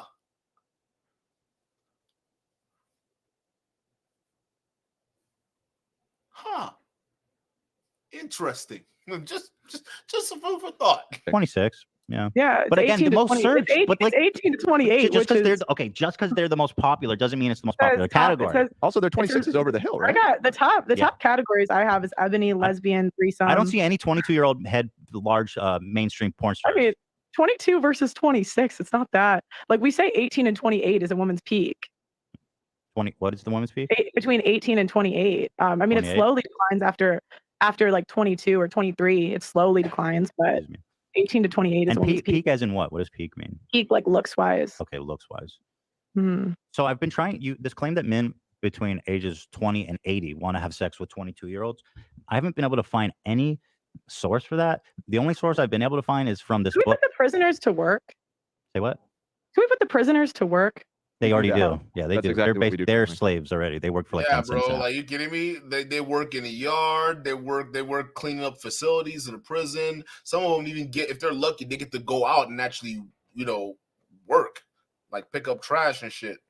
Yeah, they put them prisoners to work. That's legalized slavery, bro. Y'all understand that, right? That's why. Listen, that's why America's prison industrial complex is massive right now, because they next to China, they manufacture a lot of our cheap goods here. Yeah, but only to profit private corporations, by the way. It doesn't benefit you at all. Okay. Yeah, it's not a good system. You seem very knowledgeable in the prison system. I wouldn't call myself a prison expert. Yeah, and that's fair. We don't need to. I don't expect you to be. So in terms of sourcing, this claim that old men want to have sex with, not old men, all men want to have sex with 22-year-olds around that age. The only source for that I could find. So they find that the most attractive. The only source for that I could find was a book called Can you look up Datapism. what's the okay, yeah. I want to get to this one right He here. talks about the history of slavery. So But do you agree with that premise that slavery was embellished? There we go. I think that there are parts that are under embellished and there are parts that are over embellished. I think it just depends what we're That's talking so about. interesting. I've got to know what was over embellished about slavery. Just like one example, I'm dying to know.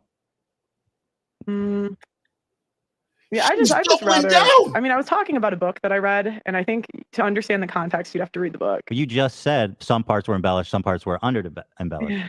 I just Are you retracting that? I'd really just rather not. Okay. No, but slavery being embellished, that's so interesting. I don't know There's how you embellish it.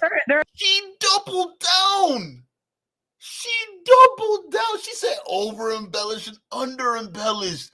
She didn't learn a damn thing. Yo, she didn't learn a damn thing. This is crazy. There are certain facts that we're not allowed to talk about. Like what? I would love to. We're doing the taboo. No, we're mixing it up. It's red pill, baby. Let's see the world as it is. Taboo topics. I genuinely want to know how it's embellished. Yeah. What can't we talk about? Come on. I mean, I could show you the video I was quoting, but it's just I'd rather not get into this. So sounds like a blue pilled attitude to me. Yeah. I was kind of hoping this was like a good faith interview. Wait, what's bad faith? I'm literally showing you clips of you saying stuff. And I hate it when they do this. Everything's bad faith. Oh, you're a bad faith. Just because you press them and ask them questions, you're bad faith.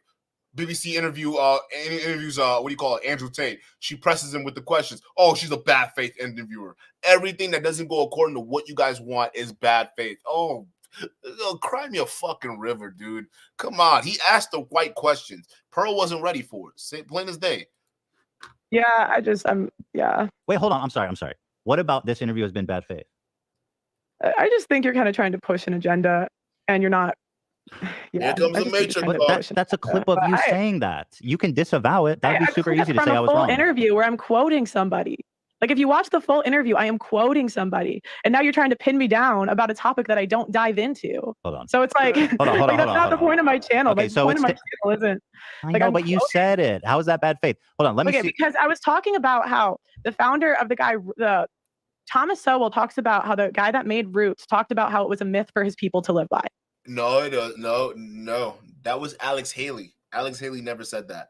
Alex Haley was the writer of Roots. He never said that. I played actually what he said on his channel multiple times. Thomas Sowell is an idiot, okay? He's one of those conservative black dudes that white people always quote, especially when you start having the conversation about race, because he's that good boy that they parade out there to intellectually tell black folks that they're overreacting when it comes to systemic problems, okay? Thomas Sowell is not a good person to be listening to. Don, shout out to you for the $2 super chat. He says, bro, she should go back to school. My brain hurts. Not on daddy's money.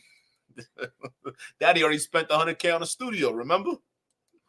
That's what the guy who made Roots said, Alex Haley. No, he didn't. So, and I can't even talk about that on a podcast without being canceled by the internet. Yeah, but mythology, myth doesn't necessarily mean it's a lie, right? Just because mythology is like a culture, right, but a I'm history. saying that doesn't mean the way it's depicted in the movie was how it actually happened. And that's what he was talking about on the book. But again, I was quoting a book, and you're trying to like pin me down on quoting a book.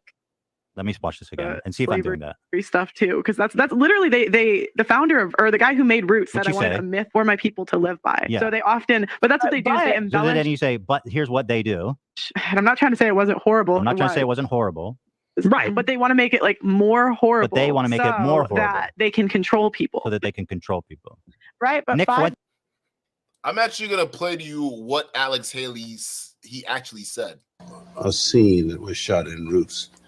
After the African LeVar Burton had been told that his name was to be Toby, and he refused it, and he was beaten to make him say his name was Toby. And then after he was beaten, he's bloody and all, he was cut down, and he fell into the lap of Lou Gossett, who was playing fiddler. And the emotion of that scene was the most gripping thing I think we witnessed. That was the dramatization. How much of that actually was recounted to you? I mean, was there a lot of interweaving? Don, shout out to you for the super chat. He says, boys and girls stay in school, don't be like her. Facts. He said that about the movie, not at the event, Pearl. Facts. Story, a lot of leeway given in the storytelling now. Are you talking about in the book or the film? Well, that your family passed down. I mean, how much? Well, what my family passed down was at best a skeleton. Mm-hmm. That's all you could expect of family. What a lot of it, I thought maybe you're going to ask, and maybe you are in another way, is how much of the book is fact and how much is fiction. Well, a whole lot of it's fiction. Yeah. Just like any history book you get, a whole lot of it's fiction. And I say that in the sense, how the hell do I know what Chicken George said 200 years ago? Right. What you do is you research the time, the area, the people, the climate, the atmosphere, and you make up dialogue as best you can that seems to fit those things which you are able to research. Mm-hmm. Nobody can write accurately about what happened when he or she was not present. Mm-hmm. Even if you are present, you may not report accurately what was said. Something like that. How important is it to be accurate, though, in history? Well, it's important to be as accurate as possible. Does that sound like him saying he wants a myth for his people to live by? Does that sound like what Pearl's talking about here? It doesn't sound like that to me. Don says, Latin proverb, the fish dies by the mouth. Pearl. Probably somewhere else is fishy.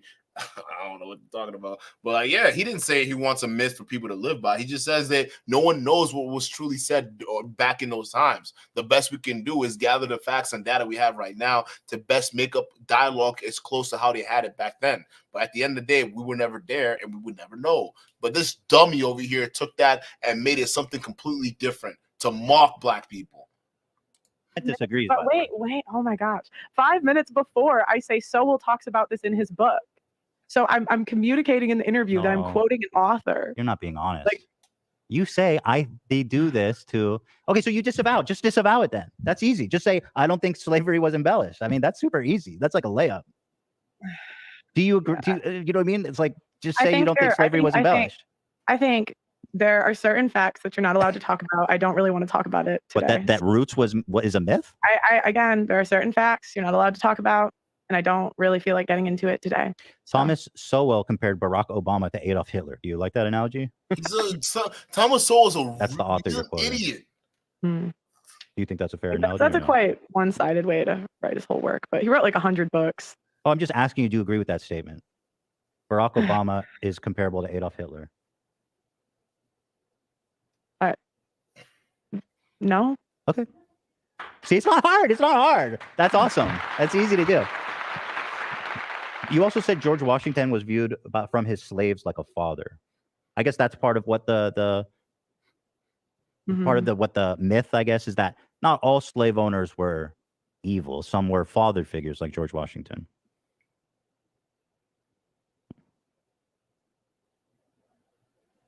Did you say awkward silence, bro? I don't remember. I think if someone's a great and powerful man in history to the point they're talking about him hundreds of years later, he didn't have any kids. But did he own slaves? What? Did he own slaves? George Washington. Yeah, he did. Yeah, no romance to me. I'm just saying. No, it's actually interesting. He had a different, he inherited his slaves, and it wasn't as simple as he could have just let them go, because the debt that's incurred on them, you can't just release them. And so his slaves actually he had a really good relationship with them, and they considered him like a dad. Mm-hmm. What's your source for that? That was from a Thomas Sowell book. Thomas Sowell is a retard. I don't know why people y'all need to stop. Y'all need to stop taking Thomas Sowell seriously. He's an idiot, bro. Stop with this dude. Don, shout out to you for the super chat. He says Mr. Kraft spent $100K on the studio. No way, facts. How do you think Pro is able to afford that? It's all daddy's money.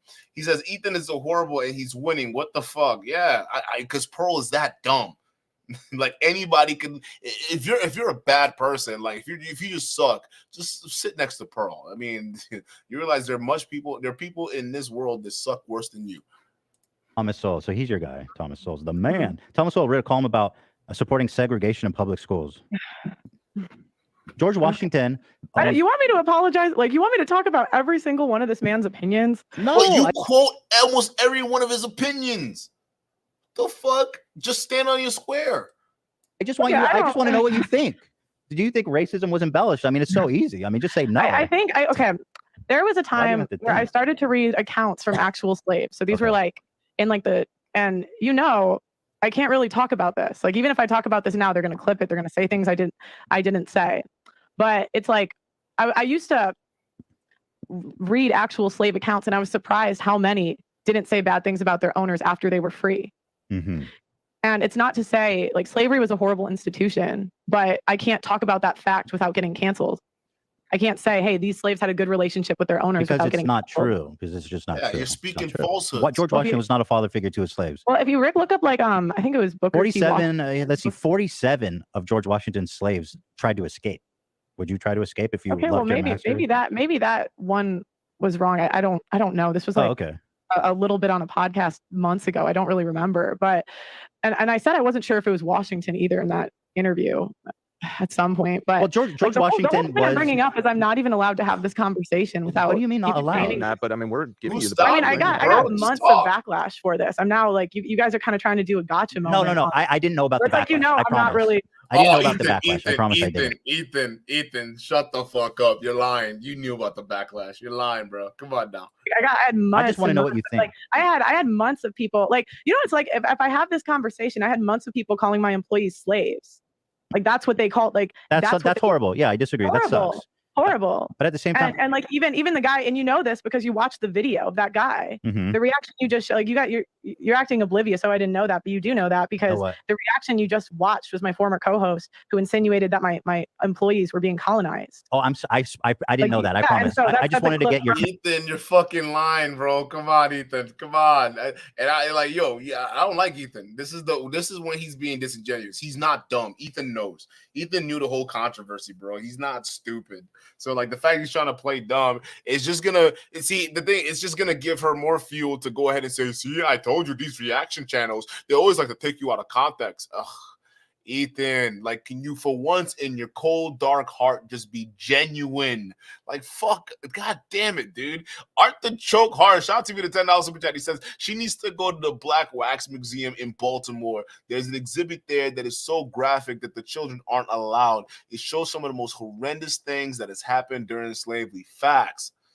Yeah, like, I mean, dude, like Pearl, like, I don't like girls like that don't do research. They just talk out their ass. But you're absolutely right. There are museums all over the country that express what Black people went through, what slavery was like. It was definitely not an easy thing. And when people like that try to tell us to just forget about it or why he's so emotional, it's like, yo, bro, come on. Be too cool. Shout out to you for the $5 super chat. He says, why it look like Ethan is the type that needs the fidget spinner? I'm telling you, he's been like shaking his legs and everything. Like he couldn't control himself. Like he's got that itch. I'm like, yo, relax, bro. But yeah, I'm glad I'm not the only one that noticed it. I'm like, why is he tapping his foot and all that shit, bro? Yeah. Well, people say, I just wanted to know what your thoughts are on this. That's all.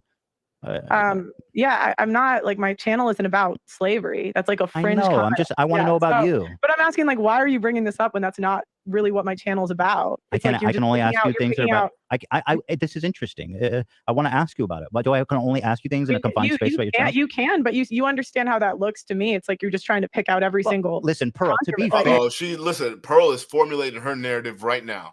That's what she's doing. Yeah, you're just trying to be disingenuous. You're a reaction channel. This is bad faith. She's setting it up right now. She's lining them up right now. Fair. To be totally fair, you could just say, I don't think slavery was embellished. Like you were like just that's talking super easy. That's a layup for most people. But yeah, she did said it. She doubled down on her points. She said it. Some parts of it were over embellished and other parts were under embellished. It's like, oh my God, bro, you doubling down. Don, shout out to you. He says Washington signed the Fugitive Act of 1789. Facts. Dude, Washington was not a good guy, bro. Like, I don't know why we romanticize history. We don't know what the fuck we're talking about. I was quoting a book. That's the crazy part. I was quoting a book. So do you agree with his statement, though? Do I think overall it was embellished? Some parts, sure. There it is. Which parts? Some parts. No, please tell me which parts. Tell me. I think that you can't. I think that certain slaves had good relationships with their owners. Not all, maybe not most, but I think some did. And that just and you bombed the easy layup. Oh my God! You bomb an easy layup. You could have just said no. I don't think it's right. Whatever. Move on. You just. Oh my God, you're stupid. Well, yeah, some of the slaves like George Washington. I don't know why y'all so mad. Like some of the slaves in George Washington were cool. I mean, why y'all so bad, bruh? This guy, like, she doesn't get it, dude. She's so. Oh my God. There are accounts of them saying this. So some slaves had good relationships with their masters. Therefore, slavery was embellished. You know how this is going to go for me. Like, I don't know why you're doing this. You know I can't have this conversation without them painting it a certain way. Well, just own it then. Just do it. Just say what you want. You know what I mean? Just be red pilled about it. Ethan, who is they? So I don't know horrible. who they. Just your haters or someone? The left. The left. Do they have parentheses around the they? Like, I mean, you even came in, like, you researched, like, my family. Like, that's weird. How's that weird? It's all public. It's stuff you talked about. Whoa! How is that weird? Finding out that your mom was a CEO. How is that a weird? Whoa! Brittany Venti exposed that. How is that weird? It's Rebecca Starr. Shout out to you for the $5 super chat. She said, I'm late to the party again. Gonna take me 2 more days to watch this one.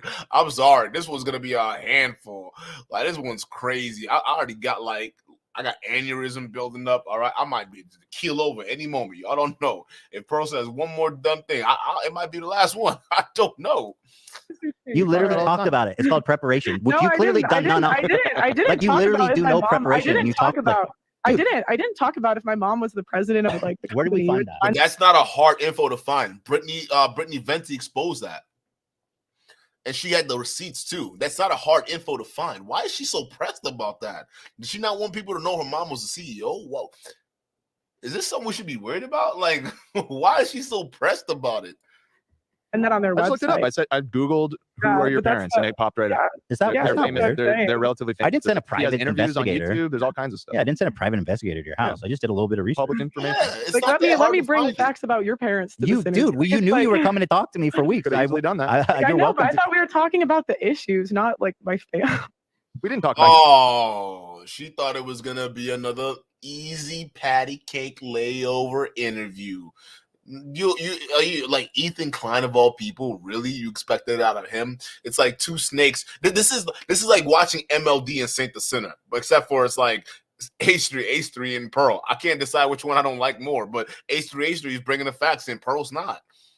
That's just what it is. Two snakes going at it, and now we're seeing the result of it. It's the exact same thing. So actually, I don't care what the outcome is. I don't like either of these people. Your family? Yeah, I mean, you were even implying earlier. First of all, it is relevant that your mom is the president when you're talking about. You didn't know any of the backlash I got. Well, who cares? You said it. Just own it. I'm asking. You didn't know any of the backlash I got. I didn't know about it. No idea, even though you got that from a video that my ex co-host made about me. Right. See, like, this is dishonest. It's not honest. But what's the problem? You're getting backlash for something. I feel like Pearl is doing this on purpose because she's trying to rile herself up to psych herself out or something. I don't know. Something's up with it because she's really just building on this. Like, why is she so pressed about her mom being the CEO? Like, what the fuck? Like, why is that all of a sudden a big deal? But I'm saying, so you're like, you're not that. You brought your parents up when you were talking about hiring people, didn't you? I said, I think it's a bit disingenuous. You talk about your parents all the time. You talk about how your dad is rich. You did a tour of his whole barn with the bowling alley and fucking recreational stuff in it. Like, why am I not allowed to talk about it? Like, you even just said that you knew. Like, because you got that clip from we're not here to protect your reputation. Yeah, I mean, who cares? Let's say I didn't know about it to the extent that it was such an issue for you, but let's just say it was. I mean, I do have to go though because I have a show coming up. So okay, she running. No, slavery was embellished because some masters had good relationships with their masters. Some slaves had good relationships with their masters. All right. But don't you see how easy it is to just say, I don't think it was embellished?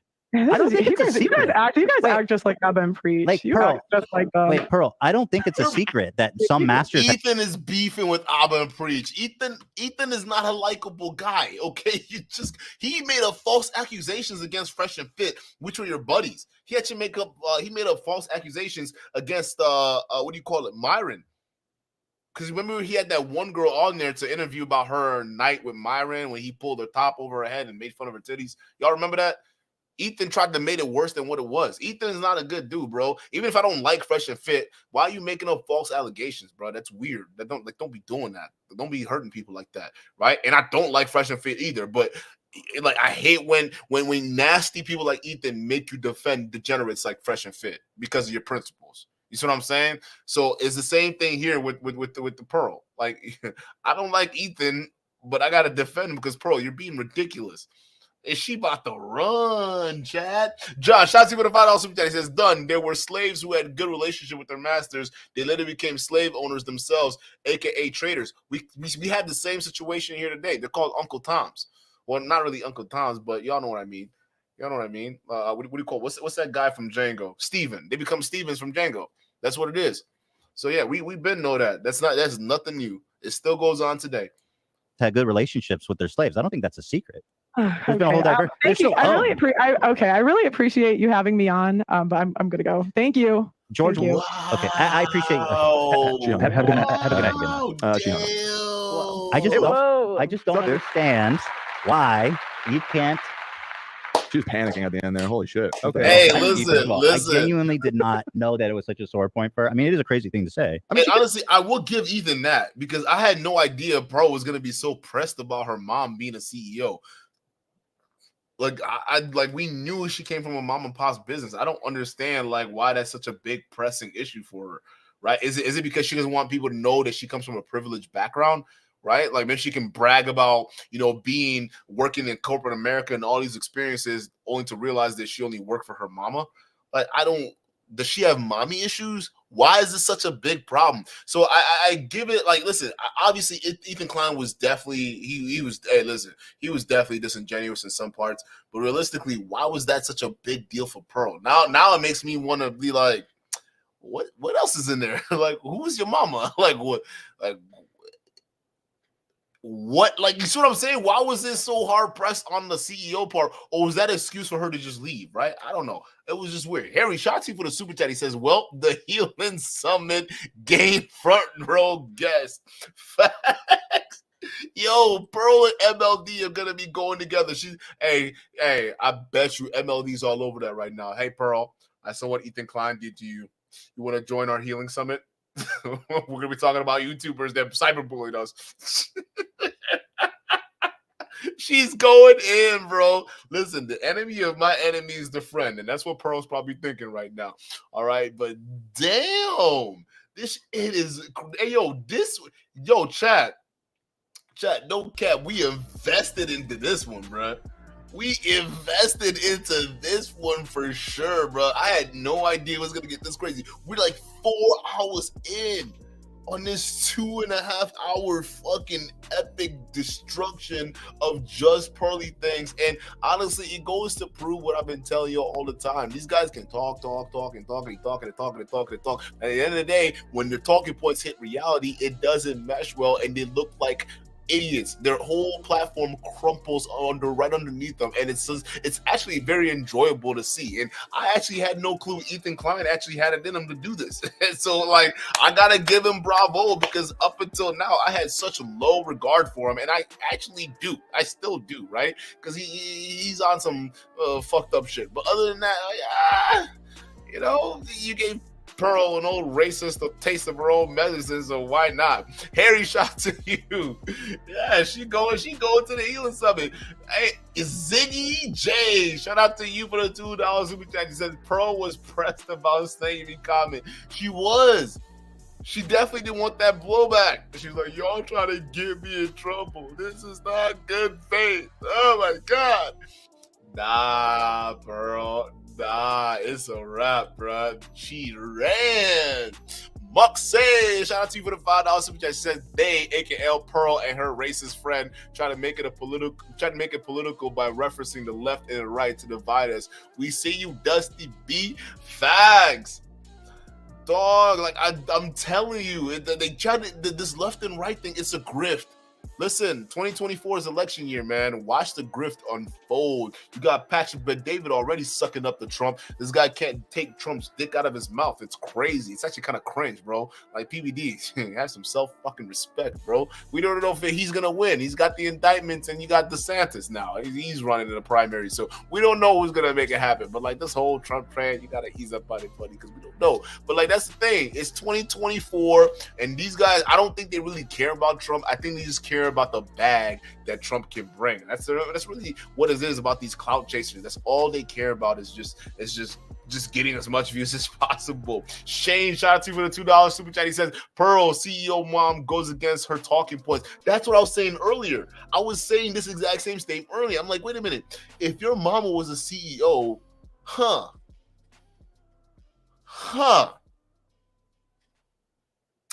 just saying, like it just makes sense. It's like you're the exact. Your mom is exactly what you preach against, but somehow she's married and ended up with your ass. So I don't know if you got mommy issues or you just hate yourself, Pearl. John, shout out to you for the $2 super chat. He says she's gonna make a sub for healing like MLD. Yes. Bro, they're gonna call it a coordinated attack by reaction channels, and they're gonna form this massive healing network where they all can come together and talk about how we're cyberbullying them, dude. It's cringe. These guys who call everybody else snowflakes are the biggest snowflakes out there. CD, shout out to you for the $5 super chat. He said, these people are all the same. They show zero ability to face adversity. That's why they become obsessed with black people, because we show that ability. Absolutely. The one thing that we're known for is being resilient. We're the most resilient group of people out there. No matter what you do to us, we will still make it. We will not only survive, we will thrive, because we're beyond the times of survival now. It's all about thriving, because things are balancing out where we can even the score. So yeah, you're absolutely right. And it bothers them. It really does. For a lot of them who can't fathom, like, whoa, you guys are actually still here and kicking it and actually moving up in the world. That's insane. What did you expect? We're a special kind of people, I guess, if you want to call it that. Muhadib, shout out to you for the $5 super chat. He says, Day Pearlkey referring to is her culo. Rolo Tomasi or Myron Gaines. I thought it was Rolo, because Rolo's such a fucking rat, bro. Rolo's such a goddamn rat, dude. I wouldn't be surprised to find his ass everywhere, bro. It's crazy.